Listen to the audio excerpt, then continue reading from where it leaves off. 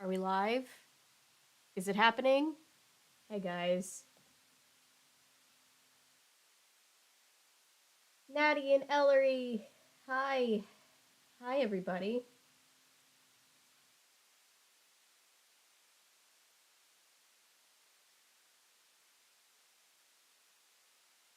You guys see me and hear me? Are we live? Let's see.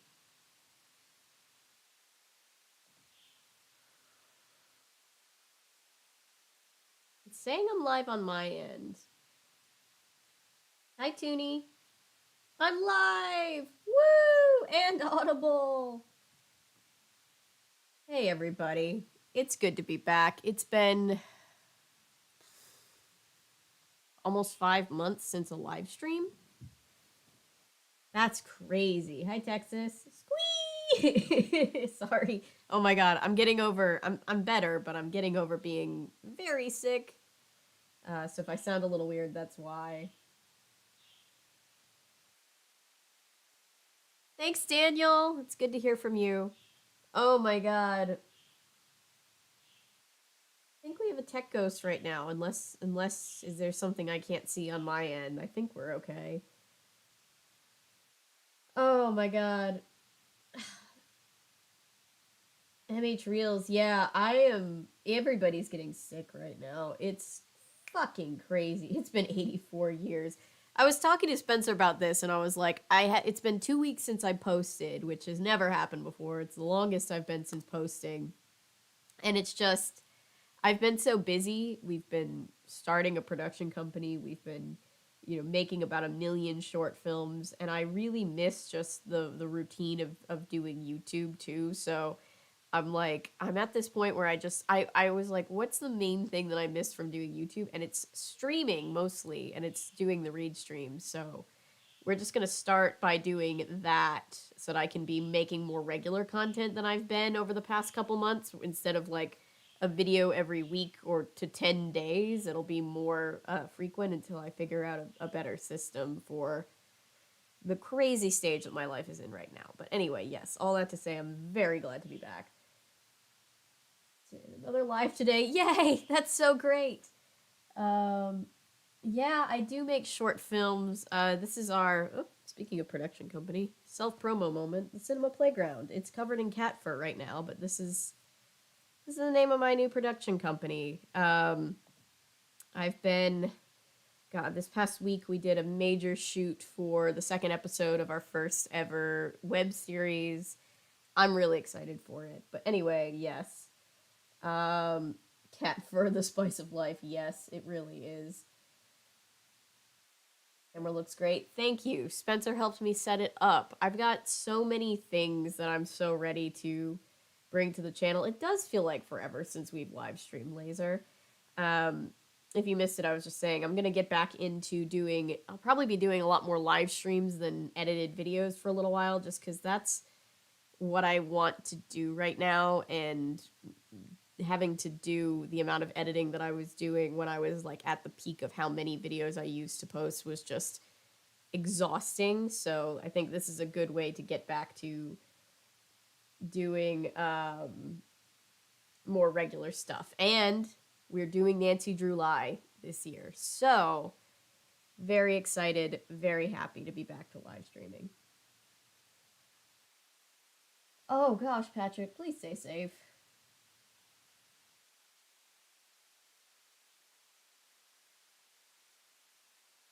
But yes, so we're doing a read stream today. I couldn't decide on what to actually stream, so you guys are gonna have to help me. We have Nancy Drew books, we have Scooby Doo books, we have Clue Solve It Yourself mystery books. Um,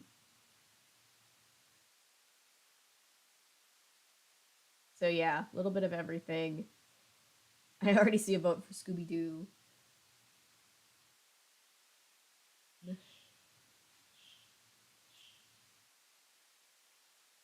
But yeah, it's just been good. Solve your own mystery. I vote that. Well, let's start with that. Here, let me show you guys. We have to start with, we have a few Scooby Doo mysteries. I think as far as I can tell, we haven't read any of the ones that I'm holding right now. I was trying to go back through because it's been a second, so I was trying to go back through and figure out what's been read and what hasn't been. According to the Goodreads, none of these have been read. I'm thinking this one, The Freaky Oil Fiend, just sounds peak Scooby-Doo camp to me, so we'll probably do that. And then for after that, since I'm already seeing a bunch of votes, so we'll probably do this first. Let's see. I have a Clue Solve It Yourself mystery story, which I found on eBay a while ago. I'm excited to read. We have Operation Titanic from the Nancy Drew and Hardy Boys. Look at how peak 90s this cover is. We have, speaking of the 90s, a Wishbone Romeo and Juliet reading. We have Goosebumps, the next one that we had read, the next one that we haven't read, Why I'm Afraid of Bees, and The Civil War, which is something that Patrick sent me. It's about two grade school boys fighting over a grade school girl. It looks very 90s, and silly, and yeah. I pulled it off the shelf because 1981, excuse me, very early 80s. Yeah. I have so many great vintage children's books that you guys have sent me that I literally could not decide when trying to decide what to read tonight. So, yeah, it's just going to be an audience choice. What's the story, Wishbone? Read was the Doctor Who version. That's funny.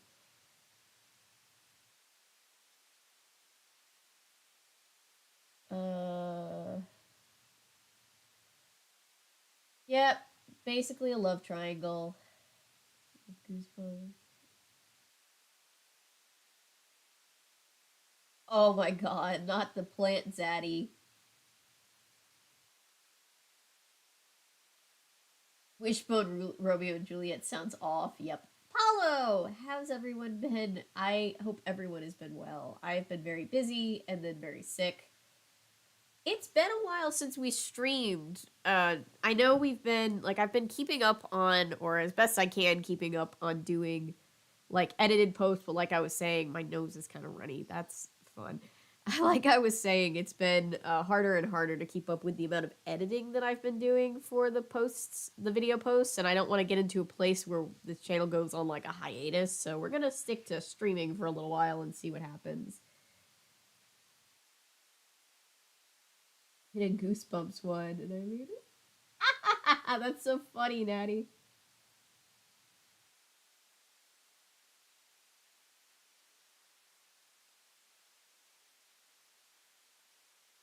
Hey, Michael. All right, let's start with Scooby and see where we go from there.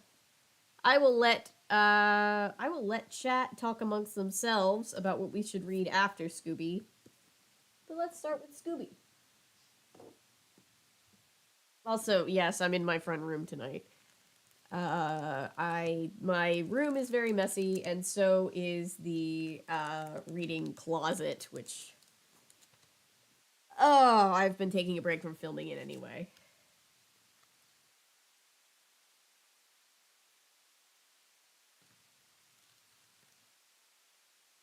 The other reason I wanted to start up the live streams again is just because even though I've been still posting, without the live streams, it feels like the community aspect isn't as much there. So I'm very excited to be doing streaming. I never thought I'd say it, but like that's the thing that I think I've missed a lot.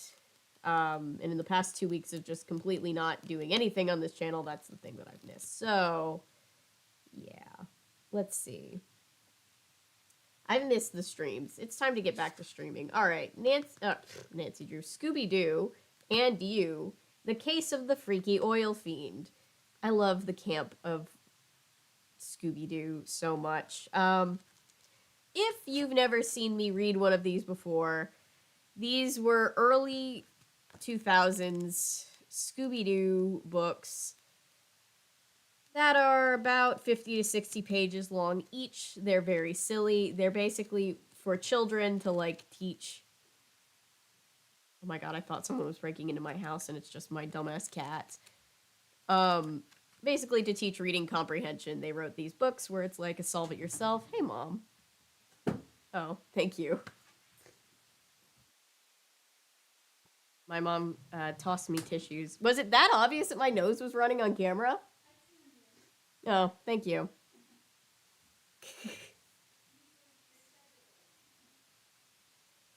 Yeah, it is a little bit. Um, yeah, Goofy Scooby Doo. Books that were pretty obscure, so I found a bunch of them on eBay and now we read them, or have been reading them, or did read them. Um,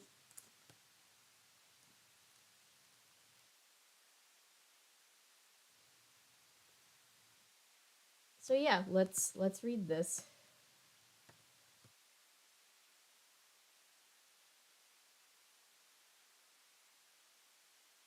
Yes, Marcy Drew is our character that we've decided is the character for when we read these books because oh yeah, these books are reader self insert. They like directly talk to the reader. It's a whole thing. Hey Tilly, I've missed read streams and just streaming in general. We're gonna focus on streams for a little while and see where the content takes us from there.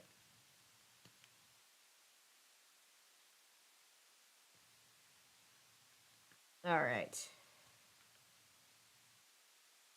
All right, so we always start with the Scooby Gang at a restaurant because where else would they be other than solving crimes?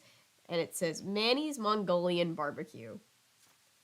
That was scary, you think, as you walk home. You've just come home from a zombie movie and it was a good one. Lots of creepy, spooky scenes. God, I've missed the reading the weirdest books on the internet. You pass in front of Manny's Mongolian barbecue restaurant. Suddenly, two zombies jump out of the shadows and they reach for you. Ah! You scream and jump back. Then you get a closer look at them. They're not zombies after all. It's Shaggy and Scooby Doo. How do you make that distinction?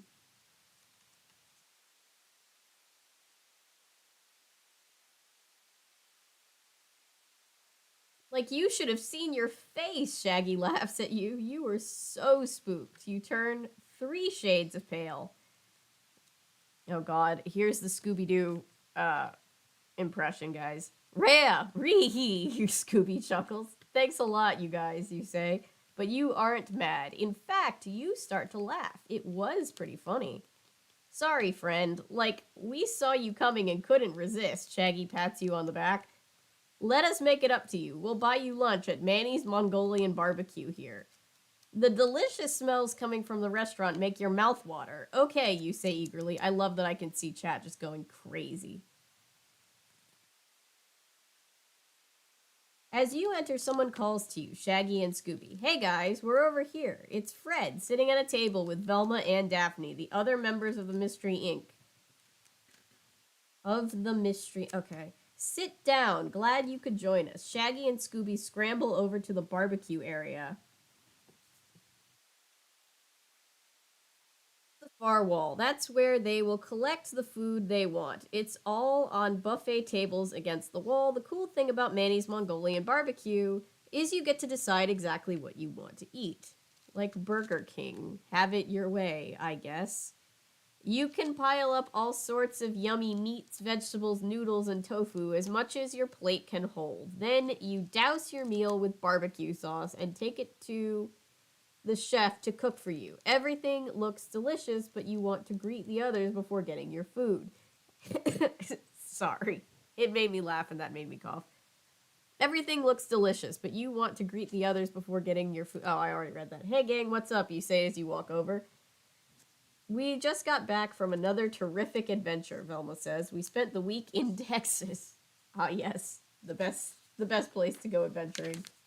Noah, hey.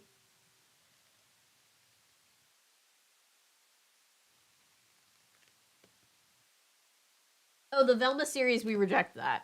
We rebuke that in the name of Jesus. We solved a pretty exciting mystery. I wish you could have been there to help us, Daphne tells you. Would you like to hear about it? You bet, you say as you sit down. Hey, I know, Velma says with a smile. We'll tell you the story of our latest case, and you can solve it. That sounds like fun, you say to your friends, who didn't include you, apparently. Even got something to help you, Fred says as he holds up a small notebook. He hands the notebook to you. It's our clue keeper, the case of the freaky oil fiend. They named their own case. We write down everything that happens in our clue keeper, Daphne explains, then people we meet, the clues we find, and anything we think is important.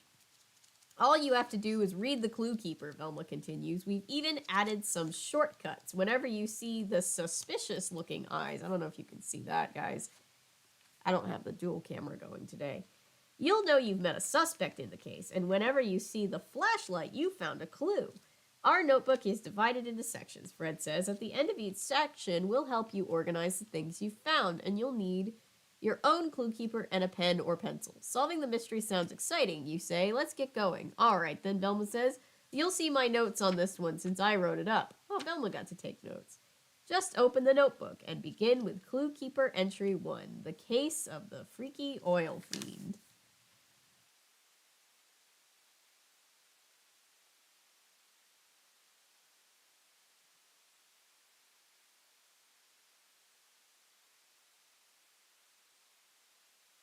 I feel like a magnifying glass would be a better symbol. Yeah, it probably would. Maybe they didn't want to be too on brand with Nancy Drew? I don't know. Clue Keeper Entry 1. The Mystery Machine cruised smoothly through the oil fields of Texas. We were on our way to Houston to see the Space Center. Like, say, Velma, is it lunchtime yet? Shaggy asked me. It seems like forever since breakfast, right, Scoob?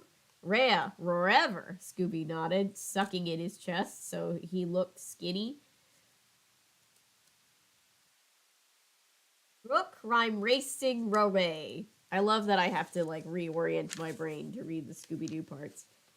Wasting away, I laughed. Hardly, Scooby. It's only been 3 hours since breakfast. Zoinks, 3 hours, Shaggy held on to Scooby, who was pretending to faint. Like, in dog time, that's almost a whole day. We need to get Scoob some grub right away.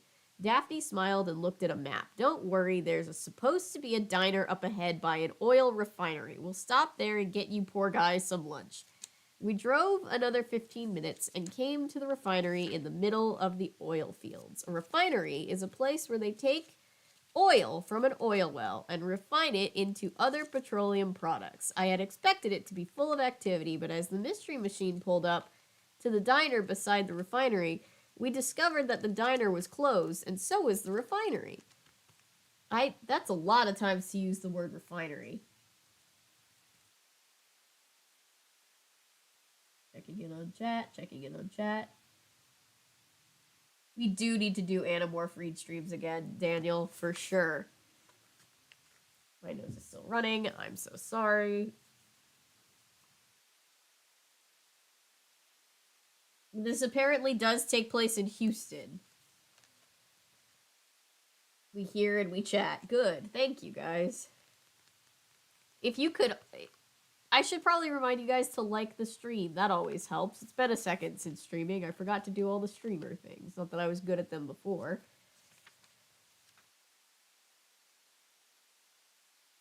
The only person we could see was an old guard sitting outside a security booth at a refinery gate.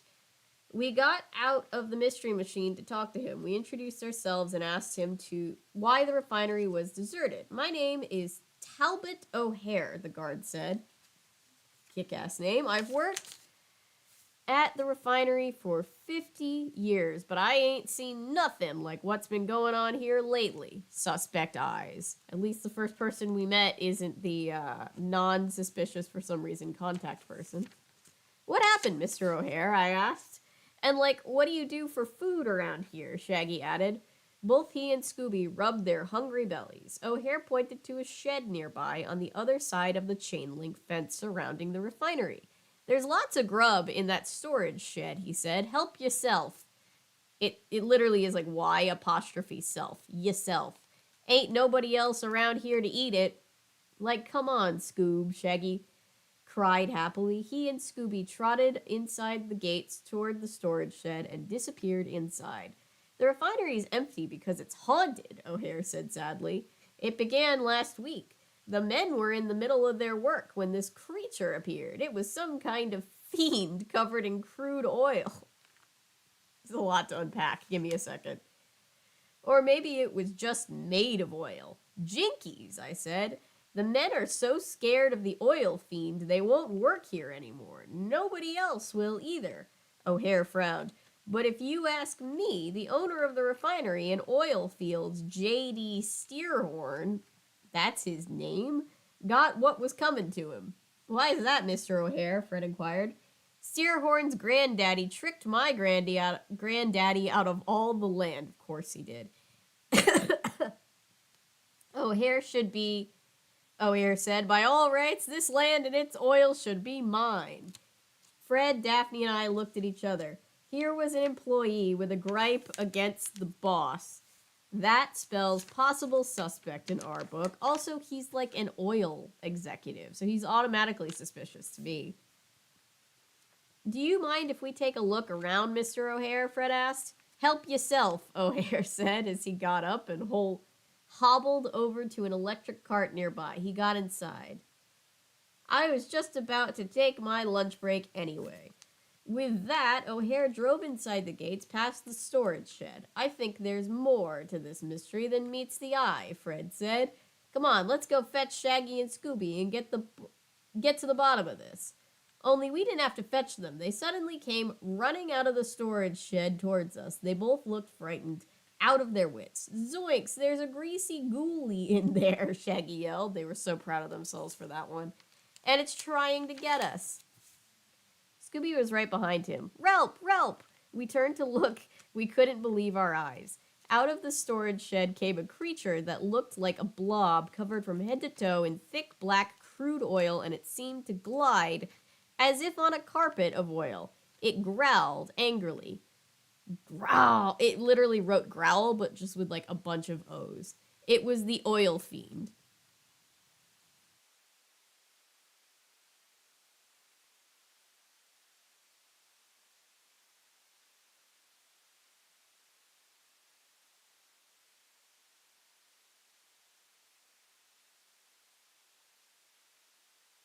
Bendy and the oil machine up in here. Oh god, you're right. Oh, it does kind of look like Bendy in his oil form. Oh. If it's made of oil, suck it up and put it in a car. Velma's mystery-solving tips. Jinkies, you can get back to the exciting story after you've made an entry in your Clue Keeper. I don't have my Clue Keeper, guys.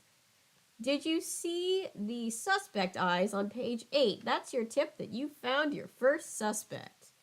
Now answer the questions below about this suspect. What's the suspect's name? What does he do at the refinery? And why would he be glad that a monster is haunting the refinery? Very targeted questioning. Scooby X Bendy crossover when?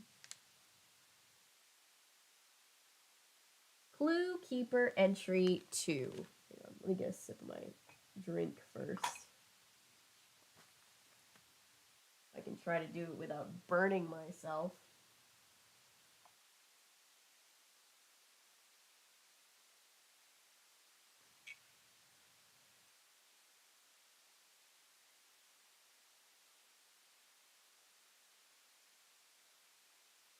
Nope, too hot still. Okay, anyway.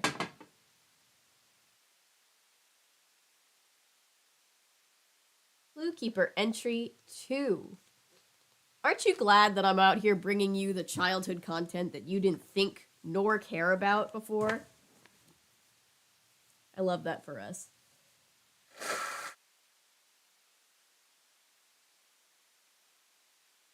Clue Keeper, because I got used to that. Beaver, Nancy, Drew, Term, the Clue crew members. Yes. Yeah. It's a little bit of a throwback there, I guess. Childhood. It'll be nice to play the Nancy Drew games again. Can't believe it's been almost a year since the last time we did a charity stream with Nancy Drew games. Also, the new game is out, so we won't have to end on Midnight in Salem. It always feels like such a weird note to end the series on.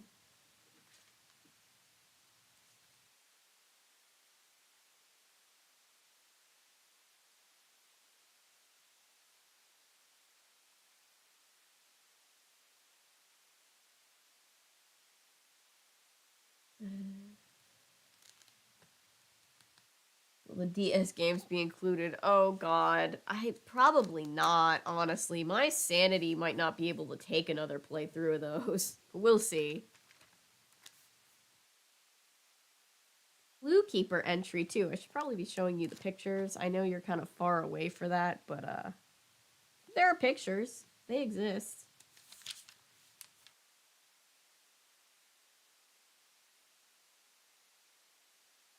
Oh, and yes, now that streaming is a thing, I suppose the As the World Turns streams will continue. The oil fiend moved very fast, gliding over the ground like oil. Shocking, I know, and it was dripping tar like drops as it reached for us. Hurry, gang, Fred yelled. Come here, Perry.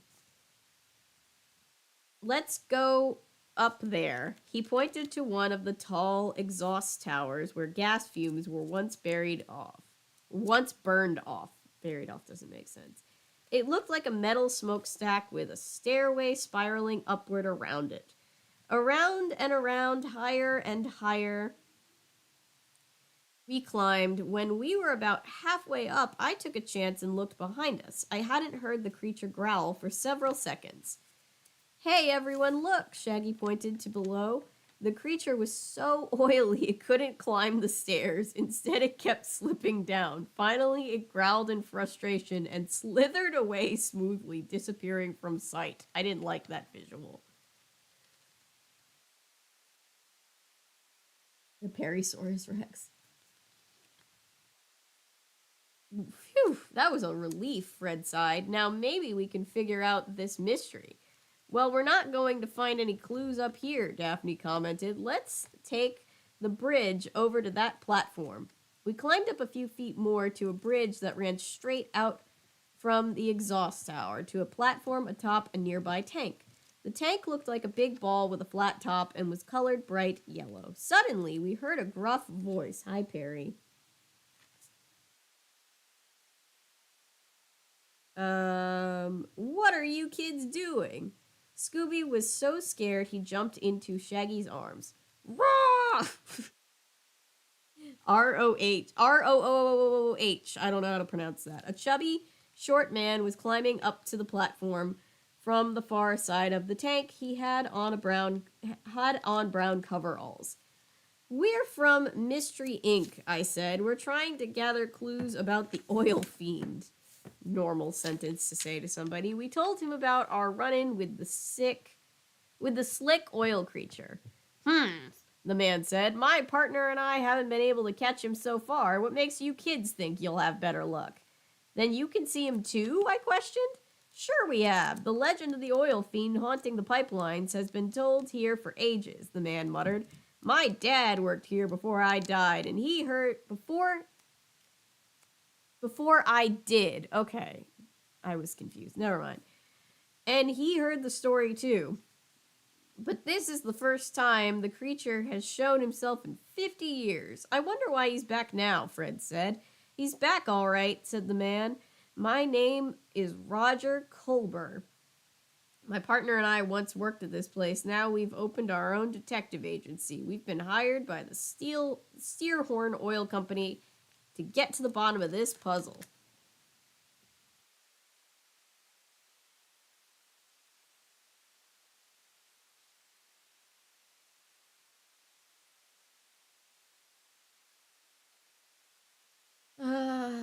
Do you mind if we help? Fred asked. We've had a lot of experience solving mysteries like this. I think this case requires me not to die, I think.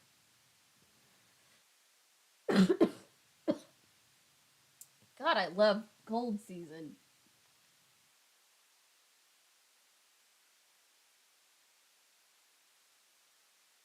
Bye, Paulo. Thank you.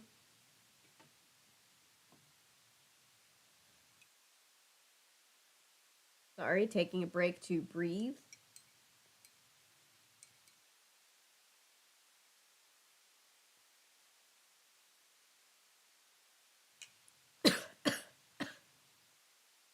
Hang on, I have water. I'll be right back.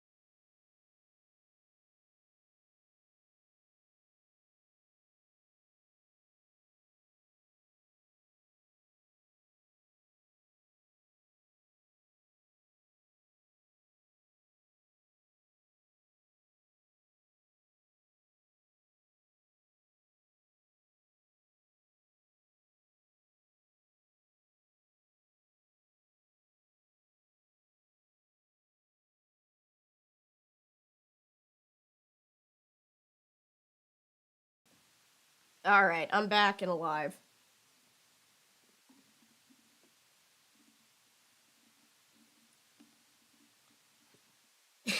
A new chair for the chair lore.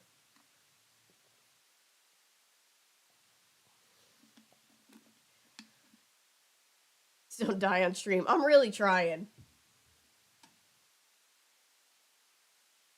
This is Chair's grandparent. I really like this chair. It's very comfy. Alright, where am I? Do you mind if we help? Fred asked. We've had a lot of experience solving mysteries like this. I think this case requires detectives who know every inch of this refinery, Culber scoffed. Not a bunch of kids. Just then a big tall man joined us on the platform. That's my partner, Hal Holt, Culber said. Great name. Find anything, Hal? Holt wiped his sweaty forehead with an oily rag. No sign of anyone except the old guard and these kids. Culber looked at us. Well, we've got lots of investigating to do. If we can't figure out what the creature is, the workers won't be able to come back to their jobs. We'll just look around anyway, Fred said, if you don't mind. We do mind, Roger Culber answered angrily. In fact, I want all of you out of this refinery right now.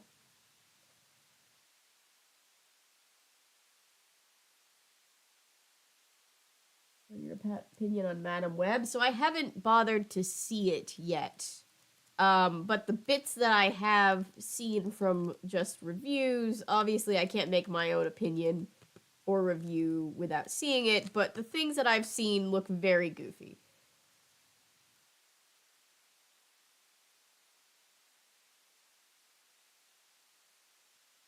Business or domestic? I thought the same thing, Ellery. I like to think both. I until otherwise specified, let's go with both. Like, did you spot the suspect eyes on page 16 and 17? Yes, we got two suspects at once. Groovy. Then get your clue keeper and answer the questions below about the last chapter. Who were the two suspects in the last chapter? What are they doing at the refinery? And why do they want to solve the mystery? Keeper entry 3. We climbed down from the big yellow ball-shaped tank and worked our way over to a nearby building, pretending to leave. When Culber and Holt went inside, we ran back and ducked into the doorway of a nearby building. It looked like the offices for the refinery's clerical staff. I bet we can solve this case faster than those two can, I said. Me too, Daphne agreed. Let's split up so we can cover more ground, Fred suggested. Shaggy and Scooby take the offices upstairs. We'll search below. Good.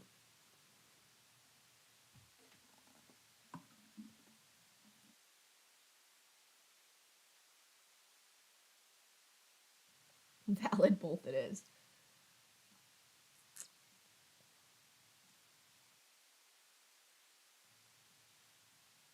When am I gonna read the next Goosebumps book on next on? Let's try that again. Karasu asked, when am I going to read the next Goosebumps book on stream? Maybe tonight. After this, we are taking votes for another book to read, and it might be that one. So I will consider your vote cast for that.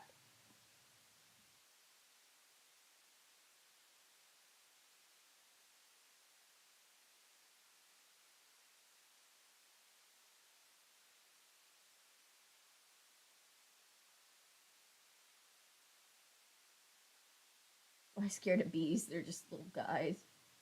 I've missed Goosebumps too.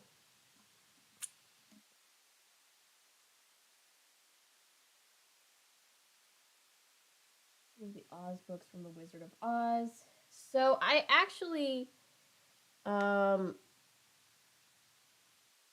be a while though. So I actually own, a really pretty version of the Wizard of Oz. So we could read that, at a later date. I'd want to have the second camera up for it just so that you guys could see how pretty the illustrations are.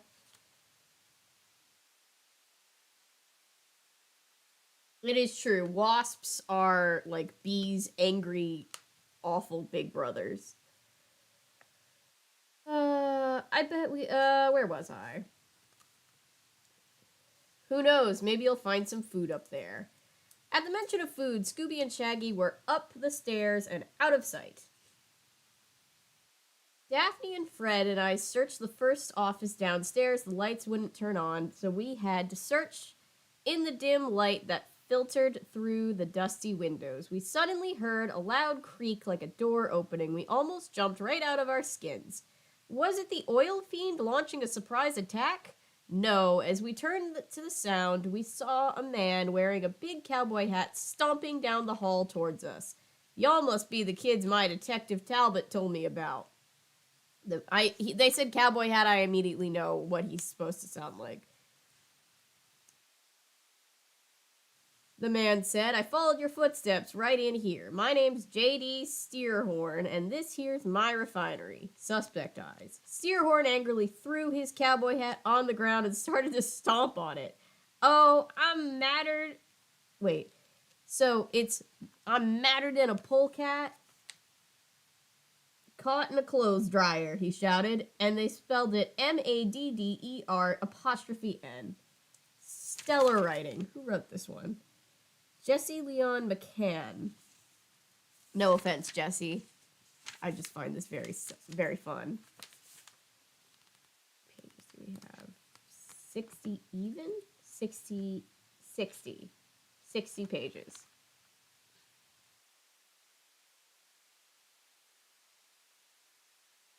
The names keep getting dumber and dumber. Yes, they do. Don't worry, Mr. Steerhorn, I said. We'll figure out what's going on here. I'll bet your refinery will be back open in no time. Steerhorn looked grateful. Aw, thanks, kids, but that's what Holt and Culber are supposed to be doing. I'm old and I'd like to retire soon, but the whole town is counting on me to keep this place open. They depend on the refinery to prove them excuse me, to provide them with jobs. If I can't get this place running again, the town folk will be angry at me. Why don't you just sell it? I asked. The refinery is old and doesn't produce like some of the new ones, he explained. Nobody wants to buy it. See what you kids can find out and I'll pay you. That won't be necessary, Mr. Steerhorn, Fred laughed, but there is one thing you can do for us. No, take money from a rich oil tycoon, Fred. Take money. Oh, Hannah?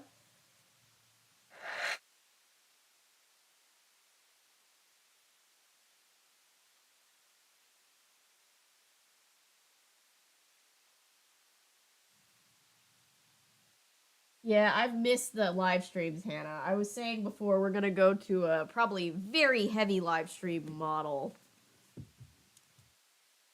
Uh, just because I was getting very, very burnt out on editing so much content. Um,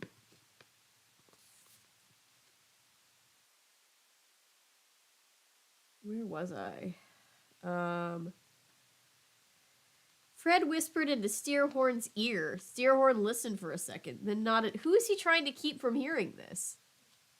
then nodded his head. He and Fred shook hands. Steerhorn went out, got back inside his limousine, and sped away. We went on searching for clues. The office had rows and rows of filing cabinets. Beside those, there wasn't much to be found. That is, until I looked down. Dun dun dun. Fred and Daphne's mystery solving tips. Jeepers, did you see the suspect eyes on page 21? He could be an important suspect. Open your clue keeper and answer these questions below. Who is the new suspect? What does the suspect have to do with the refinery? And can you think of a reason he might want to close down his own oil refinery? They did that like fingerprint thing over what I'm supposed to be reading, and it's very difficult to actually read it. Thanks, Toonie. This is my front room, and I decided to film here just cause, you know.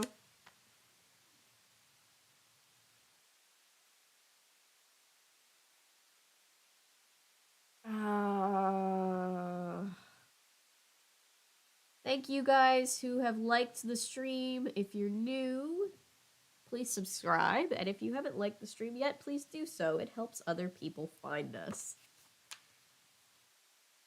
Jinkies, I said. Fred, Daphne, look at these. On the ground were two black wavy lines that ran from beside a row of filing cabinets out the door that we'd just come in. Now, what do you suppose could have made those tracks? Fred wondered thoughtfully. My bad. I reached down and touched one of the lines with the tip of my finger. It was oil. We only had a second to wonder what this meant when... And Daphne, Velma, it was Shaggy calling us from one of the offices upstairs. He sounded very excited. As quick as we could, we ran out of the office, up the stairs. Hurry, Scoob, and I found something, Shaggy hollered. He was definitely very excited. Up on the second floor, we checked several offices before we found them. We didn't know what to expect. What had they discovered? We found them sitting in a lunchroom. They were at a table piled high with candy bars, cookies, sodas, crackers. Both their mouths were full of goodies, and they smiled and waved at us. Then Shaggy pointed to a vending machine against the wall. Like, lucky for us, I always carry lots of quarters, Shaggy grinned. This is what you called us up here for?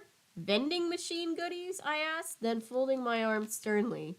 They grinned. It, was important to us, Shaggy said, shrugging sheepishly. And we thought you'd like... Suddenly, we heard a terrible scream. Eee! That's literally what's written. Eee! It was Daphne.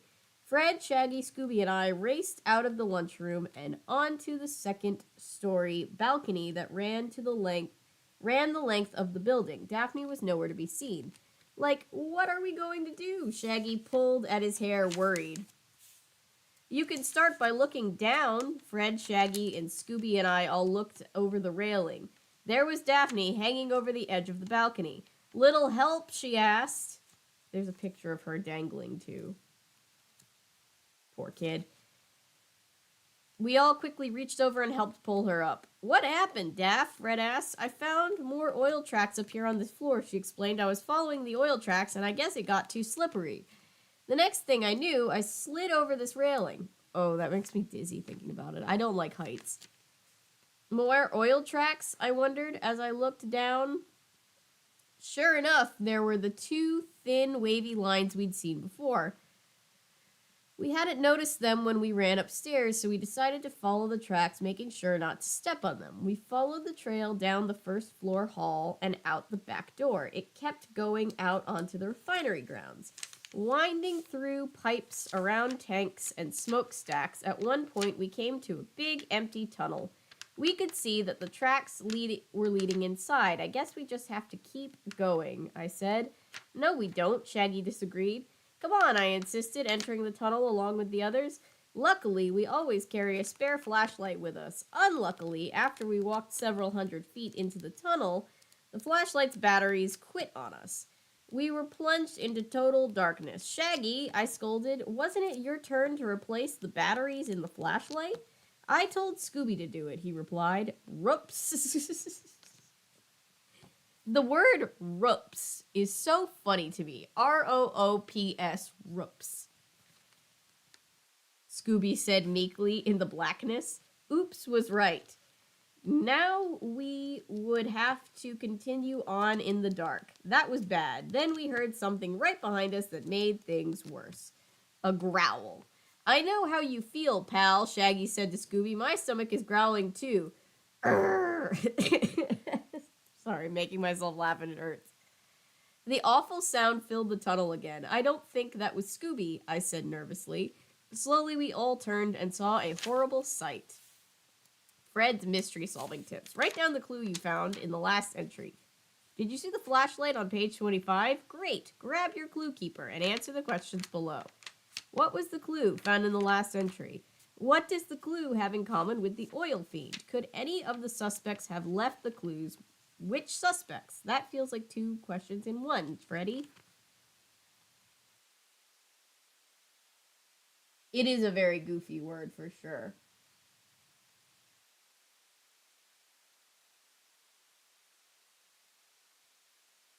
Recording room. Yes, it is hanging in my recording room, which is being not renovated, but just reworked and mostly just cleaned because it needs to be cleaned and like reorganized and stuff. So it's up there. It's really pretty, you guys. If you guys, I posted it, but if you didn't see the post, it's a really pretty painting in yellow of one of my baby pictures.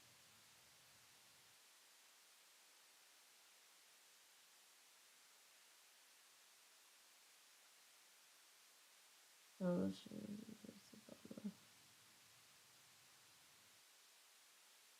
she's hunting down the roach. Oh my god, I was thinking about that the other day. What a silly thing caught on camera and posted online forever. Daphne cried. She and Fred raced ahead, but I slipped and fell behind. The oil fiend grabbed my arm. Oh, the oil fiend is actually the scariest looking. I don't know how well you can see, but it's the scariest looking monster out of all the ones in this series that we've read.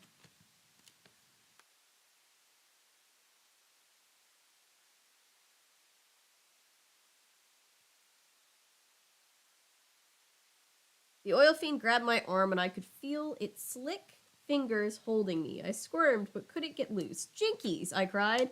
Shaggy and Scooby stopped and ran back to help me. Like, let go of Velma, you gob of goop, Shaggy demanded bravely. He tried to pull the creature off me, but it just pushed Shaggy aside. Scooby bit the beast on its ankle. It immediately let go, but I guess oil fiends don't taste so good. Scooby spat. Rats, rawful. Scooby's bite gave me the chance to break loose. Up ahead, I could see light. The end of the tunnel. Follow me. I yelled as I ran towards the light. Let's get out of here. Like, you don't have to ask us twice, Shaggy answered from somewhere in the darkness. Run, run, Scooby yelped. We dashed towards the end of the tunnel. We could tell the fiend was right behind us because it kept on growling and howling. Hurry, Daphne called to us. She and Fred were waiting at the end of the tunnel. I made it to the end of the tunnel. I turned to see how Scooby and Shaggy were doing. Jinkies, I cried. Some oil on the ground had caused Scooby and Shaggy to slide. They went faster and faster, bending their knees like they were surfing. Like hang 10, beach doggy, Shaggy laughed. This is what I call riding the pipeline. Oh boy. This writer is going to kill me, I think. Ree, Scooby laughed. They didn't see that the oil fiend was gliding right alongside them. The 3 of them slid out of the tunnel at the same time. Fred, Daphne, and I jumped back to get out of their way. Just then, something flew off one of the creature's feet. It hit me in the head and knocked me backwards into a puddle of water. My glasses went flying. Oh, great. Now I couldn't see. I fished around in the water for my glasses and found something. I held it in front of my face. It wasn't my glasses. It was a small wheel that the oil fiend had lost, about 2 inches wide. How strange. I searched some more and found my glasses. Now I could see again. I looked up to see what the oil fiend was doing, just in time to see it limping as it retreated into the tunnel. I could have sworn it was muttering to itself. Why was it limping? How had it hurt itself? Velma and Fred were helping Shaggy to Scooby to their feet. They were safe for now. Wow, what a scene. The only thing worse than having a creepy creature around is to have one around when you can't see. And speaking of seeing, did you see the flashlight on page 36? Terrific. Now take your clue keeper and write down your answers to the questions below. What's the clue you discovered in this entry? Where did it come from? And what do you think its owner used it for? Clue keeper entry 7. Oh, wait, give me a second before I start the next one. Hey, Chris.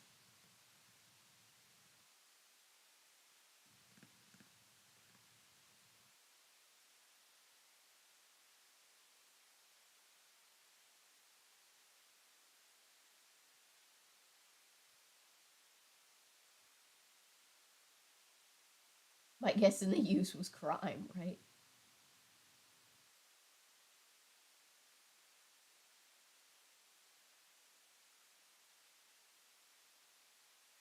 This is so Wattpad fic. Yes, yes, it is.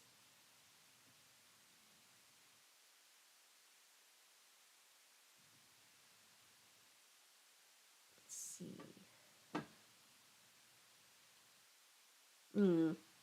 My hot chocolate is cool enough for me to drink, and that makes me happy. Think I know the culprit. Ooh, want to make a guess?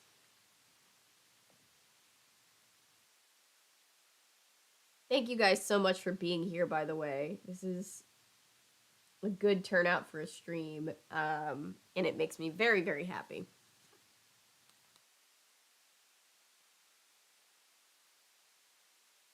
In case anybody is wondering, the next, edited thing that I'm gonna post, I'm working on, is I just want to finish the Sailor Moon documentary, finally. I've been working on it for so long, and then keep having to put it on the back burner.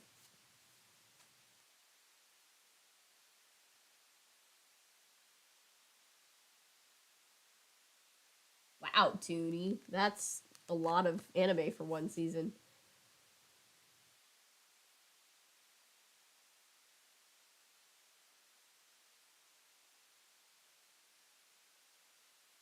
Sailor Moon manga stream when? Hopefully soon. Getting back into streaming so that we can pick up things like that I haven't done in a while. I'm thinking, and obviously as the audience, your input is appreciated in this, but I want to make content that I want to make, instead of feeling like I have to constantly grind to put out just something, because that doesn't lead to great content for you guys, and it just leads to me being burned out. But I'm thinking what I'm gonna do is lean more towards streaming, since that's something that I can do. It takes a lot less time, and then put my time that I have, invest that into those bigger documentary projects that I want to do. So that way it's more consistent, and when I post edited content, it's better quality, hopefully. Right now, that's the model that I'm toying with, but we'll see. Thanks, Chris. We suspect the guy with the limo who Fred stupidly didn't take money from, right? Just take, it's like the Nancy Drew thing. It's like, okay, every once in a while, you should probably get paid.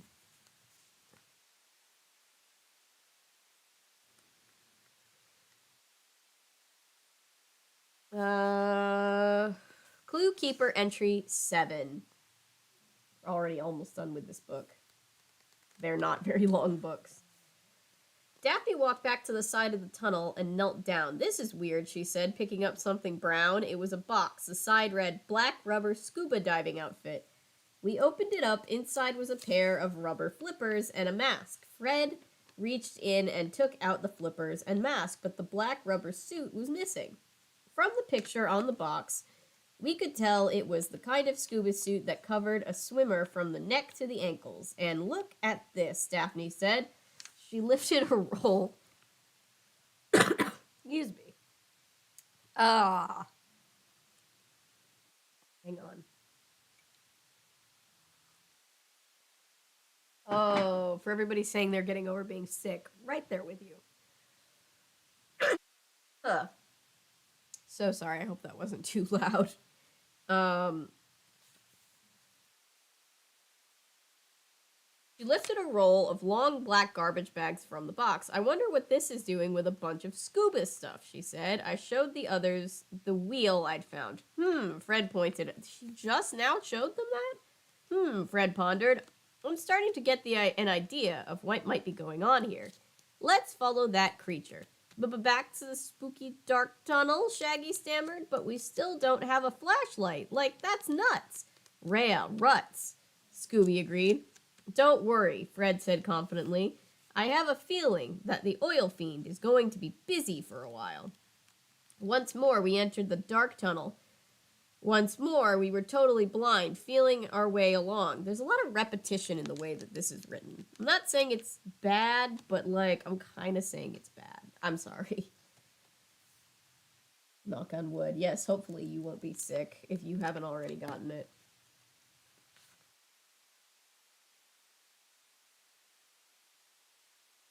Suddenly we heard a loud noise. Then a spotlight hit us. Now we were blinded by too much light.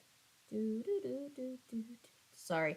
Zoinks, Shaggy cried as Scooby jumped into his arms like it's the lube job lunatic is the actual words that were actually written. Okay, anyway. Sorry, that was just silly. Daphne and I giggled. Don't be silly, Daphne said. It's Mr. O'Hare, the security guard. Yes, Texas, that is correct. Turn it into Dr. Seuss vibes, yes. Sure enough, the old guard was pulling up his electric cart. Hey there, youngins, Mr. O'Hare said. Need a lift? Let's take it, I said. I don't think the oil fiend is about to show up. I noticed that he seemed hurt. Maybe he's gone off somewhere to rest, and it's too dark to find any clues. What? Like the fucking Lorax. Job lunatic. Man, this is a children's novel. Oh. Hey, Pizza, you should have had a very funny time. I'm glad I wasn't the only one thinking it.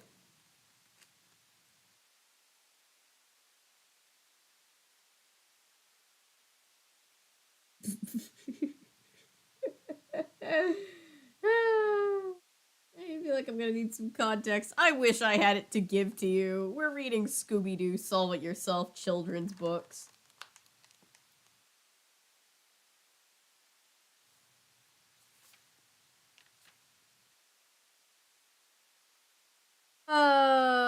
We all gratefully piled into the electric cart. It was a tight fit, but Mr. O'Hare was able to squeeze us all in. Soon we were on the other side of the tunnel and back in the light. I've got a meeting with J.D. Steerhorn, O'Hare told us. Seems he wants to talk to me about some special deal he made with this young fella. O'Hare pointed to Fred. Well, see ya. O'Hare sped away in his electric cart. We all looked at Fred. What special deal? Fred just smiled mysteriously. What the fuck did you do, Fred? Never mind about that right now, Fred said. We've got to get prepared. I've got a hunch I've got a hunch about how we should deal with this oil fiend. Like, I know the perfect way, Shaggy suggested. We got in the mystery machine and vamoose. Fred laughed and shook his head. No, we go to the supply shed. It took only a few minutes to walk there, but in the short time, I'd almost dried out in the hot Texas sun. We entered the shed cautiously. After all, this is where Shaggy and Scooby had first seen the oil fiend. Fred gathered supplies, a rubber hose, and batteries for our flashlight. Shag and gathered some supplies too, cupcakes and donuts. We were so busy we didn't see the shadowy figure until they stepped into the light. Yeah! This time Scooby jumped into my arms and Shaggy jumped into my arms and Scooby jumped into Daphne's. It was Culber and Holt, the two investigators. Darn, Holt said, frowning. We thought for a second we'd finally found the oil fiend. We told you kids to leave.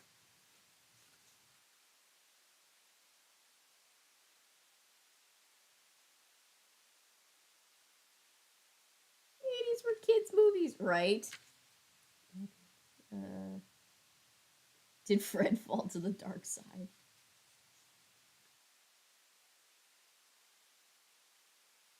Not the weirdest Scooby-Doo villain, correct. We told you kids to leave, Culber shouted. This is dangerous business and no place for kids. Shaggy nodded towards the cupcakes and donuts now scattered on the floor. We just came back for a few supplies, he said, climbing out of my arms. We'll collect them and be on our way. See that you do, Culber growled, and the two investigators left the supply shack.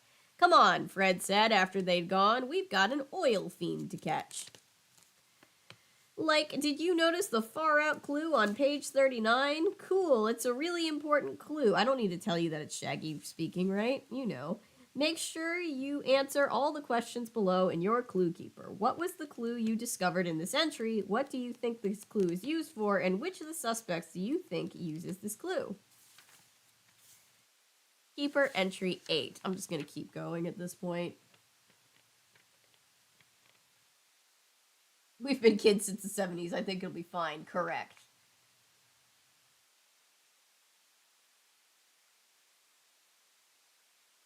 Thank you to everybody who's watching, and thank you to everybody who's liked the stream already. It definitely helps. Keeper entry 8. And that's our plan to catch the creature, Fred finished explaining. Any questions? Like, only one, Shaggy said. What is it that Scoob and I are always why is it that Scoob and I are always picked to be bait for the monsters? Rhea, Scooby frowned. It's simple, Daphne smiled sweetly. You two are the fastest runners in the group. After all, you've had so much practice. What an own by Daphne. Scooby suddenly looked very proud. Rats rue. Like flattery will get you nowhere, Shaggy countered. Scooby and I won't do it. Rat's right, Scooby frowned again, remembering what the discussion was about. Rattery, real writ, rue, rowware. Really, guys, that was hard. I pulled out a handful of Scooby snacks. I'll bet you'll do it for some of these, I grinned. Zoinks! On the other hand, Scooby snacks will get you everywhere, Shaggy exclaimed. Shaggy canonically eats dog food. I forgot about that. Somehow. Rhea, revrywhere, Scooby agreed. Everyone got into their places. It was time to see if Fred's plan would work. Shaggy and Scooby entered the dark tunnel once again. After the mystery was solved, they told us what happened next. They had the flashlight, but they didn't turn it on. They remained in the pitch black. Like, even though we've been through here twice already, Shaggy said nervously, it doesn't seem any less scary. Right, Scooby agreed as he tried to peer through the darkness. Then suddenly, swoosh, they stopped short. Like, did you hear that, Scoob, old pal? Raby, Scooby said, lifting one ear. Swoosh, swoosh. You must have heard that, Scooby stuttered. Scooby still wasn't sure. I rink row. Hoo! Zoinks, you definitely heard that. Ripes, Scooby yelled. Rhea, I heard that. I heard rat. Good lord. Shaggy banged the flashlight against the tunnel wall. It snapped on. They were grateful when the tunnel lit up brightly. That is, until they saw what was standing right in front of them. Her! It was the oil fiend grabbing at them with outstretched hands. Shaggy and Scooby ducked under the monster's arms and ran in the direction of the oil fiend. Field. The oil field. Swoosh, swoosh, swoosh, the creature followed close behind, and it wasn't limping any longer, but going really fast. They ran out of the tunnel and into the sunlight. Oh, so it's got to be a duo, right? If they were limping before, but not now, like 10 minutes later, it's probably two people, maybe? That's my guess, anyway. Now we could see them again. As we peered out from hiding places, the creatures stayed right with them. Shaggy and Scooby jumped over a long gas pipe that lay in front of them. So did the oil fiend. Growl. They came to a big round storage tank. Turning to the left, they circled around it. The oil fiend turned right. And they met in the middle on the other side. Now it was right in front of them. The fiend grabbed them. It had Scooby by the tail and Shaggy by the shirt. It was pulling them closer. It growled evilly, like, "Goodbye, Scoob. This is it." Shaggy hugged Scooby. That was the cue. Fred was hiding on the other side of the pipe. He jumped up, holding the rubber hose that he dragged over from the nearby pump house. Back at the pump house, Daphne and I turned the hose's nozzle, and the water sprayed out at full force. Whoosh!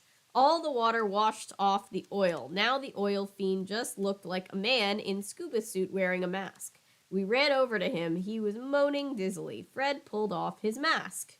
All right, let's check in with chat. Isn't it also confirmed that Scooby snacks are vegetarian? Yes, because Casey Kasem, being vegetarian, insisted that Scooby and that Shaggy be vegetarian. Something that they completely disrespected once Casey Kasem had passed away, but that's a different story. But yes, at one point they did confirm that they are in fact vegetarian.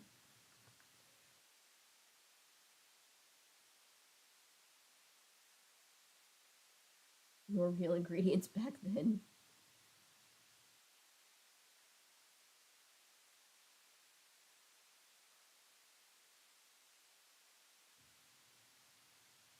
Oh, wow. Hi, 25 concurrent viewers. Thank you all for watching and liking the stream. You guys are awesome.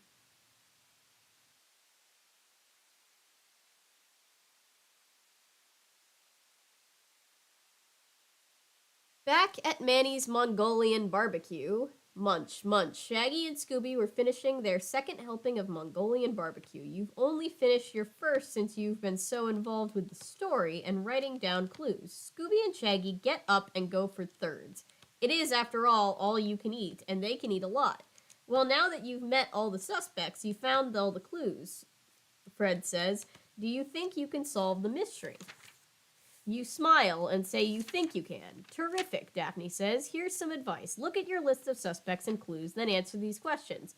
First, who do you think had a good reason to scare people away from the refinery? Velma asks. Second, who do you think had an opportunity to dress up like the oil fiend? Fred asks. Third, who do you think had the know-how to scare people away? Daphne asks. See if you can eliminate any of the suspects first, Velma suggests, then using all of the information you've collected, as well as your own smarts, try to figure out who the oil fiend really is.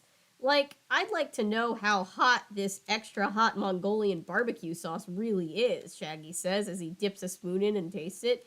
His face turns red and he sticks out his tongue. Like, yeah!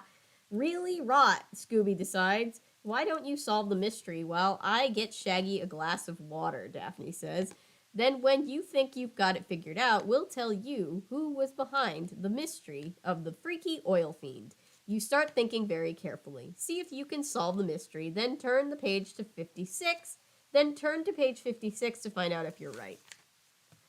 All right, guys. God, I don't even remember any of the bad guys' names. Otherwise, I would, guys. Sorry. I love how the series is literally just the gang going, "Hey, we know that the mystery, that mystery we solved? We'll solve it again." Yes, they could so easily be like, you're being taken along on the mystery, but no, that's not what they're doing. Red herring. Always guess red herring. Missed this too, Taylor. If you're in for the first time, I said a couple times already tonight, but I've been sick and really busy and really exhausted, and so I haven't posted in like 2 weeks. It's the longest I've ever been away from posting any content, and I decided that what I miss most is live streaming in this time when I haven't had as much time as I used to have to like work on content for YouTube. And I decided that I just want to like focus on streaming and doing these long form documentaries on things that are important to me. So that's what we're kind of going to do for this little era of the channel and just kind of see how that works out for us, see what happens. My vote is for Limo Dude. I would love it to be Limo Dude because fuck capitalism, but also I think my guess is because the monster was limping, hi Perry, and then not limping like 10 minutes later, it might be a duo, so it might be like the other detectives. Yes. Hi Perry.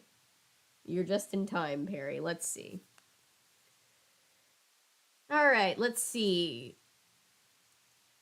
Roger Culber and his partner Hal Holt were behind the whole freaky oil fiend mystery. I'm always more proud of myself than I should be when I solve a children's mystery.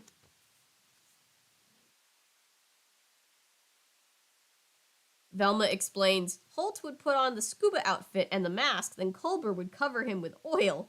To complete the disguise, Holt would wear inline roller skates to give the appearance he was gliding like oil, Fred exclaims. That's what the swooshing sound was, and it was the inline skates that made the two of them the two thin oil tracks. That's what hit Velma in the head. One of the inline skate wheels. Ooh, that would hurt.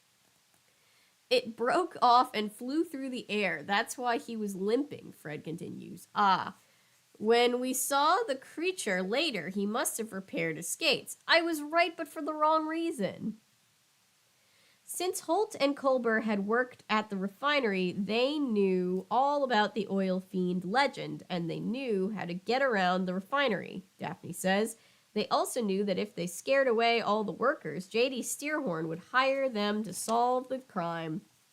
No one else had hired them, and they... Harry.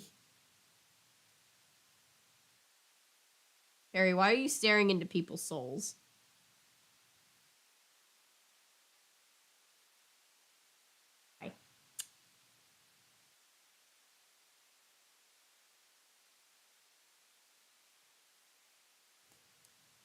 Where was I?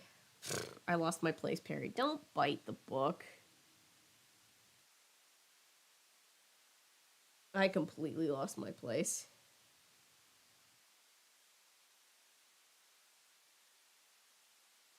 Hired them to solve the crime. No one else had hired them, and they wanted to get their new detective agency going with their first case. After a while, the oil fiend would disappear forever because Holt would stop dressing up like him. They'd claim to have chased him off and solved their first case. The town would be grateful to the two detectives for opening their refinery again. That's literally not what solving a case is, but okay. They thought they were almost finished until we came along, Fred adds. They had to make us think there was an oil fiend, otherwise we'd tell Mr. Steerhorn everything was fine. You know that our other two suspects were J.D. Steerhorn and the refinery owner, the refinery owner and Talbot O'Hare, the security guard, Vilma adds. Steerhorn wanted to retire, so I thought maybe he was the one. Really? Okay.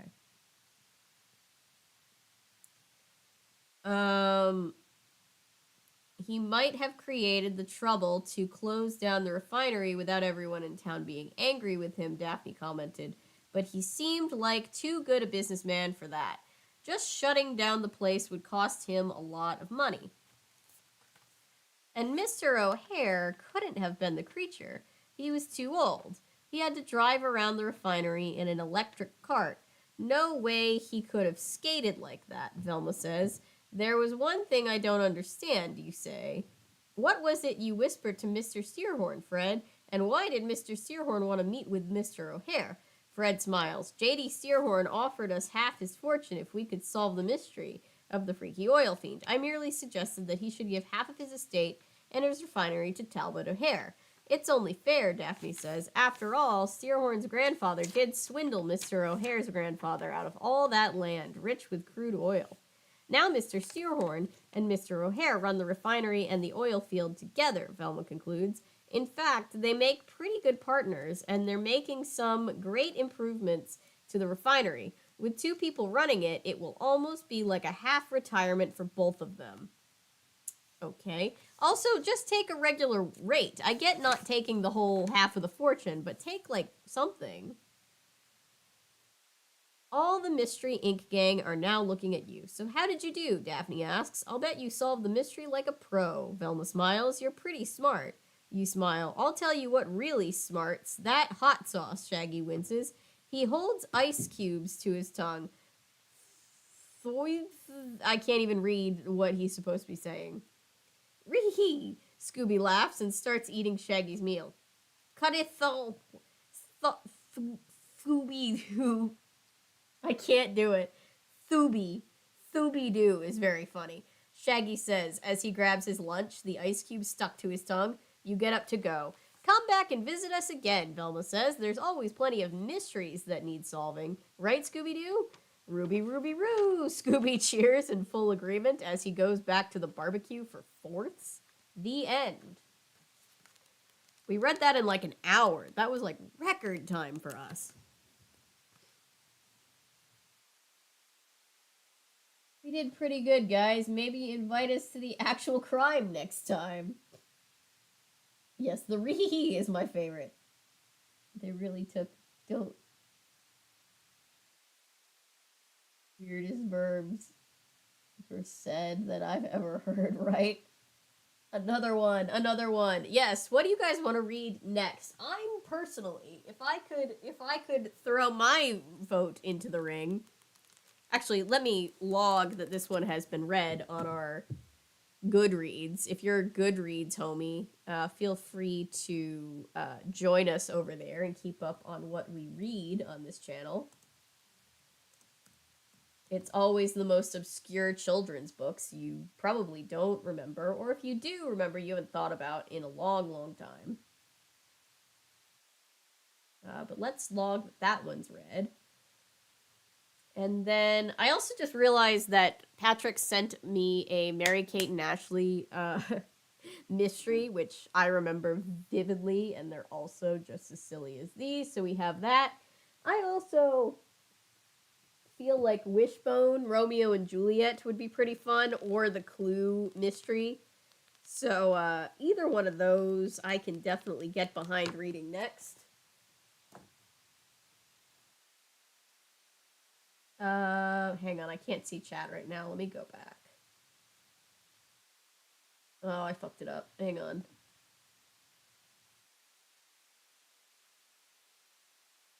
Wait, why isn't it showing that I... Why isn't it showing that I logged this book as read?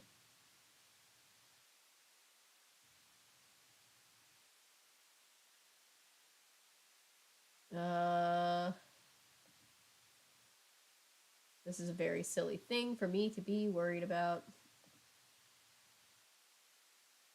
But it means something to me. Let's see.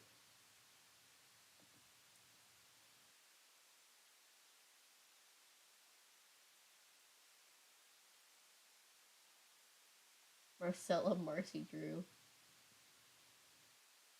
Goodreads is being a little piece of shit right now.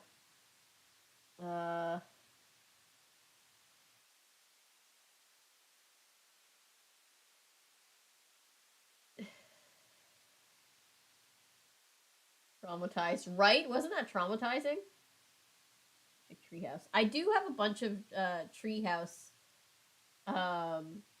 Yes, actress blogger by day. I'm actually not a blogger, to be fair.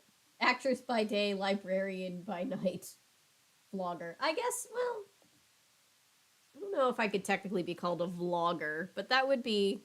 But yes, yes. Um,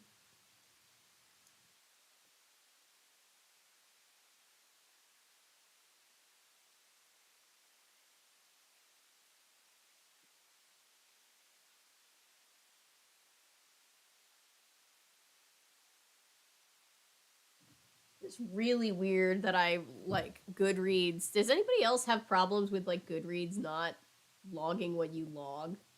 Like not showing you what you've logged as read?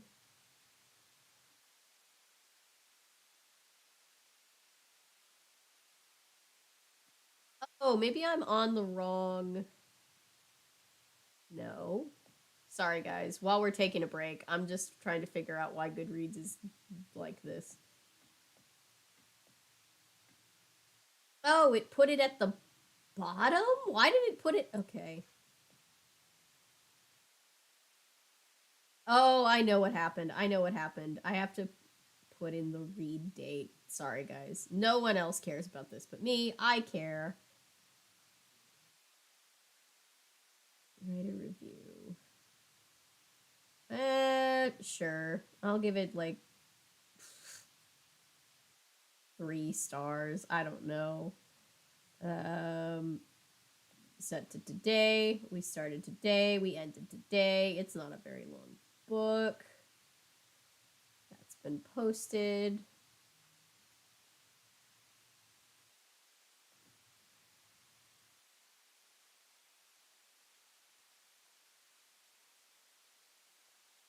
Do do do do do do do do do do do.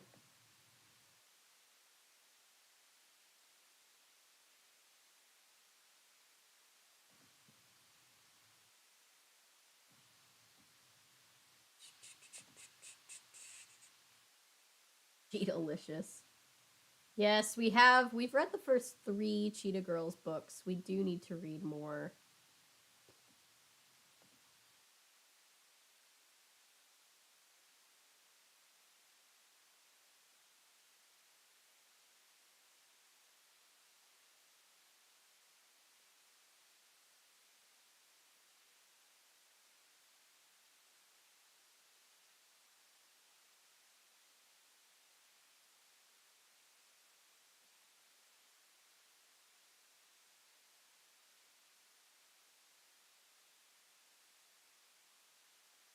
I'm just trying to figure out how to get Goodreads to do what it's supposed to do. Sorry, guys. Oh, I got it. I fixed it. Okay, anyway. It's always make sound extra white. They really do. They do. They do.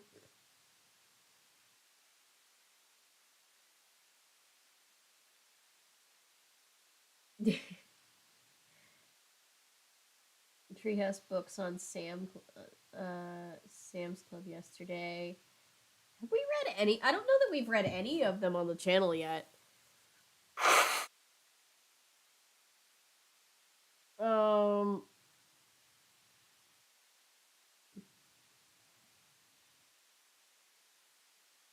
and the 1998 Rudolph movie. Is that the really bad CG one or the other one? We did a whole video about the really bad Rudolph movie.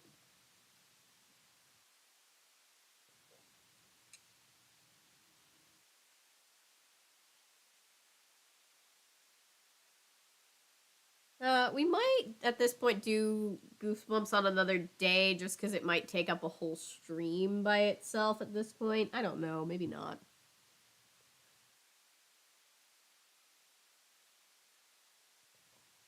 Alright. So it looks like, let's see. Wishbone is a big one. I saw Wishbone, Clue, and Magic Treehouse. I don't have Magic Treehouse down here, so let's just, for right now. So let's just say either Wishbone, Romeo and Juliet, or the Clue Solve It Yourself book. I see a vote for Clue. In 1998, not the Misfit Toys one. Okay, so I don't think I've seen that one yet. Wishbone, Clue. Alright, let's see. The Clue one isn't very long. Maybe I can get away with doing both tonight. Ooh, let's see. Maybe not. It's a little longer than the last book we read. It's like 100 pages.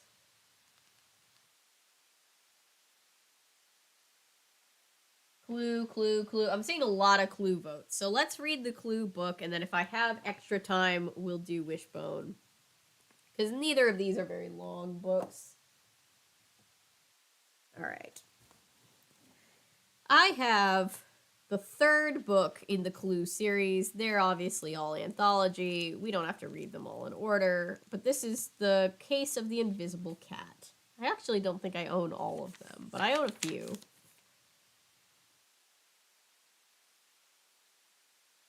I've never read any of these, so I have no idea what to expect. This was written in 1992. This is from Matthew and Andrew. All right. All right, we've got a little thing of the clue board right here. That's nice.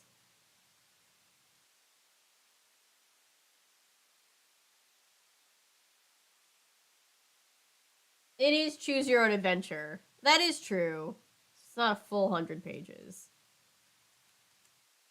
Is it choose your own adventure? I thought it was just mini mysteries based on the best-selling Parker Brothers game. Let's see. Oh. Mr. Body has invited his 6 best friends to be guests at his mansion for the weekend. When this weird and wacky crew get together, anything can happen. Follow along with the antics as you match up characters and crimes, exciting mind-bending mini mysteries to test your ability as a sleuth.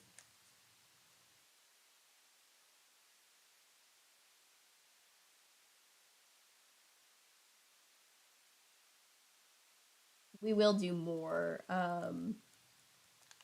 Nancy Drew reads too, for sure.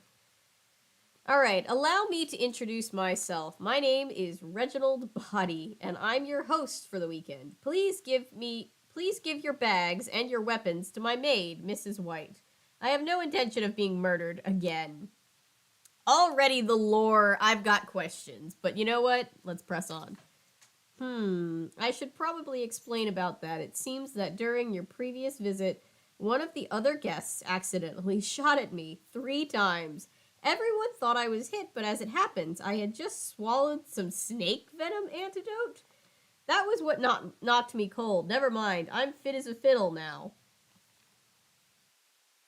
Oh, this is already unhinged. Okay. Well, enough about that. The important thing is that you're here and that this time there won't be any ghastly crimes. Not a single one, I promise you. But just in case there is a crime, would you mind keeping a lookout? Watch out for clues, that sort of thing. Then tell me who committed each crime. Okie dokie? Okay, you have 6 suspects to worry about. I, of course, will never be a suspect. The 6 suspects are Colonel Mustard, a dashing gallant who's always ready to fight a duel. In fact, I often find that when I'm around the colonel, I'm dashing too, dashing the other way. Mrs. Peacock, what can one say about this prim and proper lady? Whatever it is, you'd better mind your manners. Mrs. Scarlet, what a stunning woman. At least it was stunning when she hit me with the lead pipe. Professor Plum, once you meet the professor, you'll never forget him. On the other hand, he never remembers a thing. Mrs. White, my maid, is always cheerful, always wearing a smile when she just loves being in the kitchen sharpening the knives.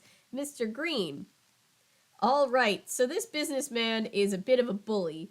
There are worse things he could be, and he's been all of them. Don't worry, I'll give you a chart of the suspects' weapons and rooms at the end of each mystery, and as you read, you can check off the suspects until you've narrowed your list down to 1. But I say all of this will be totally unnecessary because this time there isn't going to be any trouble and there won't be any screams coming from the hall. Did I just hear screams coming from the hall? Excuse me a moment, would you? Good lord, there's a lot to unpack. Hey, it has indeed been a few minutes. Yes, his 6 best friends who actively try to post alive him. Good night, pizza.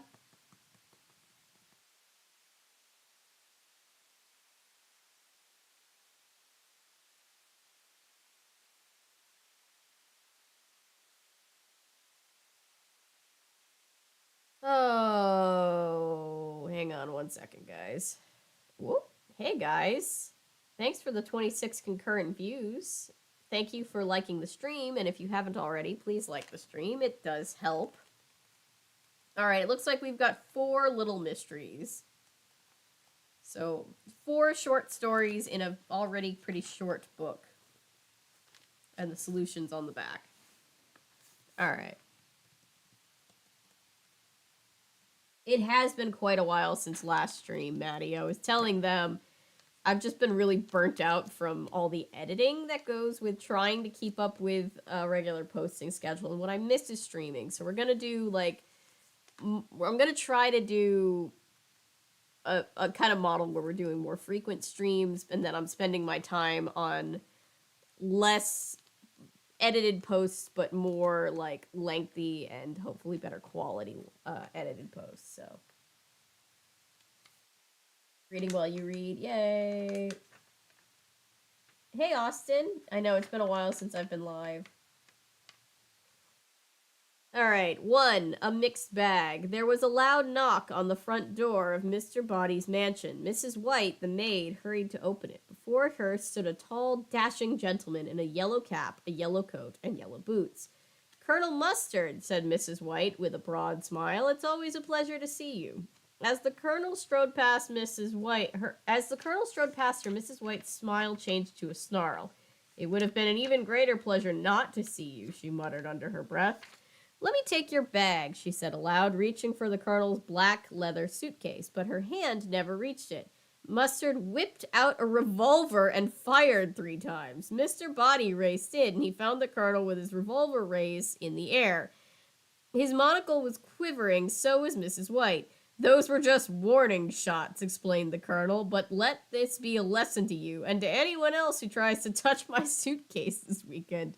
This bag is filled with priceless statues that I collected abroad while serving in the army. I'm meeting a buyer here on Sunday, and I don't intend to lose my fortune to a thief, he glared at Mrs. White. What?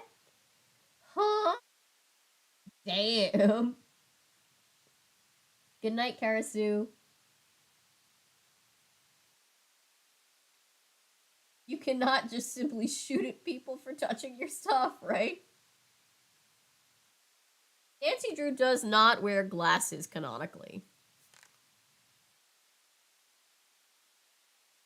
Thief, echoed Mrs. White, shocked. Calling me a thief? Shouted the colonel, waving his revolver. I challenge you to a duel. Hold on, Mustard. You called her a thief, explained a worried-looking Mr. Body. Did I? Ah, well, in that case, Mustard put away the revolver and headed for his room, clutching his suitcase with both hands. Just then, there was another knock at the door. Mrs. White opened it. Outside, there stood a beautiful woman in a dark red coat, with bright red orange rouge on her cheeks. Miss Scarlet, gasped Mrs. White. You look so beautiful. Well, don't sound surprised, snapped Miss Scarlet. I always look beautiful. Take my bag and be careful with it. It's filled with gold coins from one of my many rich admirers. Mrs. White nodded with a smile. That changed to a scowl when Miss Scarlet's back was turned. She lugged the heavy suitcase to Miss Scarlet's room. As it happened, the suitcase was black leather and identical to Colonel Mustard's. I'm sure that won't be an issue at all. The moment Mrs. White dropped the suitcase next to Miss Scarlet's bed, the door knocker knocked again. She raced downstairs. The bespectacled Professor Plum stood out in a purple coat, purple bow tie, and purple polka dot underwear. Where are his pants? What? Okay. Professor, began Mrs. White, reddening, you seem to have forgotten your pants. Plum looked confused. Not at all, he said. They're in my suitcase. Mrs. White stared at his suitcase. It was made of black leather. In fact, it looked exactly like Colonel Mustard's and Miss Scarlet's. Professor Plum waited for Mrs. White to carry the suitcase away. Damn, we've been missing out on these books. They're unhinged.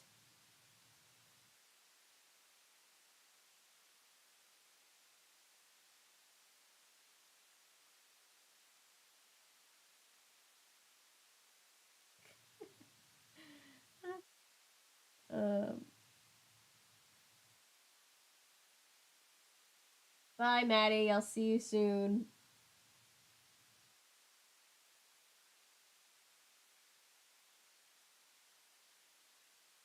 Stream is demonetized? Is it? Huh. I wonder why. Game of two clue games. I've heard about that.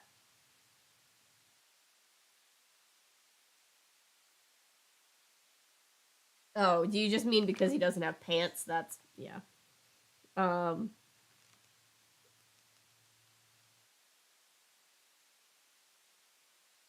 alright, let's see.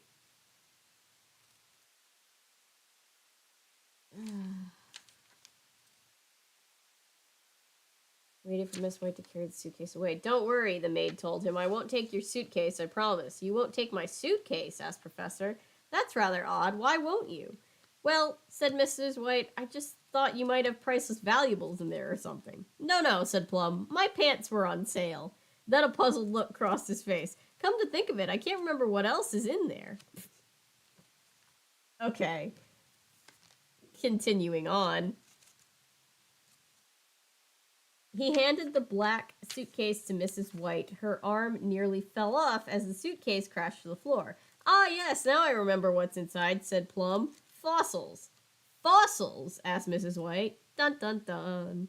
Yes, a big batch of rare rocks I found on a recent dig. So rare, in fact, that they're worth over $1 million. Should I have Mr. Body put them on the safe? Put them in the safe? No, I'd rather keep the suitcase with me, if you don't mind, Plum said. Put it in my room. Right, agreed Mrs. White. It took her 20 minutes to drag the suitcase to the professor's room.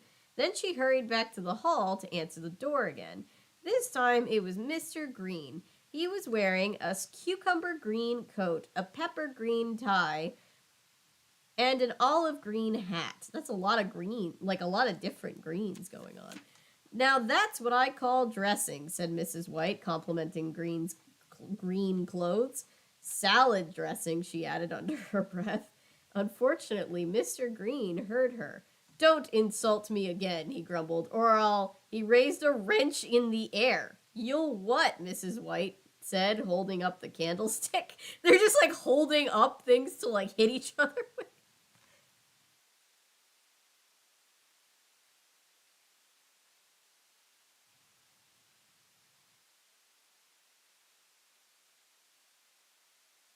I have not done anything about Ghost Rider yet, Christopher. I will, though.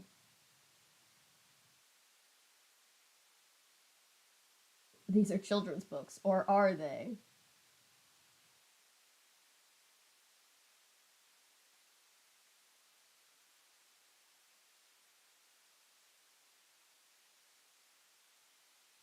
Mr. Body needs better friends. Good night, Taylor.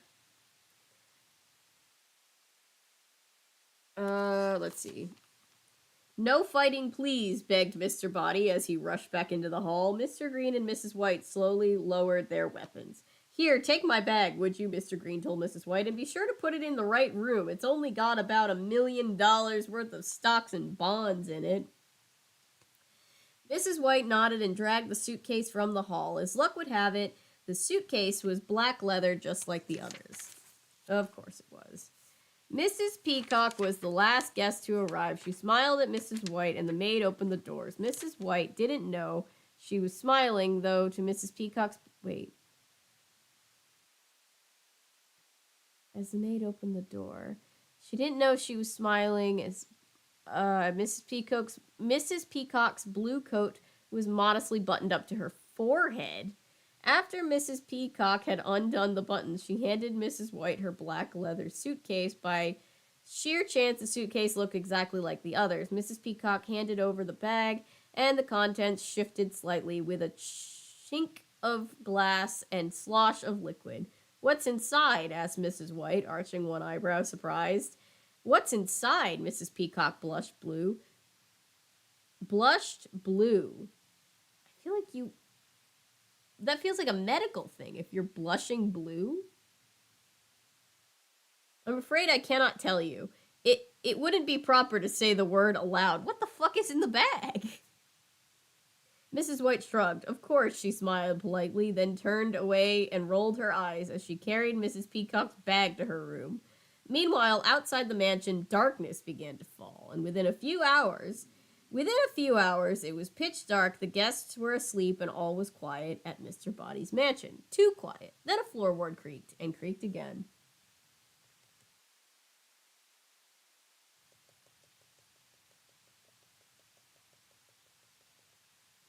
Stonks.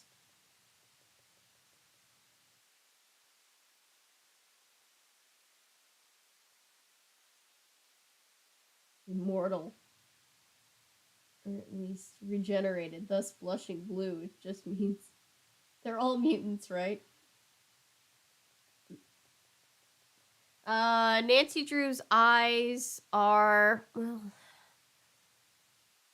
I think they're canonically blue. I think sometimes they might have been said to be kind of green, but I think they're blue. They're usually blue.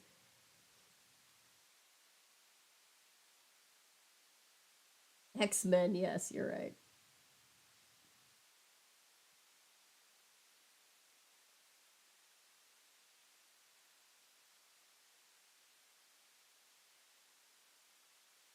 Um, yeah, Christopher Lloyd did have a great year in 1985. He had Clue and he had Back to the Future.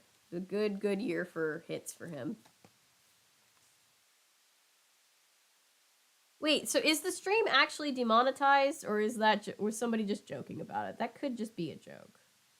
I'm not sure. Anyway, whether or not the show goes on.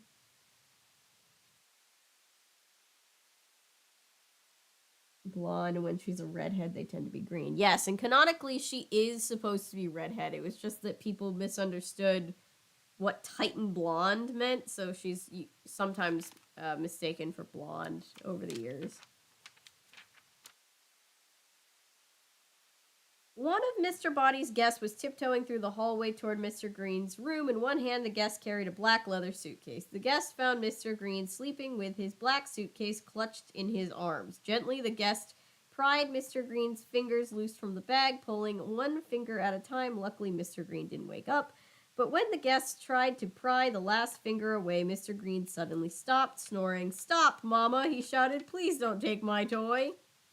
So a lot of things to unpack with Mr. Green. The guests waited. Soon Mr. Green started snoring again, and the guests carefully switched the bags. Mr. Green grasped the new bag tightly. "Thank you, Mama," he murmured dreamily. "You're quite welcome," the thief told him with a sneer. 1 minute later. 1 minute later. They keep, repeating it. It's 1 minute later, and then it's 1 minute later. Mrs. White tiptoed into Miss Scarlet's bedroom. As it happened, Mrs. White was carrying a black leather suitcase of her own. This bag was also identical to all the others. Mrs. White used it to store her extra feather dusters. "I hate to part with my feather dusters," she whispered to the sleeping Miss Scarlet, "but I've decided to swap my bag for your gold coins. Call me crazy." She smiled wickedly, but when she began to search the room, her smile faded. Miss Scarlet's black bag was nowhere to be found.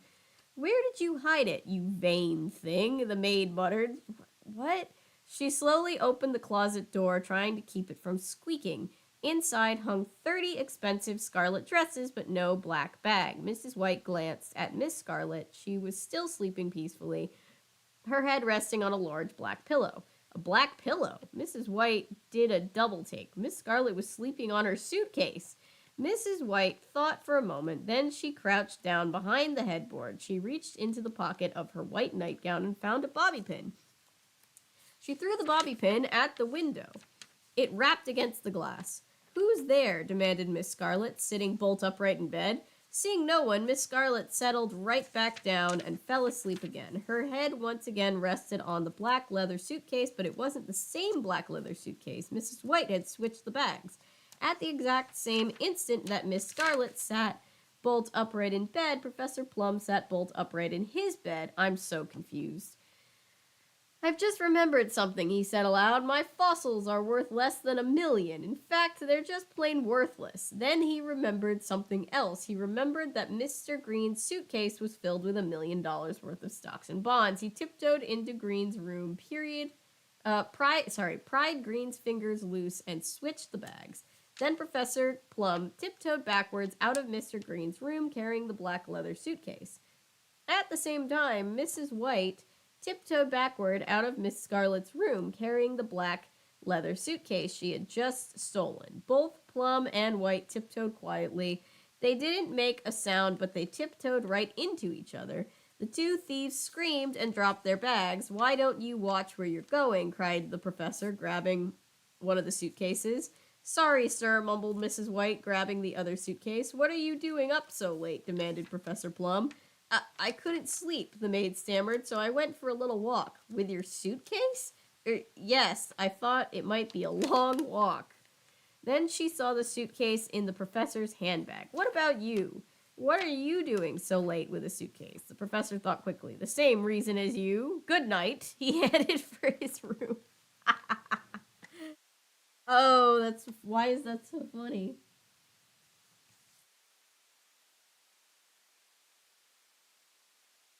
But he had taken the wrong bag. Mrs. White headed for her room as well, but all the arguing had finally roused Mr. Green. When Mrs. White turned the corner, she bumped right into him. Mr. Green was holding the wrench. He closed it on Mrs. White's nose. "Give me back my bag, or your nose will never run again," he growled.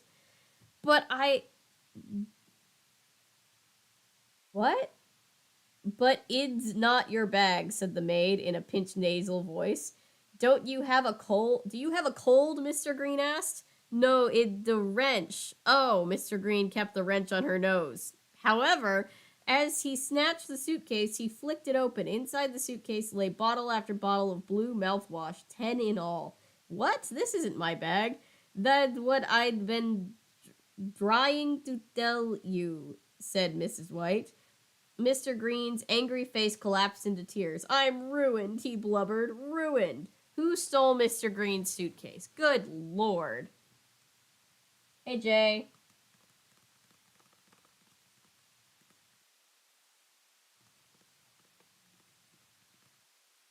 The utmost morally corrupt shell game. You're right.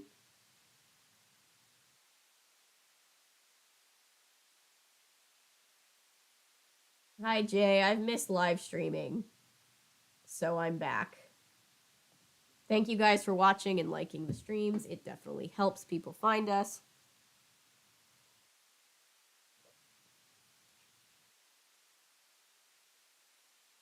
Also, Jay, you might want to rewind and watch the first part of the VOD before, because we read a Scooby-Doo Solve It Yourself mystery. Or Scooby-Doo Collect the Clues mystery. We read the case of the freaky oil fiend. It's a trip this book is, right? Okay. Morally corrupt. Morally corrupt shell game indeed.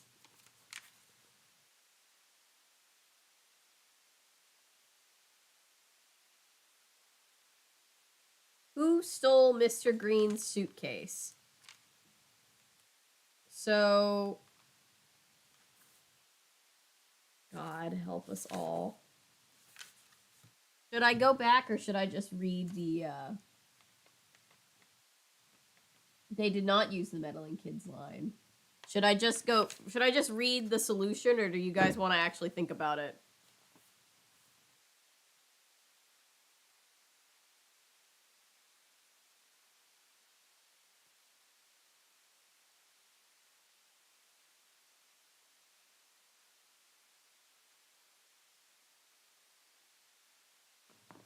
I'll just read it. Okay, so the solution is Mrs. Peacock. After the first swap, we don't know what's in Mr. Green's new suitcase, but we can keep track of it.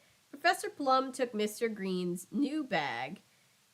Then he bumped into Mrs. White, who took his bag by mistake, so then she had the telltale bag. When Mr. Green opened this bag, he found blue mouthwash. That means that the unknown guest who made the first swap with Mr. Green had mouthwash in his or her bag. There are 6 identical suitcases. We know what's in everyone's suitcase but one. Mrs. Peacock refused to say what was in her bag because she thought it wasn't proper. Mrs. Peacock was embarrassed to discuss mouthwash in public, but she wasn't embarrassed to steal Mr. Green's bonds. There you go. I do not want to brain. I feel that. It is good to be back. I know I've still been posting, but I haven't been posting as many videos. It was like, it went from like one video a week to like one video every 10 days, and then I got sick and I've missed the past 2 weeks. So, yeah, I've missed streaming, and I thought we'd just go back to doing a lot of streaming, and then I'll spend my time that I have for editing editable content to make like longer documentary stuff that I've been wanting to get done. So for now, that's the vibe, and it seems like everybody really missed streaming too. So I think that's a pretty good move. All right, you ready for another drug trip of a short story, guys? I'm gonna take another sip of my hot chocolate. I should really have a bookmark. Do I have one here? Anyway.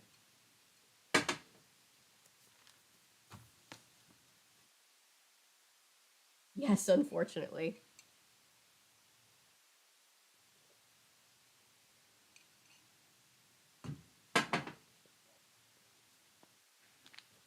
Alright. Sighed Mr. Body. Now this is life. He was lounging, in the lounge, of course, in his bathrobe. His slippered feet rested on a soft footrest. In one hand, he held a section of the Sunday Little Falls Gazette. In the other hand, he held a steaming mug of coffee filled to the brim. Playing on the record player was his favorite song, Twinkle, Twinkle, Little Star. That's his favorite song? I was with him until Twinkle, Twinkle, Little Star. Everything else sounded lovely. Yes, guys, if you aren't subscribed, please subscribe. We do cover, in a variety of different ways, nostalgic, obscure, otherwise strange content here. If you like what I do, please join the channel. And if you haven't liked the stream already, please do, because it alerts YouTube to tell other people that we are live. So that is also helpful. For the moment, everything was perfect. For the moment. Good morning, Mr. Body, sang his maid, Mrs. White, as she bustled into the room in a white bathrobe. She was smiling broadly. More coffee? Yes, thank you, mumbled Body. They're both in... Okay, anyway. She's also in a bathrobe? Mrs. White poured, smirking slyly. Mr. Body let out a scream, since there was no room left in the already full cup. The extra coffee had poured all over his hand. Why does it feel like Mrs. White and Mr. Body are having an affair? I don't know if it's meant to feel that way, but it definitely does. Sorry, said Mrs. White, scowling. How stupid of me. But when Mr. Body went back to... scene...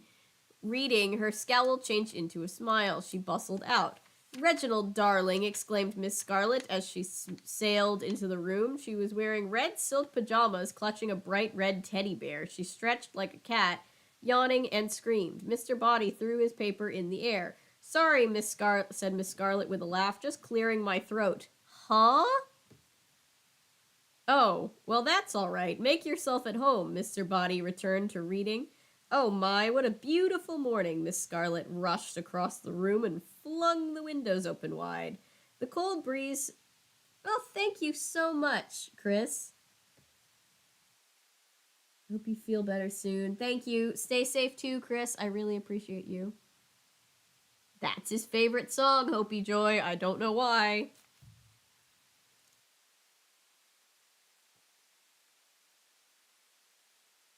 My, what a beautiful morning. Miss Scarlet rushed across the room and flung the windows open wide. The cold breeze started running through the pages of the paper Miss in Body's hand. Perhaps we shouldn't open the window quite so wide, Miss Scarlet, Mr. Body said. I'm feeling a bit... Miss Scarlet turned and screamed at the top of her lungs again. You know, Miss Scarlet, perhaps you should drink something. I find when I have a tickle in my throat, You scoundrel, cried Miss Scarlet, reached into the pocket of her pajamas and pulled out a knife. What did I do this time? Asked her confused host. Miss Scarlet was slowly coming closer. She held the knife over Body's head. Then she stabbed. But she didn't stab Mr. Body, she stabbed the newspaper. She was cutting out a clipping. Huh? Miss Scarlet, Mr. Body began. I'm still reading the paper, actually. I only want this wedding announcement, Miss Scarlet explained. John Heartsbreaker is an old flame of mine, the traitor. Mr. Body kept protesting, but to no avail, and just then Mr. Green shuffled into the room in his celery green bathrobe and lime green slippers. He rubbed his eyes. Perry is right in the way of the light. That's why the light is changing.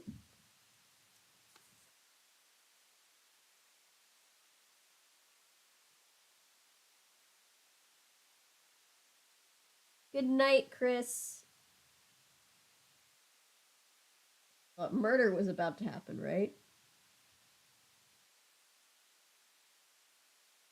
God, where was I? He rubbed his eyes, then shrieked, "Coupons!" He took out a knife and started stabbing Body's paper as well. Then Colonel Mustard ran into the room, did 20 jumping jacks, beat his breast 10 times, and yodeled. "Hallelujah," he said, "I'm up." Then he saw Miss Scarlet and Mr. Green stabbing Mr. Body's paper. He moved closer. "Duel in the sun," he shouted. He pulled out a knife and joined the stabbing as he tried to cut out the movie listing. Plum was next, his purple bathrobe. "Memory aids," he gasped, peering at the paper. "I've been meaning to order these tapes, but I keep forgetting." He used his knife to cut the ad. "I hope you're cutting out all the dirty words," huffed Mrs. Peacock when she saw what was going on. She started using her knife to cut out words such as slime, sludge, and filth, slipping the clippings into the pocket of her blue robe. "Stop, stop," begged Body. "Mrs. White," he cried as his maid entered the room, "please help." Instead, Mrs. White pulled out a knife and began cutting out a Household Hints article entitled 30 Uses for Arsenic Around the Home.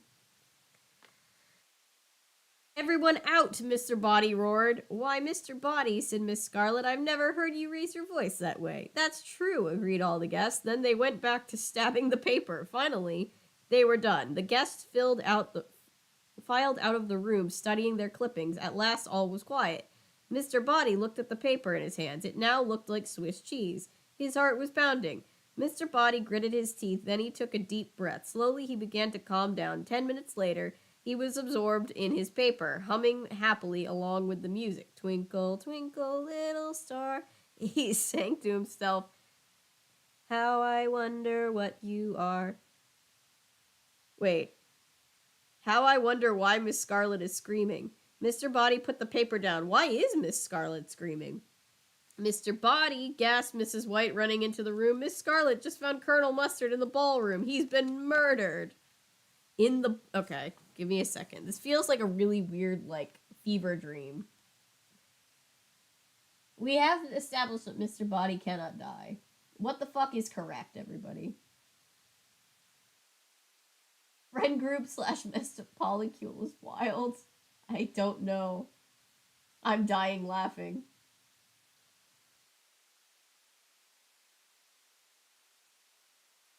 Don't stab your frenemies with benefits without their consent. Yes, streaming is back. Streaming is back.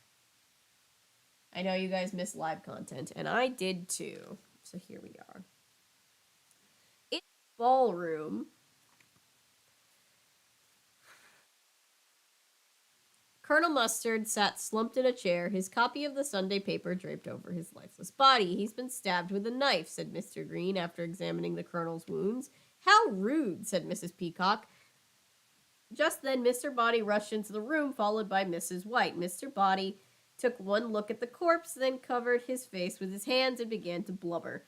"Who would do such a horrible thing?" gasped Mrs. White.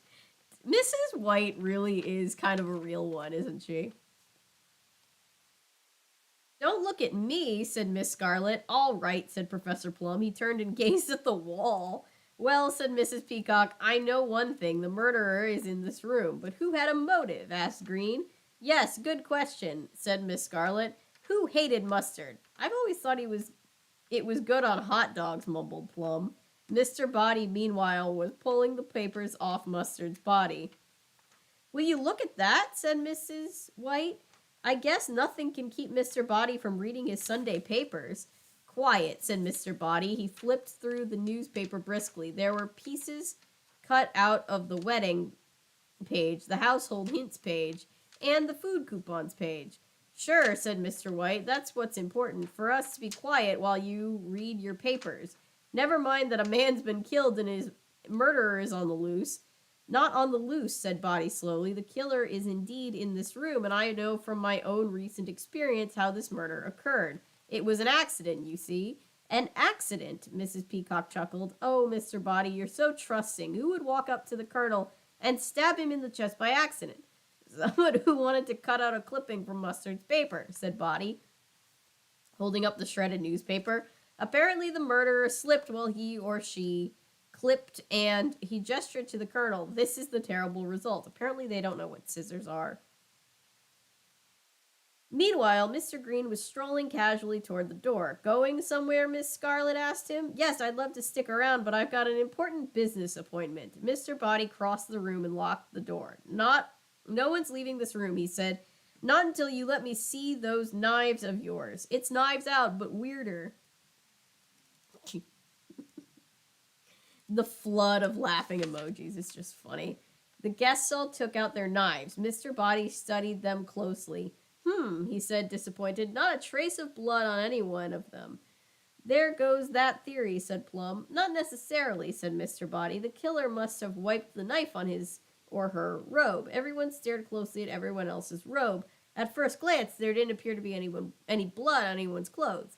In that case, said Mr. Body, I will now name the murderer. Who killed Colonel Mustard? It has to be Miss Scarlet because she's in red, right? Right.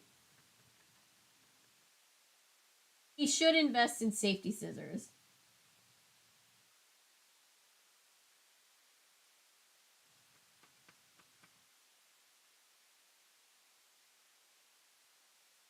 That is true. He is very Wadsworth. I love that movie. God, this is weird, right? Did you know you'd be here this morning? Because I didn't. Alright. Ooh, I was right. Miss Scarlet in the ballroom with the knife. The 3 clippings from Mustard's paper narrow our list of suspects down to green, white, and scarlet, but no blood was readily visible on anyone's robe or pajamas. Only Miss Scarlet's red silk pajamas would hide the telltale clue. By the way, after the guests solved the mystery, it occurred to them to call a doctor. The doctor arrived in time to save the colonel. Good. Great. Good to know. Okay.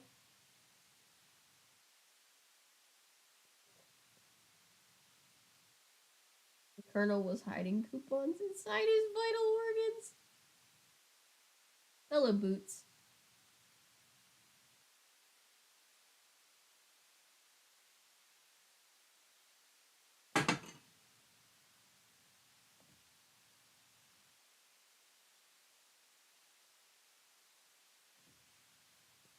Thank you guys for liking the stream.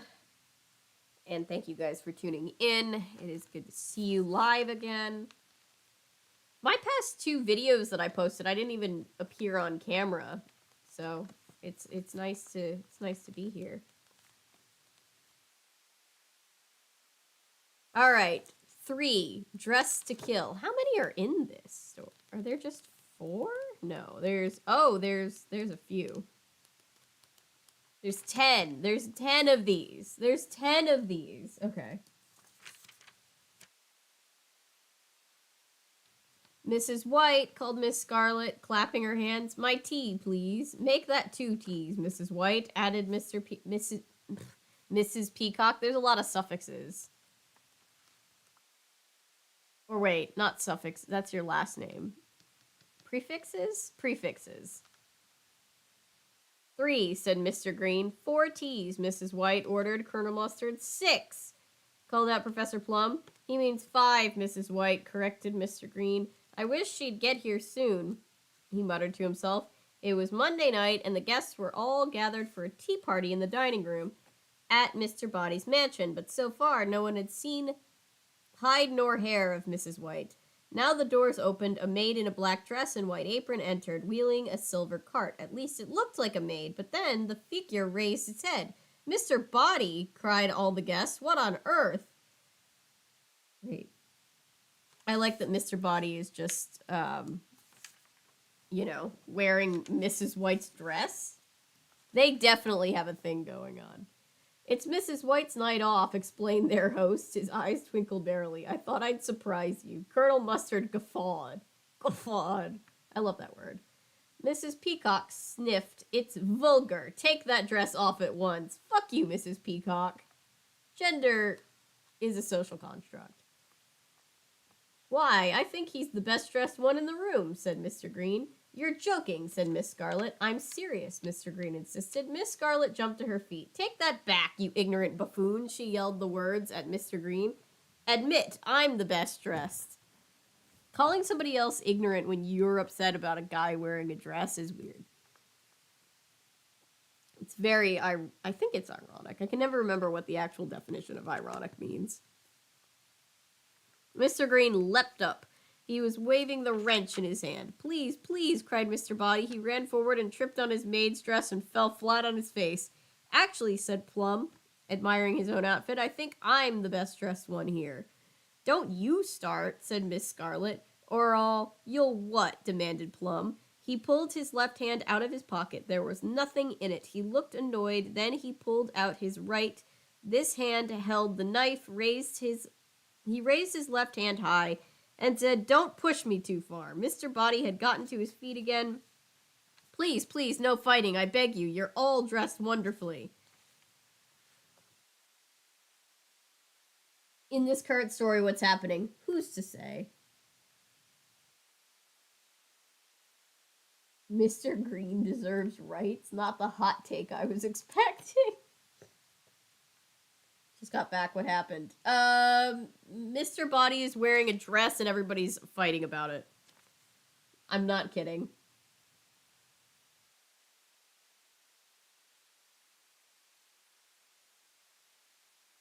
Okay, without Mr. Body's dress, especially. Correctly, it was him who was gay in the movie.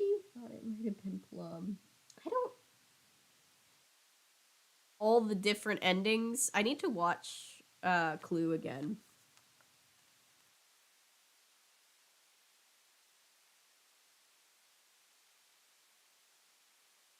Normal, weird but normal at this point. Yes, drag hate is just weird, period.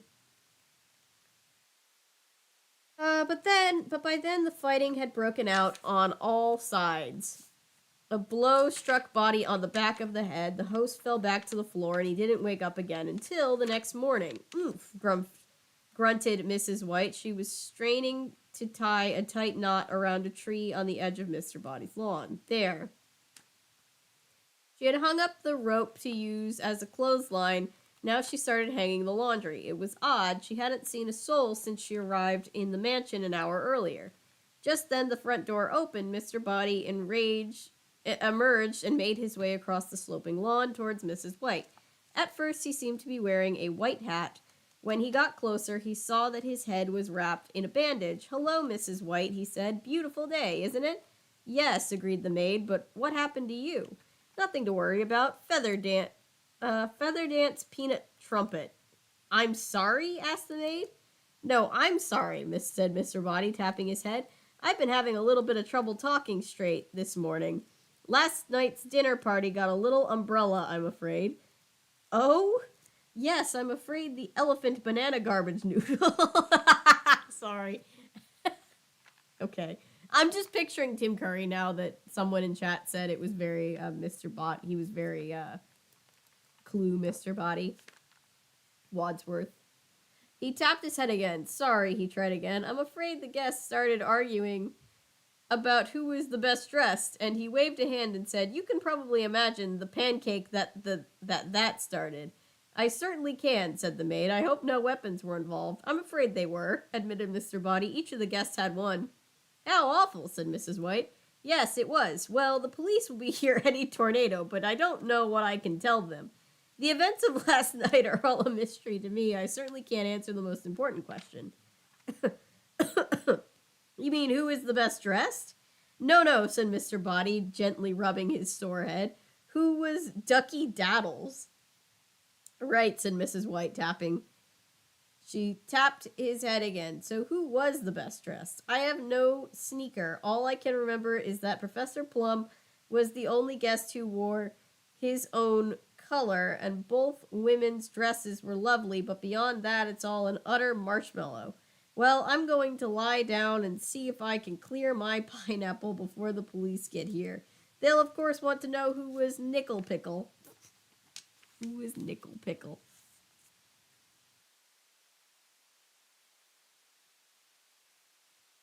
What is this book? I have no idea. Oh, no concussion, yes.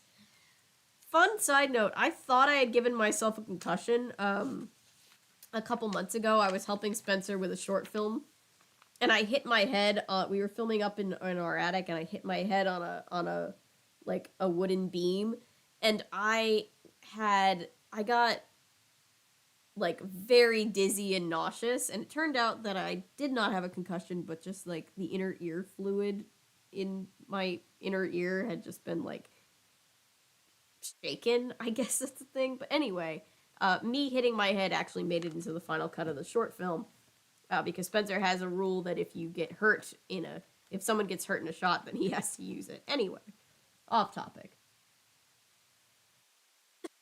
Mr. Green has rights.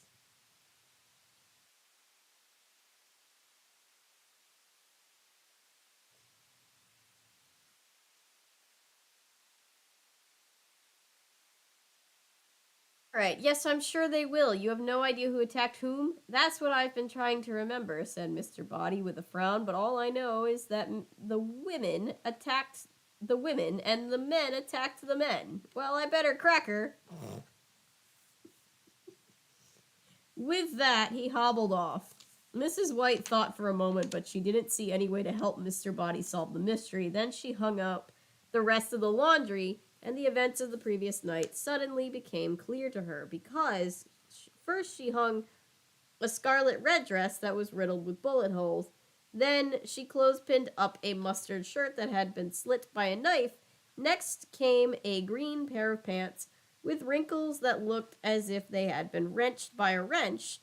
Then there was a peacock blue gown with scorch marks that looked as if it had been burned by the candle in the candlestick. A pair of plum purple slacks had no crease, as if they had been rolled out with lead pipe.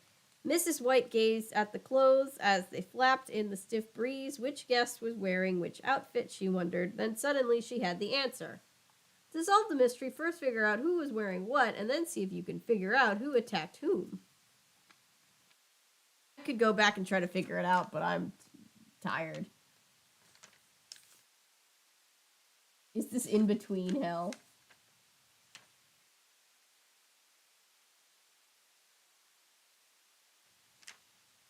Agreed, Texas. I'm legit in a basement right now because a tornado. I'm sorry, Patrick. Please stay safe, and I hope we can keep your mind off of things. Okay. Solution. Mrs. Peacock was wearing the scarlet dress. Miss Scarlet was wearing the peacock blue gown. Plum was clad in the purple slacks. Mr. Green wore a mustard shirt, and Colonel Mustard had on green pants. We know this because we know only Plum was in his own color, and both women wore dresses. So, for example, the mustard shirt had to be worn by one of the other two men, and since Mustard couldn't be wearing mustard, it must have been Mr. Green. Now, we know who was wearing what. We also know that the men attacked the men while the women attacked the women. Therefore, Miss Scarlet attacked Mrs. Peacock with the revolver. Mrs. Peacock attacked Miss Scarlet with the candlestick. Professor Plum attacked Mr. Green with the knife. Mr. Green attacked Colonel Mustard with the wrench. And Colonel Mustard attacked Plum with the lead pipe. Mr. Body tells us that Plum had the knife since Mr. Green's shirt was slit by a knife. Plum attacked Green. Body also tells us that Green had the wrench, which was the same reasoning process that gives us the final two pieces of the puzzle. By the way, only Mr. Body was injured in the argument. The guests attacked each other's clothes after the guests themselves had changed to do outfits. Only the clothes were hurt. Good. I hope Mr. Body is okay, but I guess he is immortal.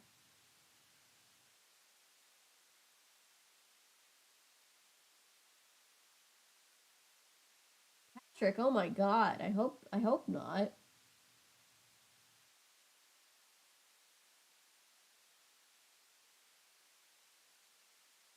wrote this? Book created by A.E. Parker. Created by. Oh, and there's pictures on the back. Miss Peacock looks like the church lady she's described as. Hate that for her. Anyway. 4. Charades. Let me get a sip of my drink. No, officer, I just attacked their clothes with bullets in Minecraft.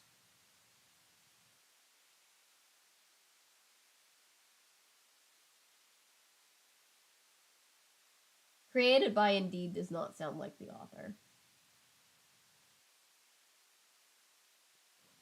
Shell, I'm gonna keep reading until I'm at the end because I'm committed now. We're making good progress though, so maybe we'll have time for Wishbone after this. You guys feel so inclined?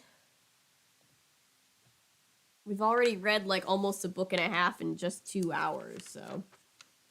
Tweet, tweet, tweet, tweet. Professor Plum flapped his wings like a bird as he fluttered around the lounge. Bird, shouted the other member of his charade team. Plum tapped his nose proudly with his forefinger. Bird was correct. I already forgot that they were playing charades, but if he had just been pretending to be a bird for funsies, that wouldn't even be the weirdest thing to happen in this book. Oh, also, I own more than just one of these, so do with that information what you will.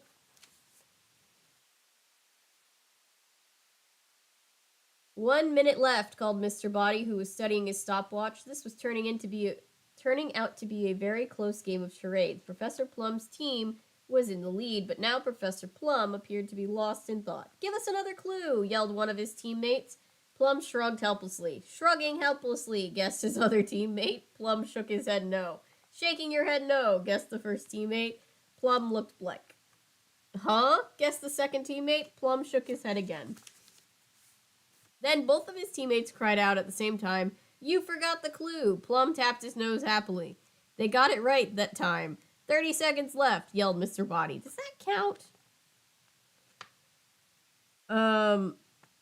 How could you forget the clue? Yelled his teammates. Plum shrugged one last time, then waved goodbye, and he headed back towards the team. "Bye-bye," guessed one of his teammates. "Bye-bye, Birdie," called out the other one. "That's right," Mr. Body called, stopping his stopwatch. "The movie is Bye-bye, Birdie." "Bye-bye, Birdie," called Professor Plum, slapping his forehead. "That's it." "Yes," said Body, "that's what I just said. Let's see, you guessed it in just 1 minute and 49 seconds. "What's the score?" asked Mrs. Peacock on the other team's captain. "Hi, Ellis. Hi, good boy. Sit. Sit. Sit. Sit. Please sit. What's up, buddy?" "Well, no, buddy. Hang on. Come on, buddy. Come here, Alice. Please don't knock my light over.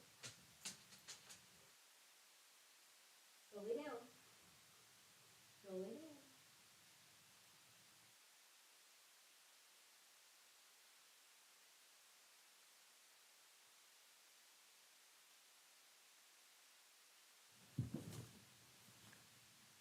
Puppy cameo.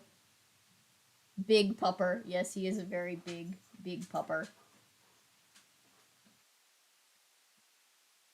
I do for my job. Jeez, Patrick, I thought I did crazy things for my job.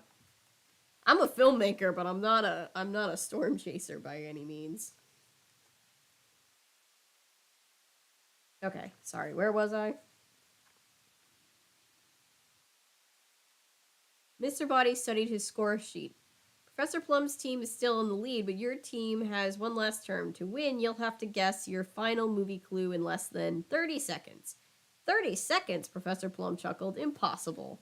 "Perhaps," said one of his teammates, "but look whose turn it is." Mrs. Peacock was now reaching into the hat to pull out the final clue. Mrs. Peacock was not only her team's captain, she was also the best charades player among all of Mr. Body's guests. If anyone could pull out a victory, it was she. Unless Professor Plum had his hands in his pockets. One of those hands was now tightened around a knife. What? No! Also, I love that all of the weapons are capitalized like they're proper nouns. Studied the scrap of paper on which the clue was scribbled. Oh dear, this is a hard one, she said. Time to begin, Mr. Body called, clicking his stopwatch. Mrs. Peacock waved her hands in the air, making a circle. Whole idea, guessed Colonel Mustard. Mrs. Peacock tapped her nose to show that this was correct. Then she began skipping around the room like a little girl. One of the members of Professor Plum's team now quietly drew out a revolver, but Colonel Mustard saw her do it. Behind his back, he now pulled out a lead pipe. If there was going to be any fighting, he would defend his team. Meanwhile, Mrs. Peacock had dropped to the floor and was barking like a little dog. Then she got back to her feet and began to spin around the room like a tornado. Her teammates stared at her, utterly mystified. 15 seconds left, called Mr. Body. Mrs. Peacock was spinning close to Professor Plum's team. Just then, someone on Plum's team turned off the lights. There was a dull thud, then the lights came back on. Mrs. Peacock was still spinning, but now she clutched her head with both hands. Headache, cried Mrs. White.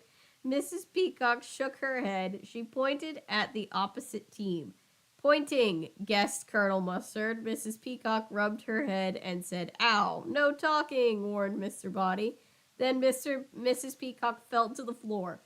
Fainting, guessed Colonel Mustard. Give us a new clue, urged Mrs. White, but Mrs. Peacock didn't move. She didn't speak. She didn't even breathe. Suddenly, Mrs. White screamed. She ran to her captain's side. She's dead, said Mrs. White with a moan. I guess we lose, said the colonel sadly. Oh no, sobbed Body. Who would want to hurt poor Mrs. Peacock? While the other guests gathered around Mrs. Peacock, the guilty one managed to sneak the murder weapon, the candlestick, back up on the mantel. I guess I better call the police, said Mr. Body sadly. He's like, oh, bother. Oh no, they're all immortal. Again, time loop, right? It's like they're all in purgatory, like very weird purgatory. The book needs a 2-drink minimum. What? I don't know. The cops must be sick of these people. Yeah, I don't empathize with the cops very often, but they've got to be annoyed.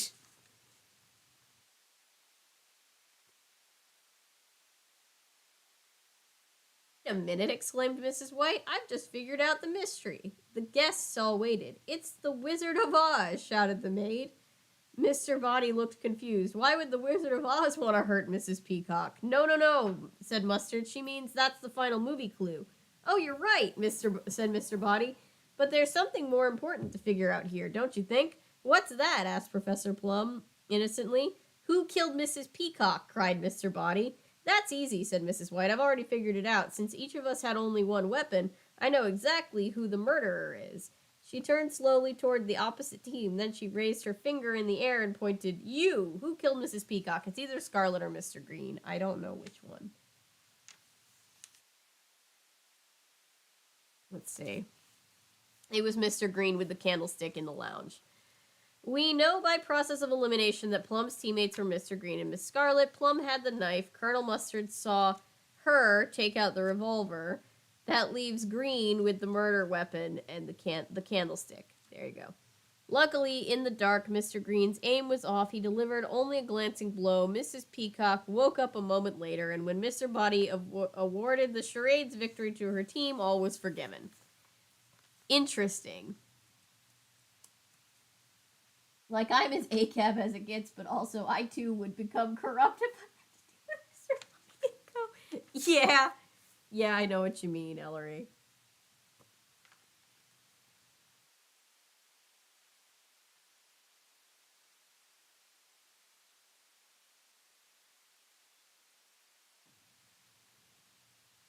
I'm almost out of hot chocolate. I want to make more hot chocolate.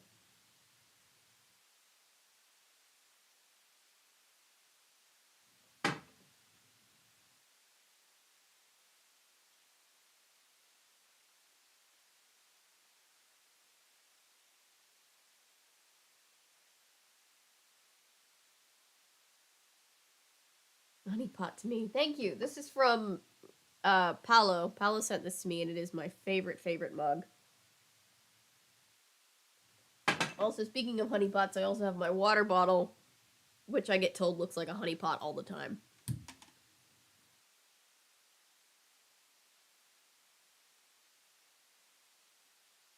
Five, bad taste. Pancakes, announced Mrs. White, smiling sweetly. She rolled the silver serving tray into the dining room and began serving breakfast to the sleepy guest, but every time she turned back to the cart, her smile changed into an angry grimace. Great griddles, exclaimed Colonel Mustard with his mouth full. Mrs. White makes the finest flapjacks in the world, agreed Mr. Body, happily shoveling in a large forkful. I'll have seconds if you don't mind, said Mr. Peacock, daintily wiping Mrs. Peacock. Good Lord. Sorry, Mrs. Peacock. Wiping her lips with a napkin as she shoved her plate forward. Of course, said Mrs. White with a smile. She turned back to the cart, frowned, then turned back and served Mrs. Peacock with a smile. But no sooner had she served Mrs. Peacock than Miss Scarlet wanted more. Then Professor Plum handed over his empty plate, then Mr. Green. Thirds, cried Mrs. Peacock, handing her plate back again. What's the magic word, Mrs. Peacock? Alert. Hello, Editor Cat / Almost Dead. Everybody please be mindful that we have young friends in the audience currently. Order from DoorDash, do we think? I kind of want Jack in the Box tacos. I would say no. If Jack in the Box is open, then order Jack in the Box if that's what you're feeling.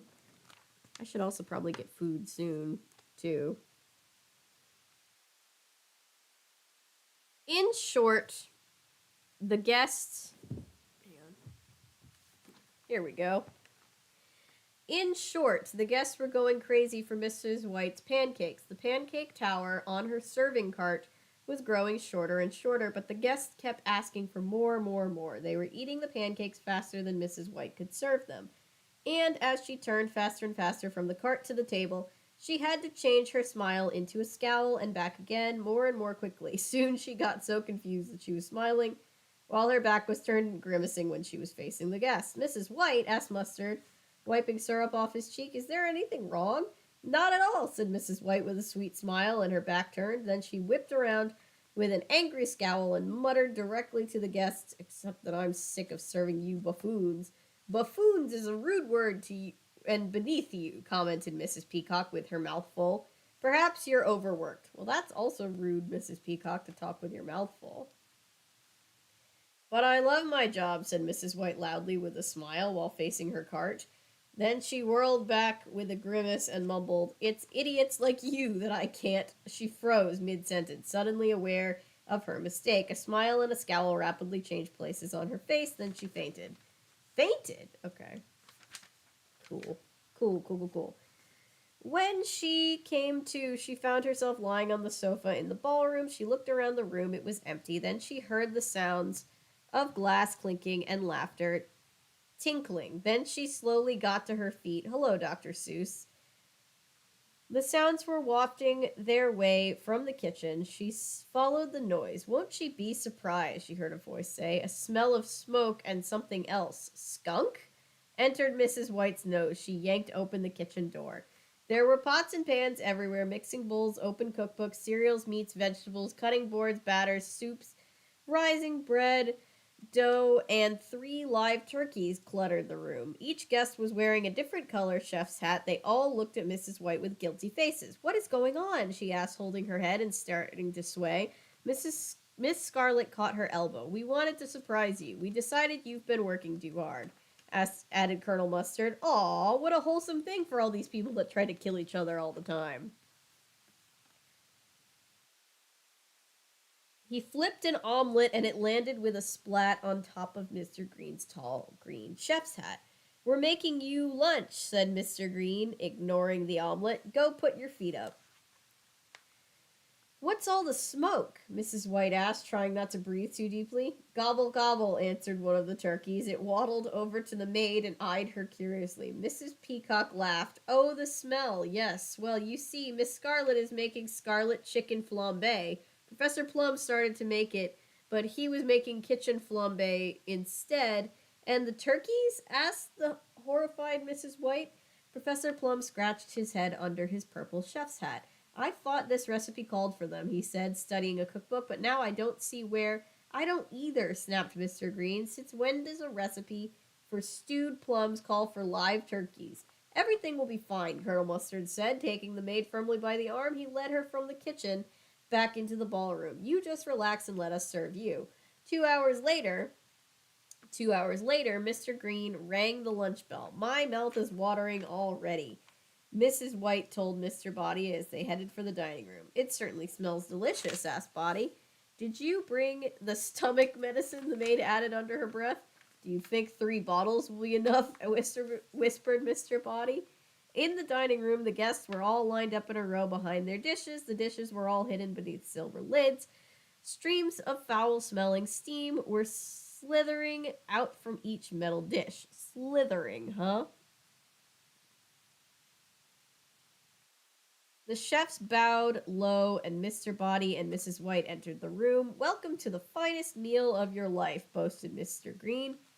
Then the chefs lifted their lids and began to serve. Oh, I think I'll just start with, began Mrs. White, but Mr. Green dumped a large mound of his green salad onto her plate, and the professor glopped on 3 big spoonfuls of his stewed plums. By the time the maid had made it down the line, she had a huge portion of each dish. She sat down slowly. Dig in, instructed Colonel Mustard. Oh, that's okay, said Mrs. White with a tiny smile. I'll wait. Soon everyone had been served and was sitting down ready to eat. This is so exciting, Mr. Body said. Now who will take first bite? I'm out of breath. All eyes turned to Mrs. White. Our guest of honor, said Mrs. Peacock. Mrs. White took a small taste of everything on her plate. She kept humming and nodding her head and waving her hand in appreciation. Mr. Body went next. He tried a spoonful of stewed plums, which was smeared on Mustard's mustard. Ugh. He took in a large bite. All the chefs watched him closely. This is delicious, he said wryly. Then he made an odd face. Delicious isn't the word, he finally stammered, reaching for the water pitcher. Miss Scarlet tried a bite of greens, then quickly took a bite of peacock stew, and ever more quickly a bite of her own scarlet chicken. Colonel Mustard smeared his own mustard onto a piece of scarlet chicken and swallowed it happily. Then he too grabbed for the water pitcher. By now, Mr. Body had drunk it all. Mustard gasped in agony.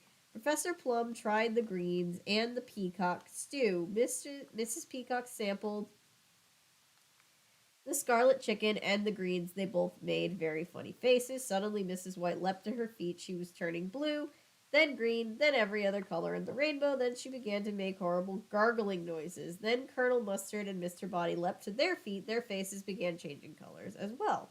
The 3 of them started to stagger around the room. They looked as if they were about to die. They were. For a while, all of the guests' creations tasted horrible. One was so bad that it was... For while all the guest creations tasted horrible, one was so bad it was deadly, and only these 3 had tasted it. Which is the deadly food? How we doing, chat?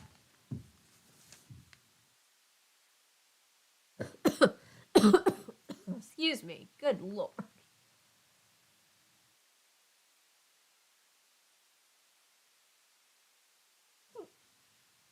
It's never too late for tacos.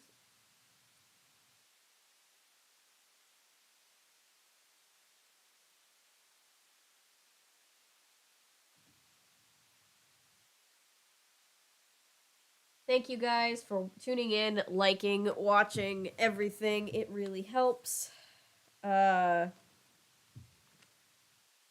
they choose to be nice for a loop, they start dying, right? No worries, Laser. Thank you for being here. I could go back and cross-reference. I think it's the stewed plums, but I could be wrong. There's one food that's like that crosses all 3.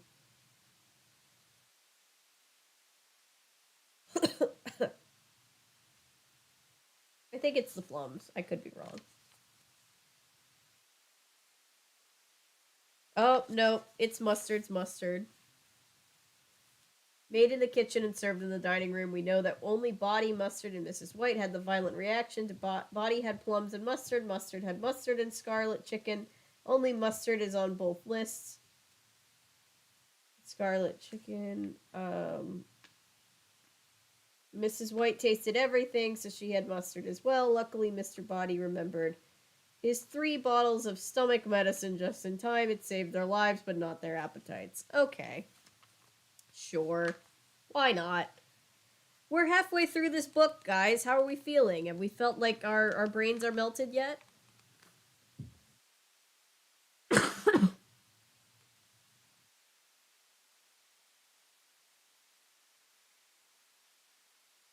seen books and both scary stories to tell in the dark. Books. Fun!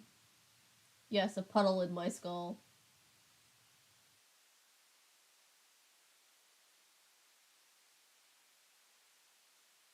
I just feel like my ADHD brain is all being called in and focused in, and it's not a bad feeling. It's just a weird feeling.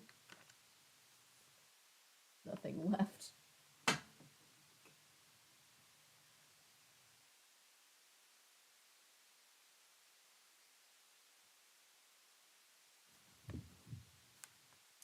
Six, a very important poison. Do you have any 5s, Miss Scarlet? Asked Mr. Green, studying his cards. No, said Miss Scarlet, sneaking a peek at Miss Peacock's cards. Go fish. I think I'm beginning to understand this game, said Mr. Body with a jolly smile. Just then, the study door opened. Mrs. White pushed in a silver tray laden with 6 cups of steaming cocoa. She wheeled the tray around the guests who were sitting on the floor in a circle. Mrs. White stood behind Mr. Green. She held up 3 fingers over his head. She winked at Mrs. Peacock. Do you have any 3s? Mrs. Peacock asked. Mr. Green winking back at Mrs. White. Mr. Green frowned, then cleared his throat. Go fish, he finally said. There's something fishy going on here, Mrs. Peacock grumbled. She reached into the fish pile. Mrs. White looked at her tray. She had an extra cup of cocoa. Where's Professor Plum? She asked. I don't know, said Colonel Mustard. He was playing with us before, but then I told him to go fish, and oh dear, yes, said Mrs. White. I see. She glanced out the window toward the Body Pond, but no one was there. What a fun name.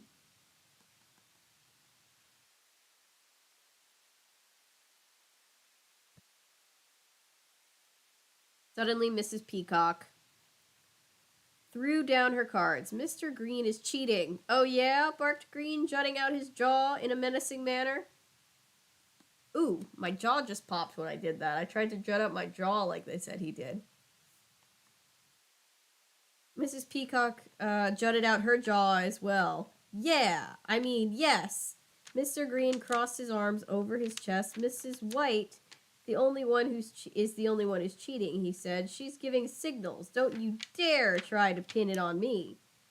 Well, it's just a card game, began Mr. Body. It doesn't really... Miss Scarlet is cheating, not me, interrupted Mrs. White.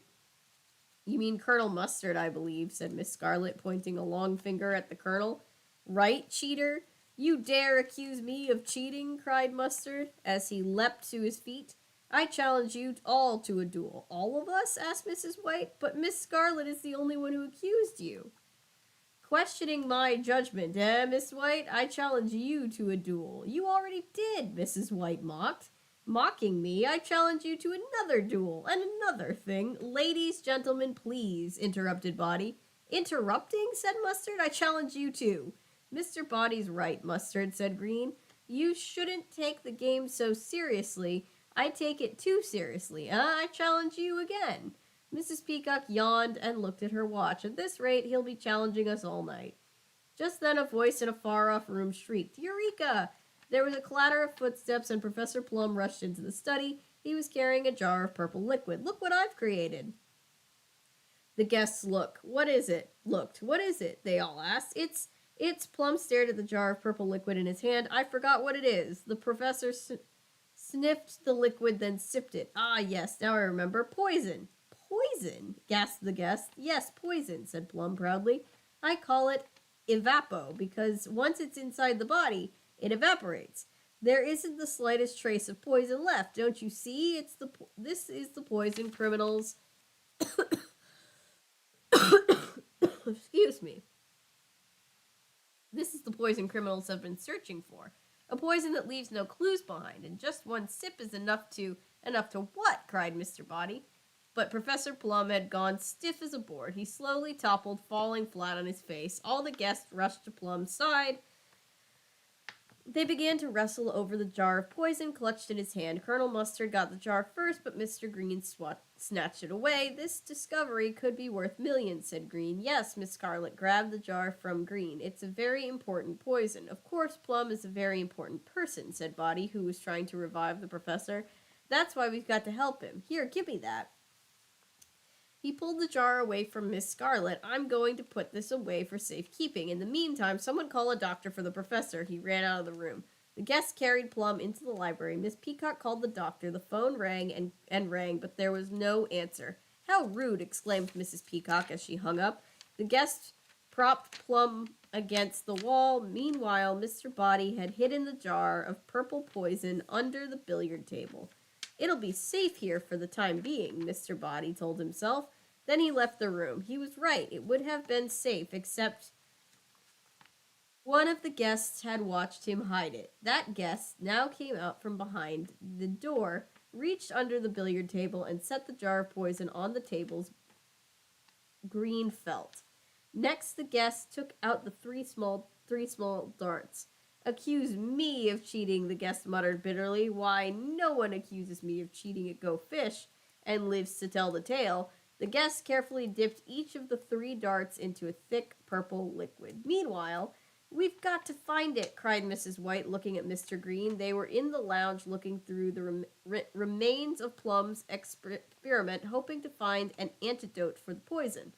The two of them were searching so frantically that they didn't notice that the door that led to the billiard room opened slightly. The hollow lead pipe nosed into view. It was aimed right at them. Whoosh! The guest who was holding the lead pipe had just blown one of the purple poison darts through it. I don't know that would work. At the same instant, Mr. Body burst into the lounge through the secret passageway from the conservatory. Any luck? He asked, standing in front of Mr. Green and Mrs. White. Mr. Green and Mrs. White both shook their heads. The poison dart struck Mr. Body in the rump. Missed, muttered the guest at the door.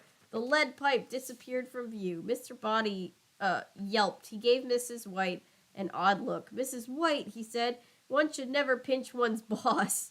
Thanks for the advice, said Mrs. White, giving him a strange look. He thought she pinched his ass? Giving him a strange look. We've been through the whole room, Mr. Body. I don't think the professor invented an antidote for this stuff. Well, keep searching, ordered Body. Then he rushed to the study to see how the professor was doing. Oh, Professor Plum, said Body, you're back on your feet again. Relief spread rapidly over Mr. Body's round face, but the professor, who was leaning against the wall, didn't say a word. You gave us quite a scare, let me tell you, but I guess you didn't drink enough of the poison to harm you, eh? The professor still didn't answer. Suddenly, Mr. Body realized the truth. He started backing away as Plum began to fall. But just then, Body himself stiffened up like a board. The two men fell straight over, crashed into each other, and propped each other up like tent poles. There's no time to lose. We've got to find that antidote, Mr. Green said as he hurried into the room. He stopped short when he saw the two frozen men. Now that's what I call putting your heads together, said Mrs. White as she entered behind Green. Look, Mr. Green pointed to the dart that was sticking out of Body's bottom. Mrs. White pulled on the dart and examined its purple-stained tip. Looks like we have to find more than antidote, she said. Yes, said Mr. Green, we have to find the killer. Who killed Mr. Body? Okay. Langston stopped answering calls from this group. Skipping death to escape loot. Oh, wait, we've done that before. They're so chaotic, the hospital blocked their number. That's actually hilarious. Well, he's dead. For now, I guess. I ordered a combo meal, including tacos, because it was cheaper. Nice. I don't know. I don't know. Let's see who did kill Mr. Body. He's gonna be fine. Miss Scarlet outside the lounge with the lead pipe. The killer was seeking revenge for being accused of cheating during Go Fish. Miss Scarlet was the only guest outside the lounge accused by either Mr. Green or Mr. White. By the way, Miss Plum really did forget what his discovery was. It wasn't poison at all. It was a sleeping potion. Body and Plum woke up an hour later, found themselves leaning against each other, and fell to the floor.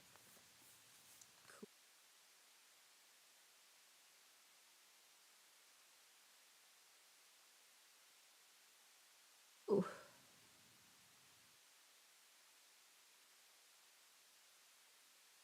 I have not yet, Eugene, but I want to.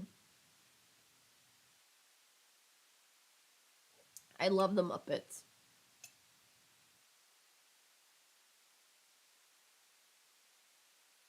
I saw this thing. Miss Piggy's the official real Miss Piggy's feed popped up on my Instagram, and it was just a black and white picture of her, and it said the tortured piggies department, and that's been living in my head rent free.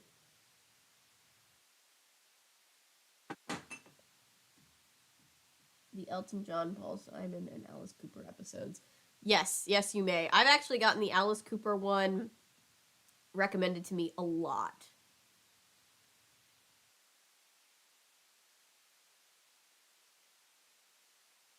There's no explanation of how they survived, they just did. Potion, poison, close enough, you know. Alright. For those just joining us, we're reading a very goofy, very chaotic book of short stories inspired by Clue. Thank you for being here, watching, liking, commenting, subscribing, sharing, all the things. If you haven't liked the stream already, please do so, because it alerts other people that we are, in fact, live.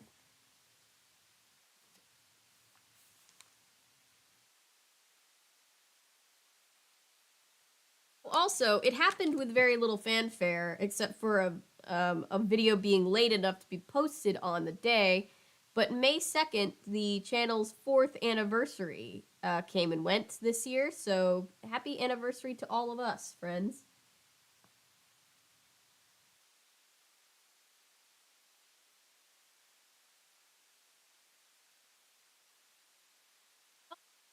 Carol Burnett. I've heard that there really are no bad episodes of The Muppet Show. Sound the Alarm, Story 7. I just read that into the tune of Pound the Alarm by Nicki Minaj. Why? Don't know. Repressed memory. You made this happen. Thank you, Paulo. It's really good to be here. Still making content for you guys. It's me! Open up! Mr. Green stood outside the locked front door of Mr. Body's mansion, his suitcase at his side. He stamped at the welcome mat, trying to keep warm. See if you can break in, instructed Mr. Body through the closed door. What? See if you can break in, repeated Body. Mr. Green shrugged. Then he took out a credit card. He tried to slide the card into the crack between the heavy wooden door and the metal latch. It worked. He turned the knob. But before he could open the door, a piercing siren blasted his ears. The welcome mat disappeared from beneath Mr. Green's feet as a trap door opened. He was falling. He landed with a crash. Then his suitcase landed on his head. Mr. Body's round face appeared at the top of the hole. I just wanted to test out one of my new burglar alarms, he told Mr. Green. What do you think of it? It worked beautifully, said Mr. Green. I'm so glad I decided to drop in on you. Mr. Body threw down the rope. After Green climbed out, Body led him to the study where his other weekend guests were waiting. Now, Mr. Body began, I have an important announcement to make. I've installed a new security system. Yes, said Colonel Mustard, putting on a band-aid, and we all fell for it. Oh, said Mr. Body with delight, the trap door in front is only one tiny part of the alarm system. Wait till you see. You'll sleep better, I'm sure, once you see how secure I've made my mansion. But I'd better show you everything right away so you don't set off any false alarms. Walk this way. Talk this way. Sorry. The guests all imitated Mr. Body's way of walking as he led them into the study. As you can see, the doorway is equipped with electric eyes. He pointed to two glass circles which had been built opposite each other, about 3 feet apart, 3 feet up in the doorframe. Watch this. Body inserted a small key above one of the electric eyes. There was a humming sound. Both eyes glowed red. Professor Plum, said Mr. Body, please try to walk out of the study through the doorway. But I want to watch, said Plum. Just do it, please. Trust me. Professor Plum walked out through the door, breaking the beam between the electric eyes. An alarm sounded and a heavy metal gate crashed down from the ceiling, blocking the doorway and locking all the guests inside the study. Body turned the tiny key again and the alarm shut off. The gate went back up. I've installed these electric eyes and gates in the doorways, all 9 first floor rooms, said Body proudly. Once I've set the alarm for the night, these rooms will be totally secure. You can come back now, Professor.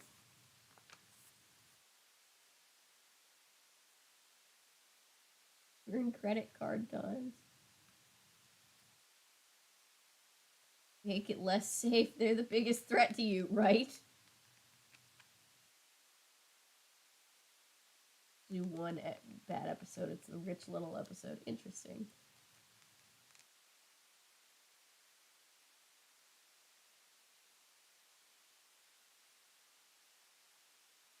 That's cool, Shell. Sorry, where am I? Hang on.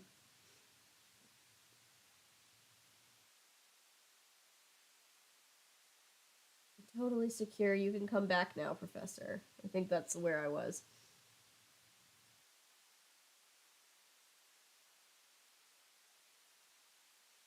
But the professor had forgotten why he had walked out of the room. He didn't return. Security cameras, said Mr. Body, pointing up at a movie camera installed near the study ceiling.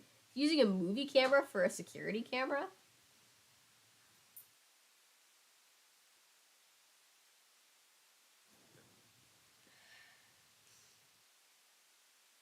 He pointed to a sensor near the movie camera. The radar system, like all the alarms, is controlled from my bedroom. I can use it to track any first floor intruders. Okay. That's probably technology. Maybe not. Actually, no, that's not technology.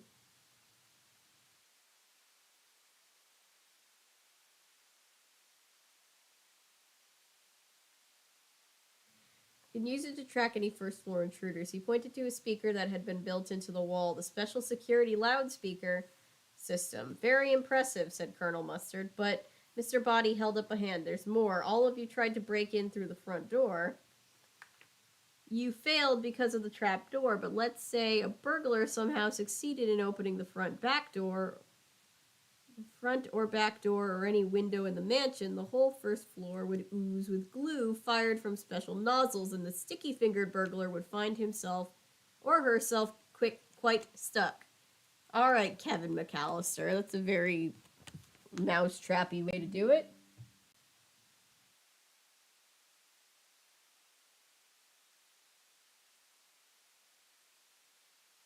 For the camera security system, yeah, let's not think about it too much, you know?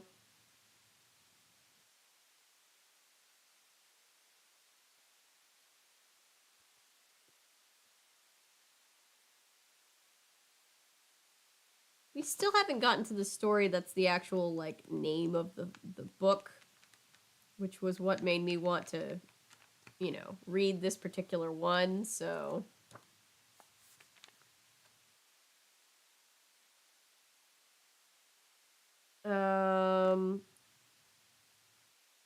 Sorry, guys, give me 1 second.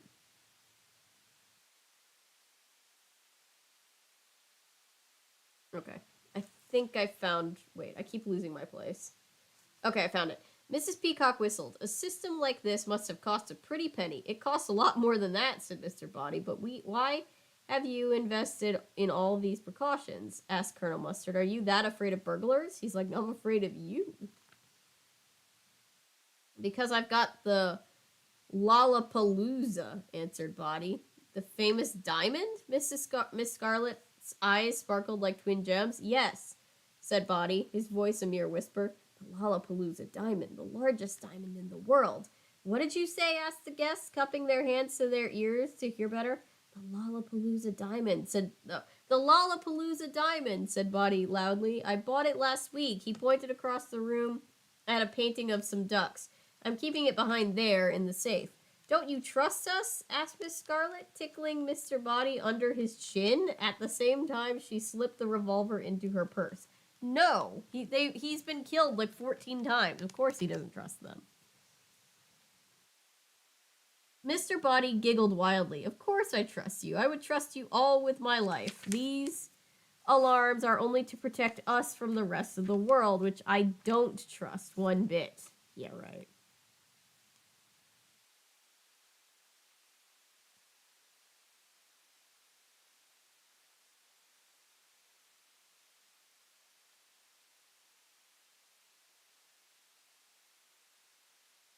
Good thinking, said Mr. Green. You can't be too careful nowadays. As he gave the sage advice, he slid the knife into his pocket.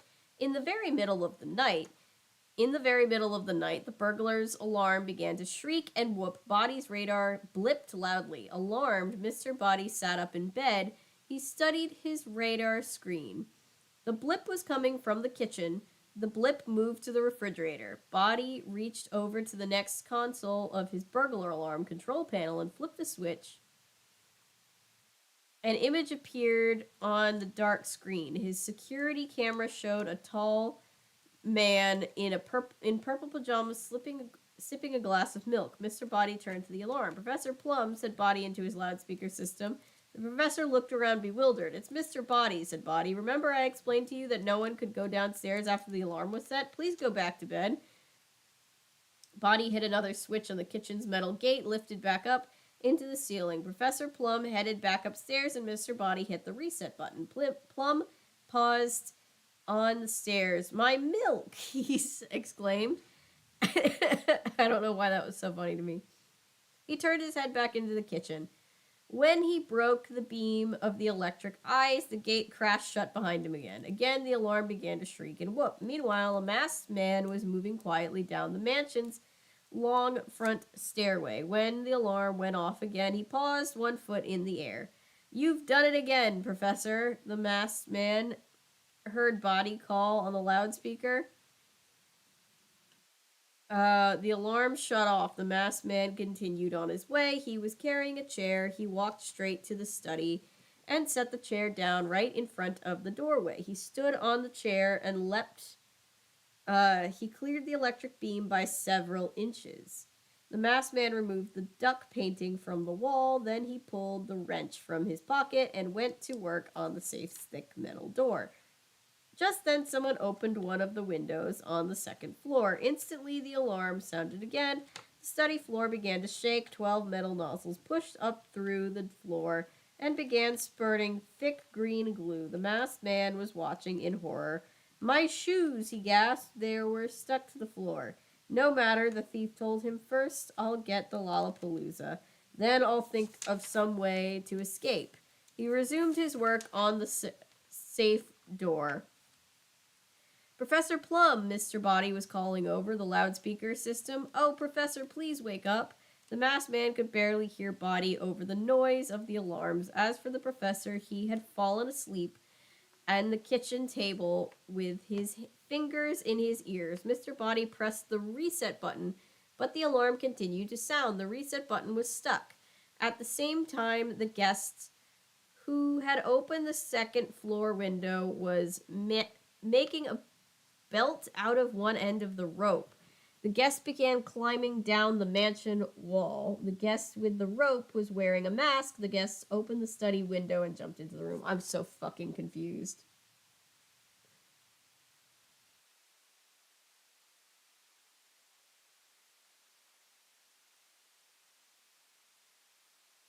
I think they sometimes lose memory in the time loop. Collective, so I don't.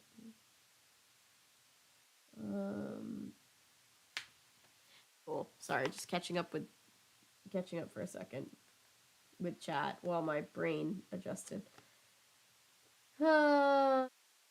I was stuck. Guess it opened the second floor window. Blah, blah, blah, blah, blah. Okay. The guest with the rope landed with a sticky plop and stayed there. Nice try, Mrs. White, said the masked man with the wrench. I'm not Mrs. White, scoffed the second intruder truthfully. Well, stick around anyway, joked the man with the wrench. Help me, pleaded the thief with the rope. The masked man didn't answer. He went back to wrenching open the safe door. Meanwhile, the alarm was still shrieking. Mr. Body was pressed the off button again and again, but it was no use. The noise was so loud it covered the sound of the guest, who was banging on the floor above the study. The guest was using the lead pipe to knock a series of holes through the plaster. The holes were in a large circle. The circle was right over the head of the masked man with the wrench. There were only 3 holes left to complete the circle. You'll never get into the safe that way, the thief with the rope shouted to the guest with the wrench. The door's too thick. Why don't you try the combination? If I knew the combination, hollered the thief with the wrench, I would. Over his head, the guest with the lead pipe now had 2 holes left to go. I'll tell you the combination if you help me get unstuck, bellowed the thief with the rope. I'm stuck too, yelled the thief with the wrench. Just tell it to me, he pleaded. He placed his hand on the safe's dial and waited. I don't know the combination, admitted the guest with the rope sadly. The guest with the lead pipe now had 1 hole left to go. The thief with the wrench spun the safety dial. The situation seemed hopeless until he noticed. Could it be? Yes, it was. Mr. Body had left the safe just 1 millimeter ajar. Of course he had. The thief yanked open the door. There lay the Lollapalooza diamond nestled on a red pillow. The gem was the size of a dinosaur egg. Ah, sighed the thief. The diamond was so large and shiny it hurt his eyes. He reached for it, but just then the guest overhead succeeded in poking the last hole and completing the circle, and the huge circle of plaster landed right on the thief with the wrench squashing him flat. Standing on top of the plaster chunk was a masked guest holding the lead pipe. The masked guest stared into the open safe. Ah, sighed the guest, reaching for the diamond. But just then, kersplat! Oh my god, the guest with the wrench managed to stand back up. The guest with the lead pipe went flying through the air and stuck headfirst in the glue. As the guest went flying, the lead pipe banged into the safe door. The door slammed shut and something clicked. The safe was now closed and locked. The Lollapalooza diamond was safe and secure. Mr. Body, meanwhile, had just typed study into his control keyboard. He watched the screen, waiting for his security camera to show him the intruder. Who are the 3 thieves? I have no fucking idea. I stopped processing the words. It's just noise. Yes.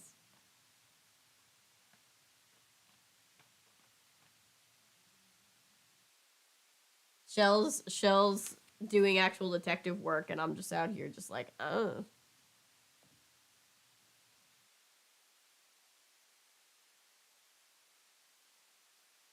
Let's see. Colonel Mustard with the wrench, Mrs. Peacock with the rope, and Mrs. White with the lead pipe, all in the study. We know that Green had the knife and Plum was locked in the kitchen, so the masked man who broke into the study with the wrench must have been Colonel Mustard. We also know that Miss Scarlet had the revolver, and the guest with the rope was not Mrs. White, so she must have been Mrs. Peacock, and the guest with the lead pipe must have been Mrs. White. By the way, Mr. Body's control screen wasn't working properly. He had actually seen an earlier shot of the study through and thought there was no one there. Then he hit the alarm's automatic reset button one last time, and it finally worked. The nozzles sucked up all the glue. Mr. Body and Professor Plum all went back to their rooms. The 3 thieves tried unsuccessfully to crack the safe. Then they also went back to bed. Nobody slept for long. Going for milk again, Plum set off the alarm once more. In the morning, Mr. Body returned all the security equipment and sold the Lollapalooza diamond. Okay, sure.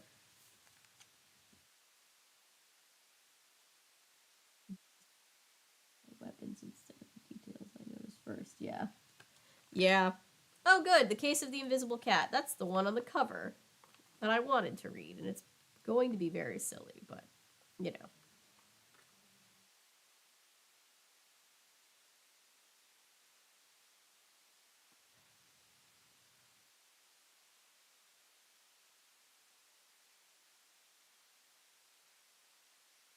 Hmm.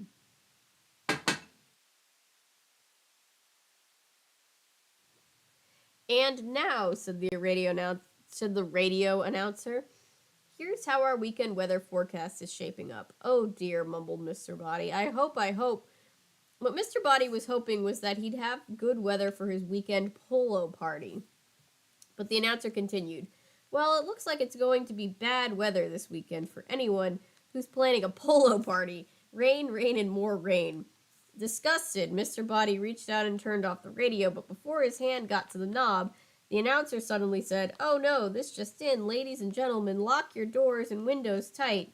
Kitty Leone, the famous cat burglar, has just escaped from the Little Falls prison. Mr. Body gasped. No, I can't believe my ears. Yes, said the announcer. You'd better believe it. Kitty Leone, the burglar, so stealthy and skillful that they call her the Invisible Cat, has escaped from jail.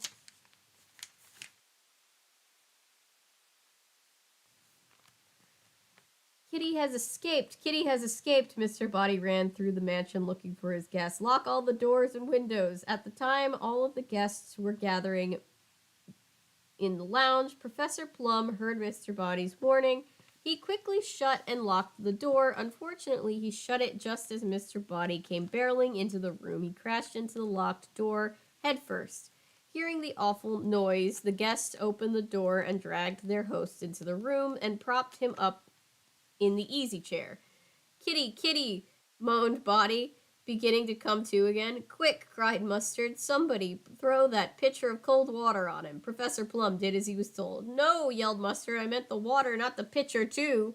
Mr. Body was out again. Colonel Mustard began slapping his cheeks. Kitty, Kitty, Mr. Body murmured.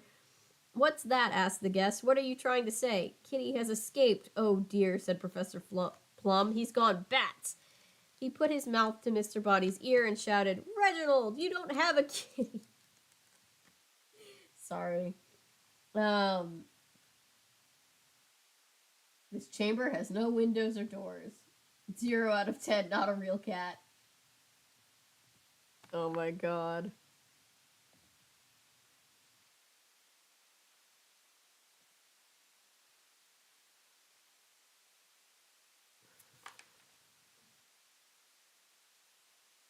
No, no, said Mr. Body, holding his ear in pain. Kitty Leone, the famous cat burglar. She escaped from jail. Everyone exchanged worried glances. How alarming, said Miss Scarlet. And you think she'll come here? Well, said Mr. Body, I am not the poorest man in town. Now am I? All of the guests puzzled over this for a moment. With all those negatives, had Mr. Body said he was not rich or not poor?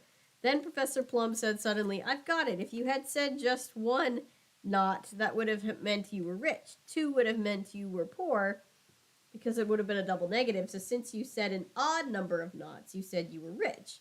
And I am, agreed Body. But there is not, oh God. Fuck. Let me try this again. But there is not any time for that now. Again, the guest grew puzzled. Nope, Mr. Green said finally, that was 10 knots, which is an even number. You're saying there is time for that now. I think he's having trouble speaking, said Mrs. White. She slapped him on the back. Thank you, said Body. I feel much better now. But I'll feel even better when we all have our valuables locked up in the body safe. In that case, I'd better change out of this dress, said Miss Scarlet. It was originally worn by Mata Hari and is worth a small fortune. And this ring is worth a big fortune, Mrs. Peacock said as she slipped a large diamond off her finger. As Miss Scarlet headed to her room to change, Colonel Mustard handed Mr. Body his revolver and said, Here, you'll need this. Oh my goodness, said Mr. Body, trembling. You don't expect me to shoot Kitty, do you? No, said Colonel. The bullets are made of gold. He snapped open the gun. Inside, 6 bullets gleamed yellow. They're worth 6 big fortunes. Miss Scarlet returned wearing a red jumpsuit and carrying the Mata Hari gown over one arm. She handed it over to Mr. Body. Here it is, she said breathlessly. Professor Plum stared at the dress in Body's hands. I doubt it will fit, he said thoughtfully. Mr. Green handed Mr. Body a large envelope. Inside, information on a few big companies, he whispered.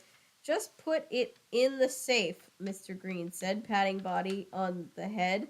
This is the closest thing I've got to a valuable, Mrs. White said sadly. She handed Mr. Body a lottery ticket. If I win, it'll be worth $1,000,000. Aw, poor Mrs. White.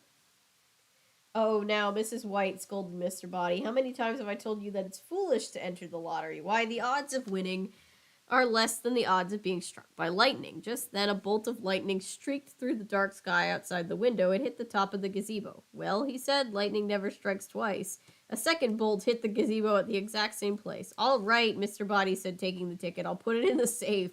Maybe you're onto something after all. He added the ticket to his pile of valuables. Then he reached into his pants pocket. I almost forgot. Petty cash. He pulled out 10 packets of cash. Each packet contained $100,000 bills. You know, just like chump change. But that's $1,000,000, said Mrs. White with a gasp. Yes, said Body. I always like to have a little money around the mansion. Saves me a trip to the bank. What about you, Professor? I don't mind going to the bank. No, I mean, do you have any valuables to look up? Ah, just one, Professor Plum handed Mr. Body a ballpoint pen. Mr. Body looked at the pen for a moment, turning red. Ah, Professor, are you sure you remember what we were talking about? Plum scratched his head with a worried frown. Was it important? Yes, very. We're locking up our valuables. Well, this one's a little longer than the other ones, I guess, because it's the named story. Eat the rich. Good night, Paulo. Good to have streams again, I agree. You know, maybe Mr. Body's friends have the right idea. Eat the rich and such, yeah.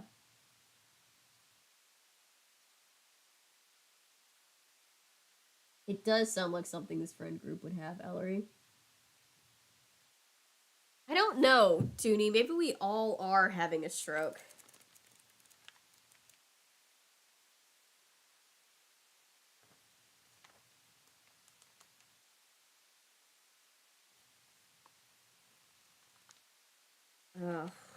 I don't know, man.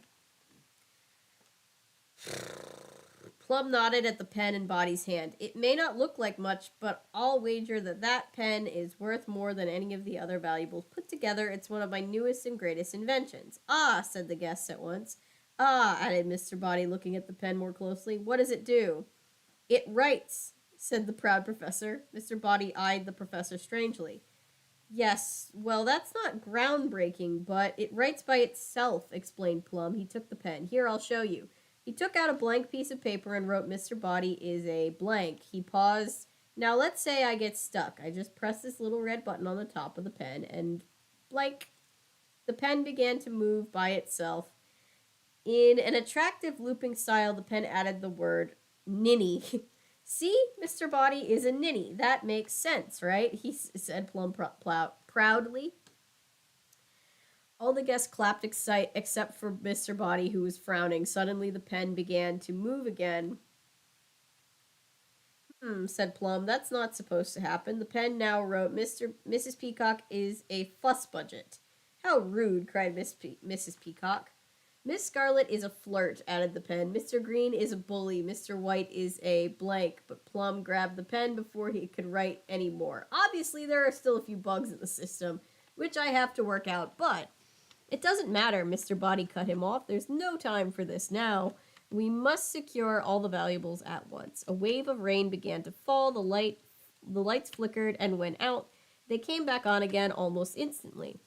You see, no time to lose, said Mr. Body. As you all must realize, Kitty Leone is the world's greatest burglar. She moves fast and silently like an invisible cat. Why, she's so hard to spot. You could be on the premises. She could be on the premises already, and we'd never know. And if the lights blow, we'll be completely helpless.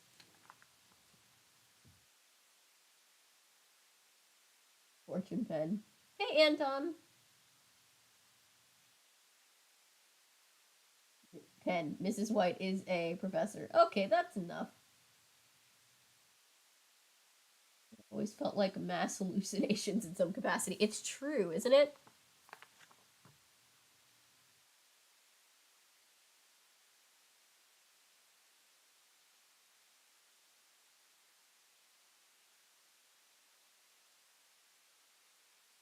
Ella, that's a real. That's real. I feel that.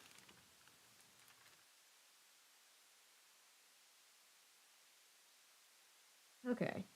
Let's see, where was I? Suddenly, the pen in Plum's hand began to move again. It scrawled, "Stop talking and put the valuables in the safe." "Right," agreed Body. There was the sound of glass breaking. "Danger," the pen wrote on the wall. "Mr. Body, I think we have company," said Mrs. White. "You just realized that now?" asked the confused Professor Plum. "No, no," said Mrs. White. "I mean beside the usual guests." I have a bug bite right on like the crook of my thumb, and it's a very, very, very inconvenient place to have a bug bite. The pen is apparently sentient, yes.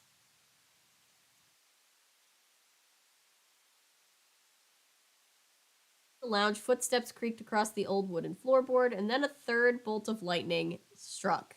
This one hit one of the mansion's 12 gables. The lights flickered again, only this time they didn't come back on. In the darkness, the guests heard the lounge door open. There was a thwack, a scream or two, lots of running around, then the sound of the door locking, more running around, then another thwack and another, another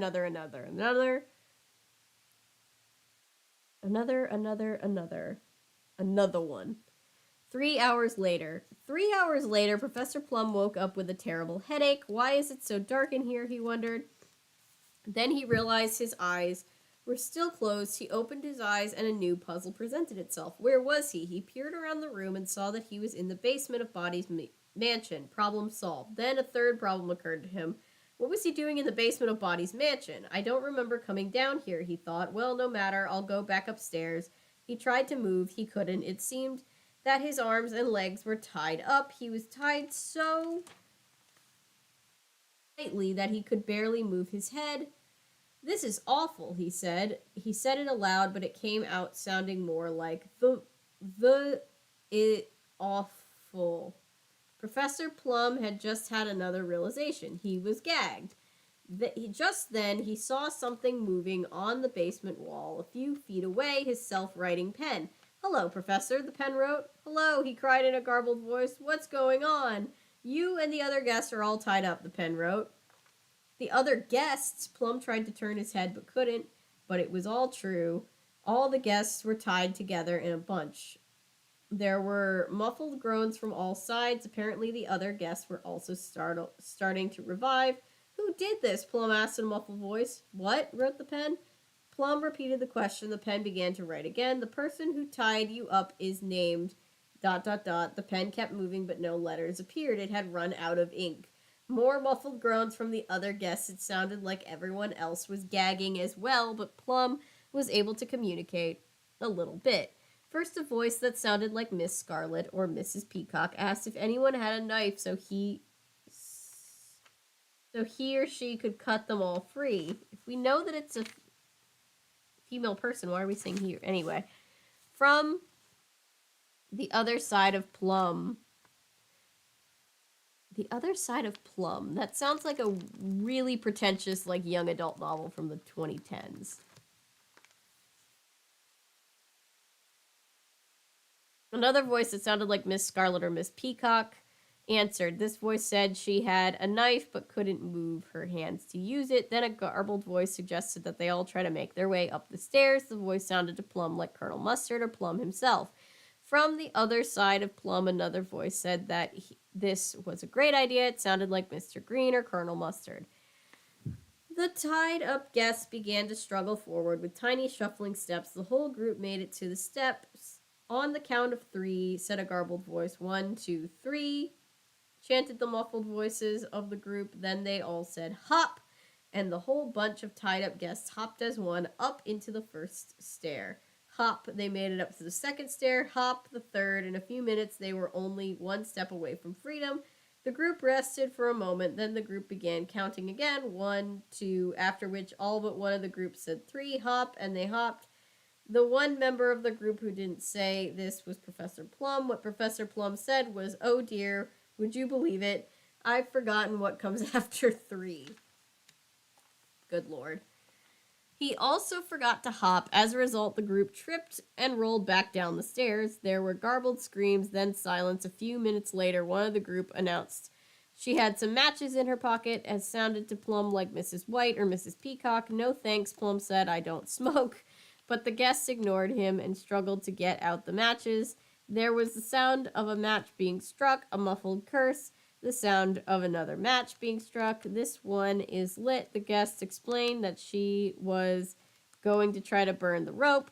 Moments later, Professor Plum smelled smoke. That was just before the other guests had succeeded in burning through the other rope. Unfortunately, by then, Plum had forgotten the plan. Thinking quickly, he tried to save the day by rolling over and on the floor to put the fire out. As the whole pile of guests rolled over and over across the basement floor, Mr. Body got terribly smushed.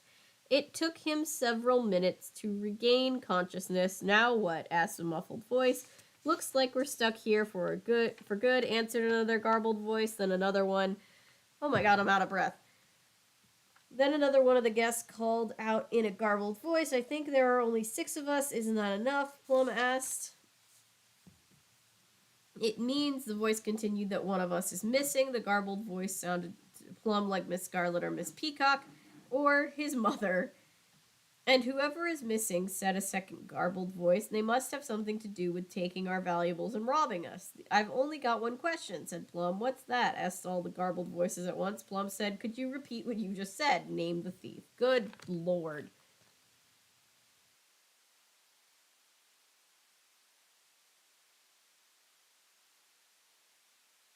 As in whoever had the knife. Oh, okay. Sorry. My brain is completely melted by this point. Alright, the solution, in case anybody was wondering. Noticed before then, right? He didn't notice his eyes were closed. The disappointment in Texas's message. A bug bite on your eyelid. Ugh. That sounds awful. Alright, in case anyone's wondering, the solution is Mrs. White. First of all, we know that Plum is only absent-minded. He was certainly present physically, so the missing guest can't be Plum.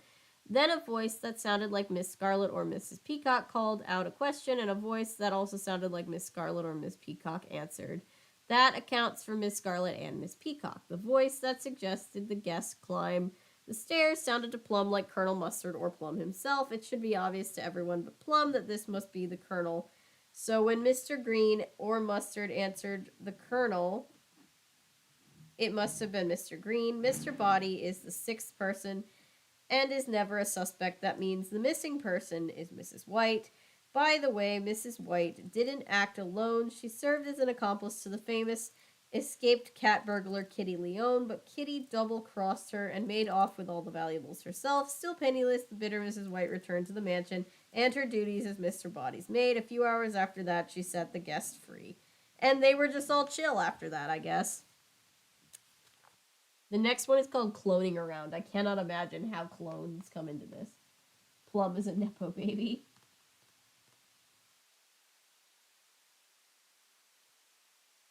I did not see that, Christopher. Thank you, Anton. For anybody who doesn't know, Sharp is our web series that we're producing right now. Our production company. And I'm really excited about it. It's a spy thriller.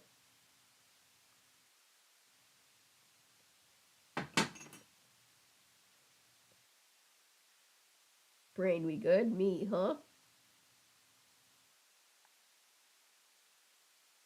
Scarlet and Peacock. No, it accounts for one of them. Well, they said somebody who sounded like Scarlet or Peacock spoke, and someone else who sounded like Scarlet or Peacock answered. So they couldn't be. They weren't answering themselves, is the assumption. So it accounts for both of them, I guess. All right, 9, cloning around. Bang, boom, zip, zap, splat. Crunch, boink, bing. That's improv. Just kidding. Mrs. Peacock was on her way to the billiard room when she heard these strange sounds coming from the conservatory. She entered cautiously and saw a large contraption that looked like a cross between an automatic pitching machine and a movie camera. The machine was humming quietly. The strange sounds were coming from Professor Plum, who was talking to himself as he worked. Tick tock, kerplunk, kerplink, Plum said as he tightened a bolt with the wrench. Mrs. Peacock not charged. She cleared her throat. Plum looked up, startled. "What is that?" she asked. "A wrench," said Plum, looking at the tool in his hand.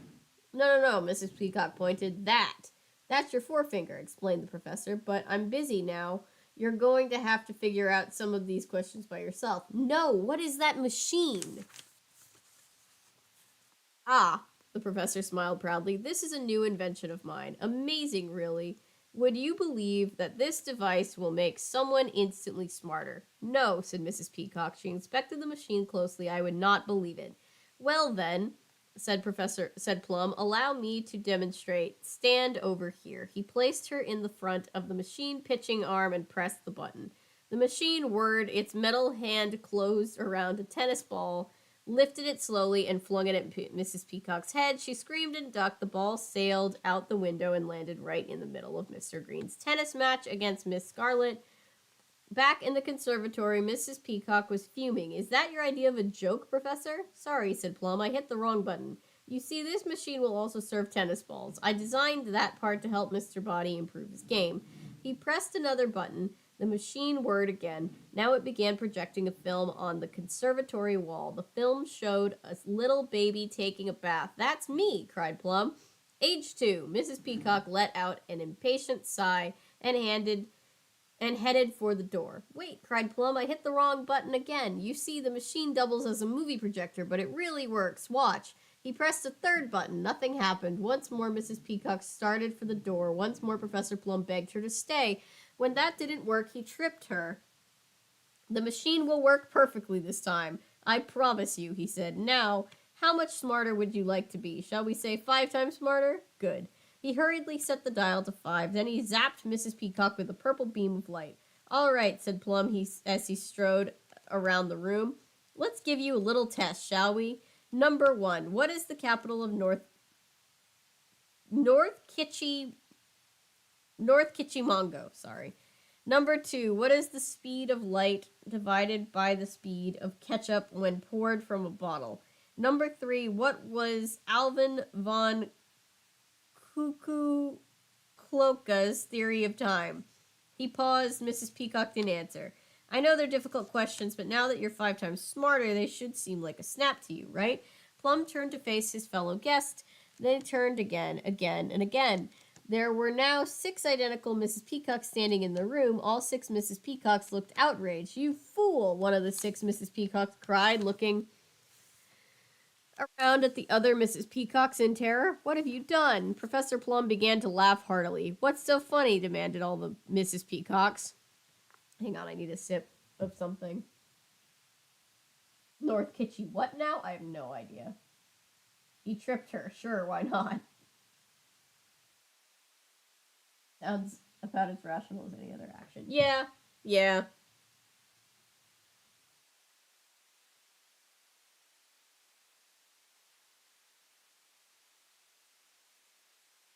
On your frenemies with benefits with their consent. Now there's 6 of the worst of you. These people are smooth-brained, yes. Yes, they are. Good night, Anton. You're probably gone by now, but good night, Anton. Okay. Whew. Professor Plum began to laugh heartily. "What's so funny?" demanded all the Mrs. Peacocks. "I'm sorry, I just thought of a silly joke. What did one chicken say to the other?" The furious looks on all faces of 6 peacocks stopped Plum in mid-sentence. "Sorry." Then a look of horror passed across his own face. "What is it?" asked one of the Mrs. Peacocks. "I just remembered something," he began timidly. "This isn't my intelligence multiplying machine at all." "It's not?" asked another one of the peacocks. "What is it then?" "It's my cloning machine. Your cloning machine, asked the third Mrs. Peacock. Yes, it makes duplicates of anyone I aim the beam at. But there's no cause for alarm. The professor scratched his head. I just wish I could remember why I decided never to use this thing. 5 of the Mrs. Peacocks now began arming themselves with weapons. They moved slowly toward Plum as the real Mrs. Peacock and the real Mrs. Peacock. Ah, yes, said Plum. Now I've got it. You see, there's a bug in the machine. Cloning turned out to be identical to the original in every respect except one. They're crazed killers. That's how all people in this book are. What do you mean identical except one? Mrs. Peacock is a crazed killer. Sometimes.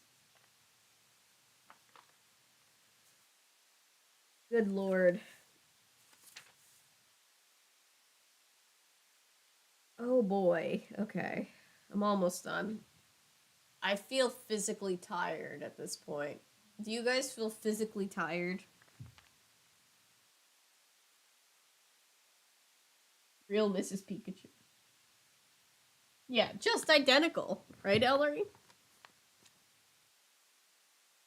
This book is draining. Yep. Yep. I was gonna read Wishbone after this, but we're gonna have to save it for a different time because I'm actually exhausted by this thing. I've covered a lot of weird content in my life, so when something actually like throws me for this much of a loop, you know it's crazy. The real Mrs. Peacock screamed and ran from the room. I wonder what got into her, said Plum. Then he glanced at the clones, who were almost upon him. That jogged his memory. He screamed and ran from the room as well. Meanwhile, in the dining room, Mr. Body was filling a cereal bowl with sugar. Then he added 1 cereal flake and poured them in the milk. He murmured happily as he began to eat. How about a little sugar with your cereal? Teased Mrs. Peacock as she entered the room. Or should I say, how about a little cereal with your sugar? I admit that I like it sweet, said Mr. Body with a grin. Do you want some? Love some, said Mrs. Peacock, moving closer. Just then a second Mrs. Peacock appeared in the doorway. Mrs. Peacock, said Mr. Body, what a coincidence. I was just talking to you. Then his head swiveled rapidly back and forth between the two Mrs. Peacocks. Finally, his head stopped because he now saw that the second Mrs. Peacock was holding a revolver. His head swiveled one more time, and he saw that the first Mrs. Peacock wasn't eating cereal. Instead, she had taken out a knife. She was only inches away. Stand back, he yelled, or all. He looked down at the weapon in his hand. It was a spoon. He ran screaming from the room with both Mrs. Peacock's racing right after him. Mr. Body almost ran smack into Miss Scarlet, who was running out the other way. There were 2 Mrs. Peacocks after her as well. Miss Scarlet sprinted into a ballroom and slammed the door shut. A peacock feather was sticking through the crack in the door. It tickled Miss Scarlet's cheek as it slowly withdrew. Then the clones started battering down the door. Miss Scarlet began barricading the door with furniture. Okay. Miss Scarlet began barricading the door with furniture. When the door was secure, she looked around. The ballroom had 4 doors. She ran from door to door, locking each one, except she didn't get to the 4th door in time. It opened, and in walked Mrs. Peacock. She was gasping for breath. Holy shit. I knocked all my books over. Hang on. And I also woke up every animal sleeping around me. You'll what? Die? It won't take... Oh, very vaguely immortal. Yes, yes, they are. Oh, that's the microphone.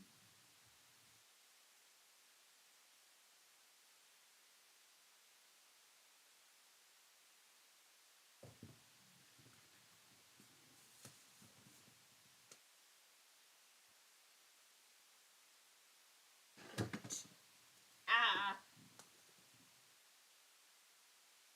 All the slightly less nonsensical books were on the floor. Alright, I fixed it.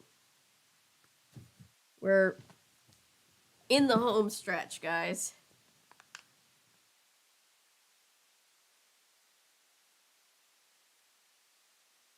What is this? Are socks required? Socks are not required. we are reading. This is a read stream where we read. Well, today we're reading a book of Clue short stories, which are very, very weird. We also read this Solve It Yourself Scooby-Doo book. We're basically reading 90s, early 2000s children's books and just being confused because they're always crazy.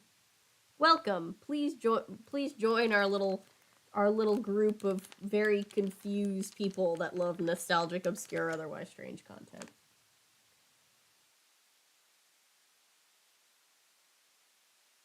And losing brain cells. Run, save yourself, your brain will melt. No! Come melt your brain with us. It's fun.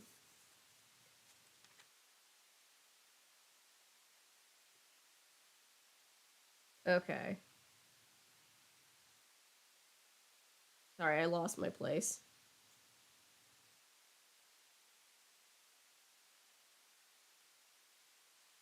I literally lost my place. Hang on.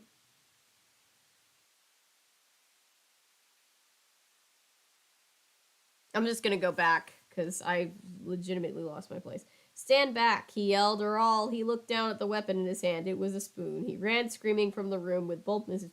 Peacocks racing behind him. Mr. Body ran smack into Miss Scarlet, who was running the other way. There were two Miss Peacocks after her as well.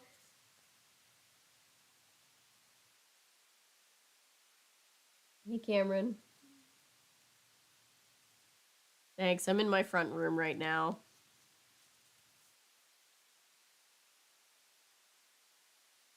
I hope everything is alright, Patrick. Please be safe. We're all pulling for you, buddy. Oh. Okay.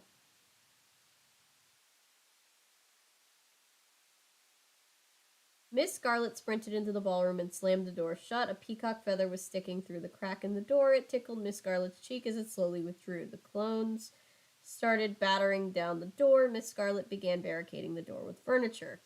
When the door was secure, she looked around. The ballroom had 4 doors. She ran from door to door, locking each one, except she didn't get to the 4th door in time. It opened, and in walked Mrs. Peacock. She was gasping for breath.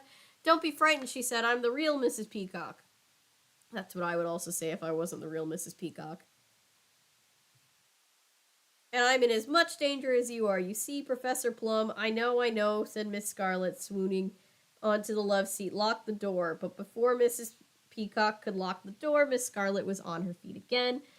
"Wait a minute. How do I know you're the real Peacock and not some dirty liar?" "Don't say dirty," Mrs. Peacock said, horrified. "That's vulgar and rude." Miss Scarlet sank back onto the love seat. "Phew, for a moment there I didn't trust you."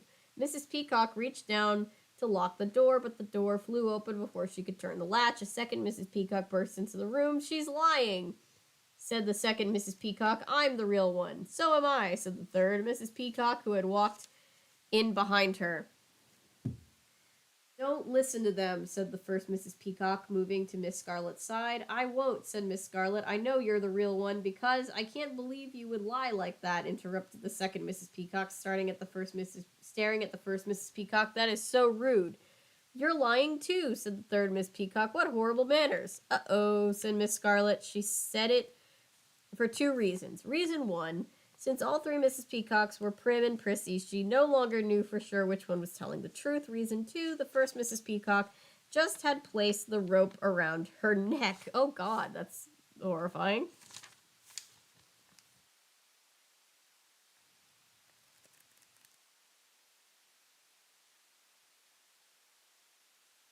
Yeah, right, just attack all of them and the one that regenerates is real. Yeah, don't listen to him, SpongeBob. He's obviously a robot. Scarlet slid out of the loop of rope. She also slid off the love seat. "You're all lying," she screamed. She ran for an open door. All 3 clones ran after her. They all got to the door at the same time, which meant they crashed into each other. I feel like I literally have to lay back, like it's like taking physical energy out of me, this book. Anyway.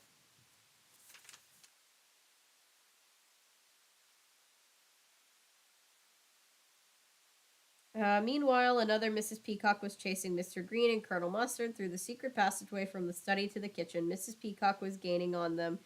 Her hand stretched toward Mr. Green. She lunged, but just then Mr. Green saw that his shoelace was untied, and he bent down to tie it.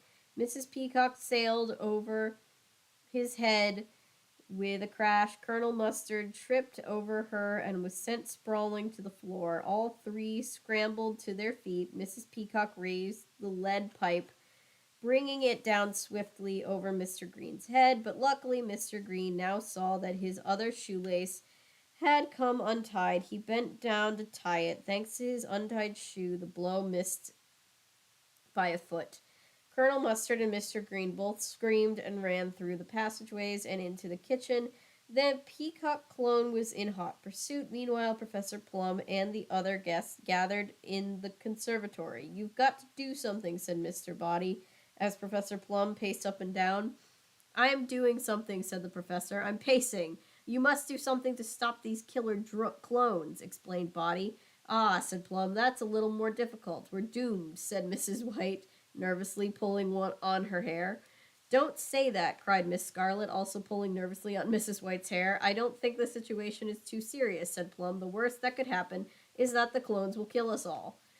Just then, the door opened and Mr. Green raced in. "Save me, he yelled. Colonel Mustard ran after him. "That's odd," said Plum. "Why would Mr. Green be running from the colonel?" "You blockhead. He was running from me," said Mustard. He wasn't running from me, he was running from me," said Mrs. Peacock as she walked into the room. "Or was it me?" the second Mrs. Peacock said. "Or me, or me, or me." The room was now crowded with Mrs. Peacocks. "6 of them," said Plum in a quavering voice, as 6 Mrs. Peacocks all began to move slowly forward. Okay. "There's got to be some way to reverse what you've done," said Mustard, slowly backing up. "Reverse," said Plum. "That's it." He ran to the contraption and pointed at the 6 Mrs. Peacocks. "Don't take another step, or I'll press the reverse button, and you'll be erased forever." The 6 Mrs. Peacocks paused, eyeing him warily. "What are you waiting for, Plum?" said Mr. Green. "He's waiting because he doesn't know which of us to erase," said one Mrs. Peacock. "There's no way to tell," said another. "Plum, Plum, how do we tell?" said Miss Scarlet. Plum scratched his head. "Well, let's see. Which of the 6 peacocks has a weapon?" All 6 peacocks held up both hands. Every hand was empty. They all had ditched their weapons. Suddenly, Plum slapped his forehead. "I just remembered something," he cried. "There are 2 bugs in my cloning machine, not 1. "Terrific," said Mrs. White without enthusiasm. "The clones turn out to be crazed killers," continued Plum, "but they also have another flaw. The clones always lie." "Thank goodness," said one of the peacocks with a broad smile. "That proves I'm the real peacock. I always tell the truth." "That's a lie," insisted the other 5. "How does this help us?" asked Mrs. White. "We just have to ask the right questions," said Mr. Body. He thought for a moment, then he asked, "Which of you is real?" "I am," answered all 6. "Which one of you always mind your manners?" said Colonel Mustard. "I do," answered all 6. "State your name," ordered Mr. Green. "Mrs. Peacock," answered all 6 peacocks at once. "I don't think this is getting anywhere, Miss Scarlet." "There's got to be a question we can ask that will tell us who's who," said Mr. Body. "There isn't," said Mustard. "I'm afraid we'll just have to zap all of them." "Right," said Plum, aiming his machine. "Wait," cried Mrs. White. "I know what question to ask." "What question should the guests ask to find the real Mrs. Peacock?" "I know this trick. I remember this riddle." Be safe, Patrick.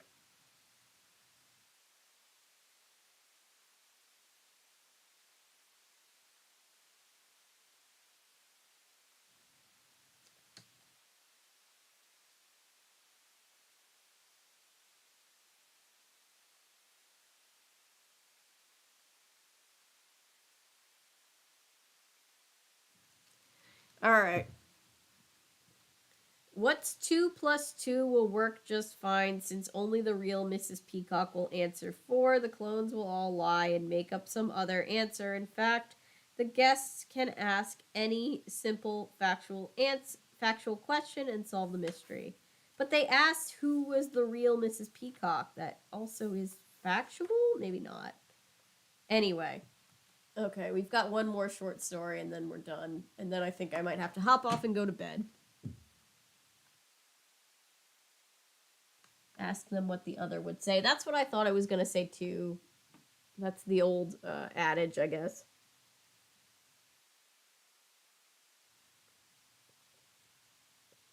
Maybe that only, I guess that only works with two of them though.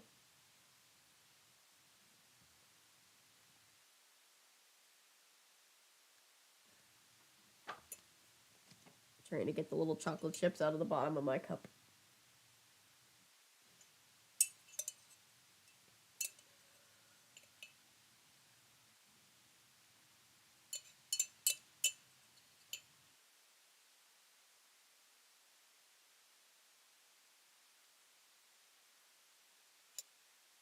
Okay, I got all the little chocolate chips on my cup. Let's read the last story. You guys ready? It's very short. It's short. Okay.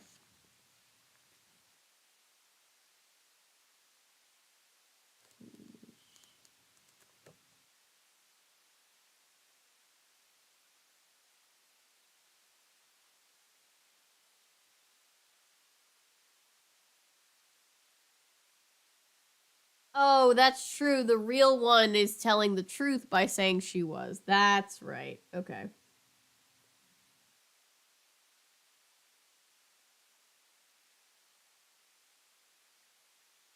Our host, this is 10, the late Mr. Body. Our host is late, said Mr. Green, popping a dinner roll into his mouth and a silver fork into his pocket.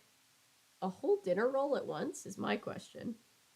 You would think, said Colonel Mustard, that Mr. Body would know better than to leave us all alone in the dining room with his gold candlesticks. He slipped both candlesticks under his jacket. He trusts us, the dear man, said Professor Plum, who was busy stuffing some of Mr. Body's fine china into his briefcase. It's true, said Mrs. White with a laugh. Mr. Body must be the most trusting man alive. She took off her white maid's cap. Underneath were stacked several packets of bills. I cleaned out his safe, she explained, and if he catches me, I'll just say I'm borrowing the money. He's too trusting. He'll believe me. That's nothing, said Mrs. Peacock. I'm sure I've taken more from Mr. Body than any of you. Each time I come here, I leave with some priceless body relic wrapped up in one of Mr. Body's fluffy towels. My fluffy towel collection alone is now worth thousands. And I've taken $1 million worth of the old boy's artwork, boasted Plum. Child's play, said Colonel Mustard. You read about yesterday's robbery at the Little Falls Bank? I got $2 million in jewels from Mr. Body's safety deposit box. Mr. Body called me on the phone afterwards and asked me to help the police catch the thief. The guests laughed and applauded happily. Bravo, said Mr. Green, but I can top that. I helped Mr. Body with his taxes this year and secretly funneled off $3 million into my own account. Jesus. Peanuts, scoffed Miss Scarlet. I conned Mr.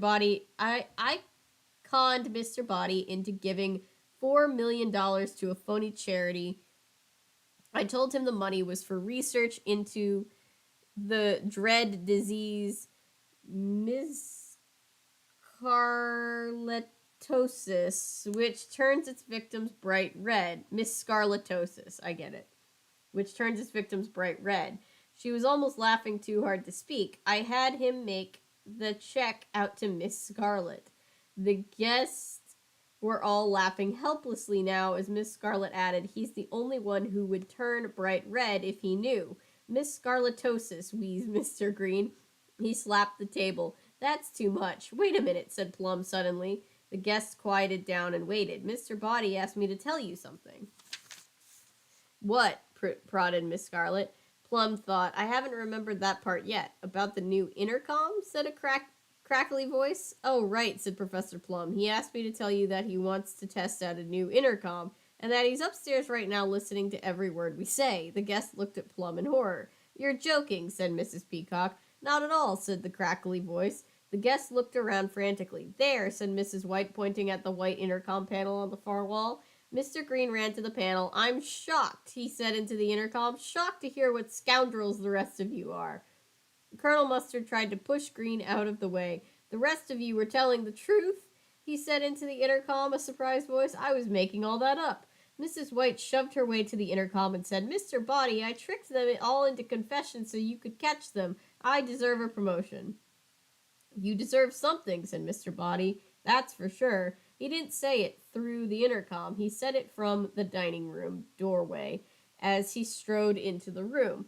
He does have Miss Scarlatosis, said Plum, gazing at Body's red face. Shut up, you ninny, snapped Miss Scarlet. She smiled cattily at her host. Reginald, darling, we were all kidding. We just wanted to show you that the intercom works. It works all right, said Mr. Body in a fury. So you all think you can get away with what you've done. We'll see about that. Let's settle this like gentlemen, Mr. Body, said Colonel Mustard. You and Mrs. Peacock fight a duel. Mr. Body ignored him. All the years I've invited you to stay at my mansion, all this is my reward. And this is my reward. He shook his head. Then he turned and marched out of the room. Where are you going? Mr. Green called. To call the police, of course, came the reply. The guests all looked at one another in shocked silence. Now what? Said Mustard. Rosinalingubadoo, said Professor Plum, who was calmly eating a peach. What? Asked Colonel Mustard. Professor Plum swallowed. Fruzonolo Nangubadoo, he repeated. I don't know, it's like 13,000 letters. What are you trying to say? Asked Miss Scarlet, rolling her eyes. It's an ancient sourdough expression, he explained. The professor Loosely translated, it means there's only one thing to do. And what's that? Mrs. White asked him. Everyone answered the question at once. Kill Body. So, are we all agreed? Mrs. White asked. I don't relish the idea, said Mustard, but there's no other way. Agreed, said Green. Right, then, said Mustard, snapping into action. He handed out 6 revolvers. Why do we all need revolvers? Asked Mrs. Peacock. Surely one of us could do the job. This way we're all in it together, explained the Colonel, and nobody could blackmail anybody. Box of bullets. Aren't these nice? He asked. They come in 6 colors. He started handing out the ammo. He gave the red bullets to Mrs. Peacock, the blue bullets to Mrs. White, the white bullets to Miss Scarlet, the purple bullets to Green, and the yellow bullets to Professor Plum, and kept the green bullets for himself. I don't like this color, whined Miss Scarlet. She switched with Mrs. White, who had already switched her bullets with Professor Plum. Okay, shell game. It's the last one I'm going to try. So Peacock has the red bullets, the blue bullets, Mrs. White. So Mrs. White had switched with Professor Plum. So White has the yellow bullets.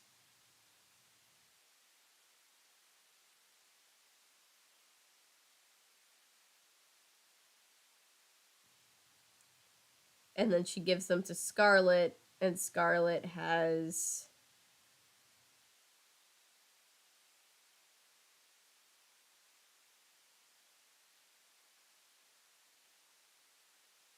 the white bullets. So White has white bullets. Ready now, said the Colonel. Let's all load our revolvers. They loaded their weapons. Mr. Green was scowling. I don't like the feel of my weapon, he complained. I'll switch with you, said Miss Scarlet. She handed him her revolver, and she took Mr. Green's. Okay, so the blue bullets are with Mr. Green, and Mr. Green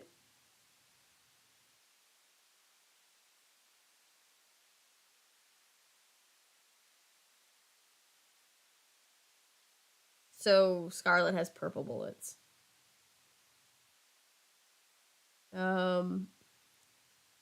Are we all set now? Asked Mustard, his monocle twitching. And in response, Mrs. Peacock switched her revolver with Miss Scarlet. So now she has the purple ones, and Mrs. Peacock has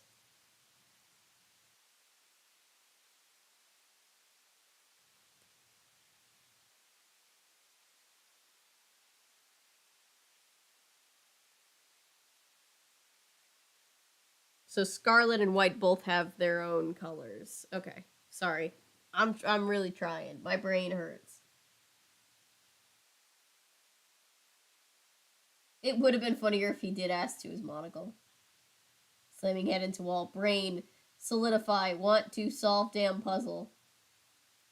I love puzzles. My brain is just liquid right now.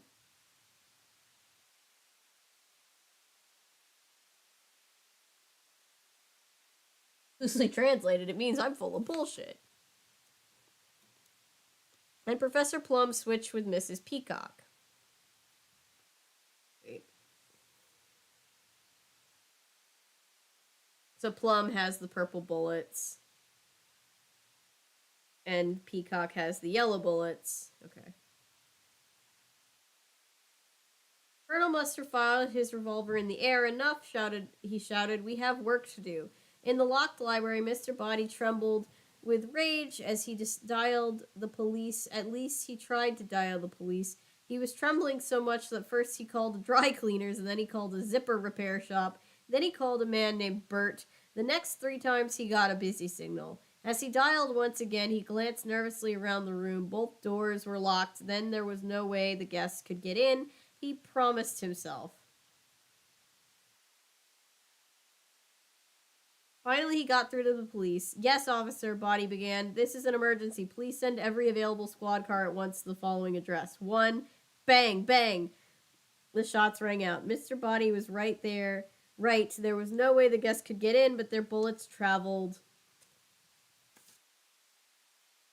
easily through the wooden doors. Body was hit with blue and red bullets. Hello, said the voice on the phone. Hello, are you okay? The receiver fell to the floor with a clunk. Mr. Body soon followed. Hello, the policeman shouted, but there would be no answer from Mr. Body ever again. Who killed Mr. Body? He's gonna be fine. Okay, so red bullets. Scarlet, I think, ended up with red bullets eventually. I think. I lost count.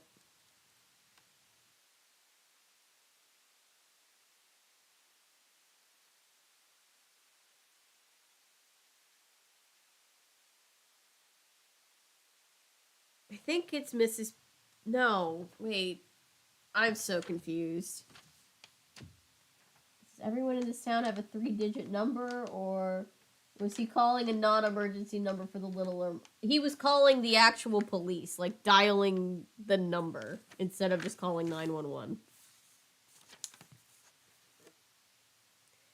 Miss Scarlet and Mrs. Peacock with their revolvers. First, Plum switched with Mrs. White, so Plum had blue bullets and Mrs. White had yellow ones.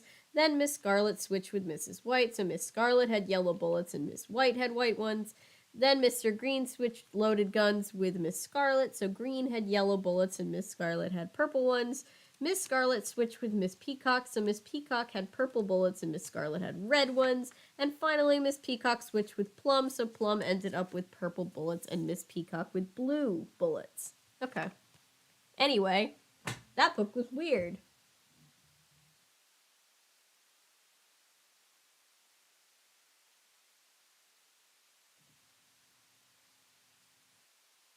That book was weird. Let me log that I read it.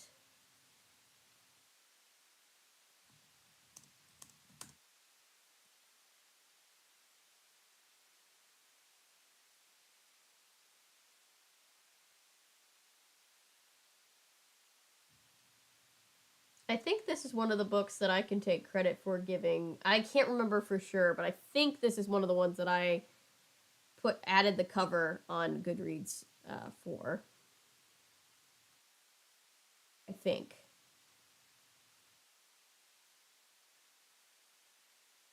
If that's not true and somebody else out there did it, I'm not trying to steal your thunder. I'm giving this one 5 stars for completely melting my brain.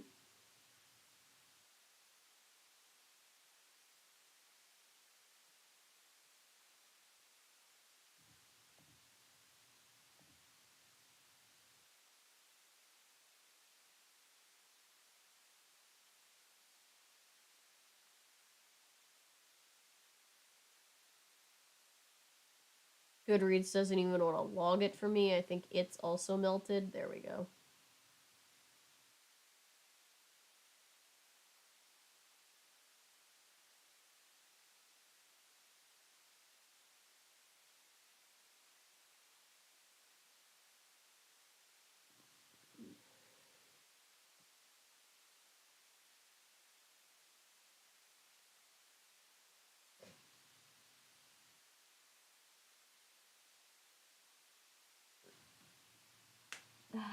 what's the next book? Um, I was going to read another one, but I'm very, very tired right now, so we might just call it here, and I will read you guys more books in the future. Um, Thank you guys very, very, very much for hanging out with me. It's really nice to be back to doing live content. Since it's been a while. I'm gonna head to bed.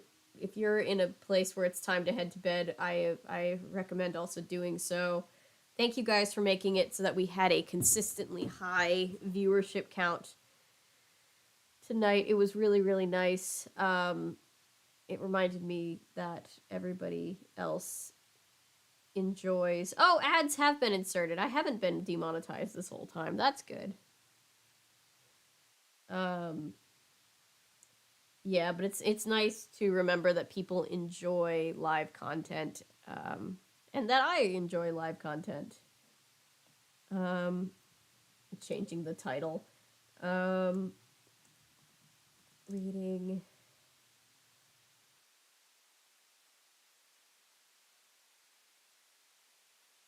Scooby Doo and You. What is it? The Case of the Freaky Oil Fiend.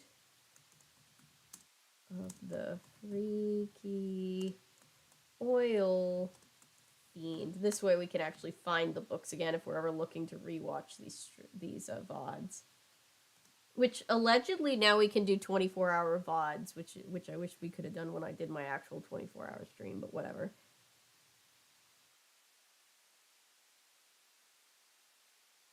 Clue number 3. The Case of the Invisible Cat. Oh, too many. Let's just try Case of the Invisible Cat. That works. Cool.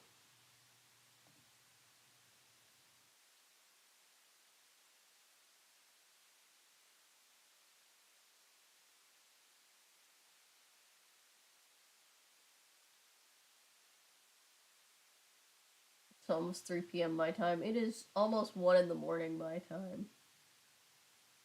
So I will say goodnight, but I will see you guys soon.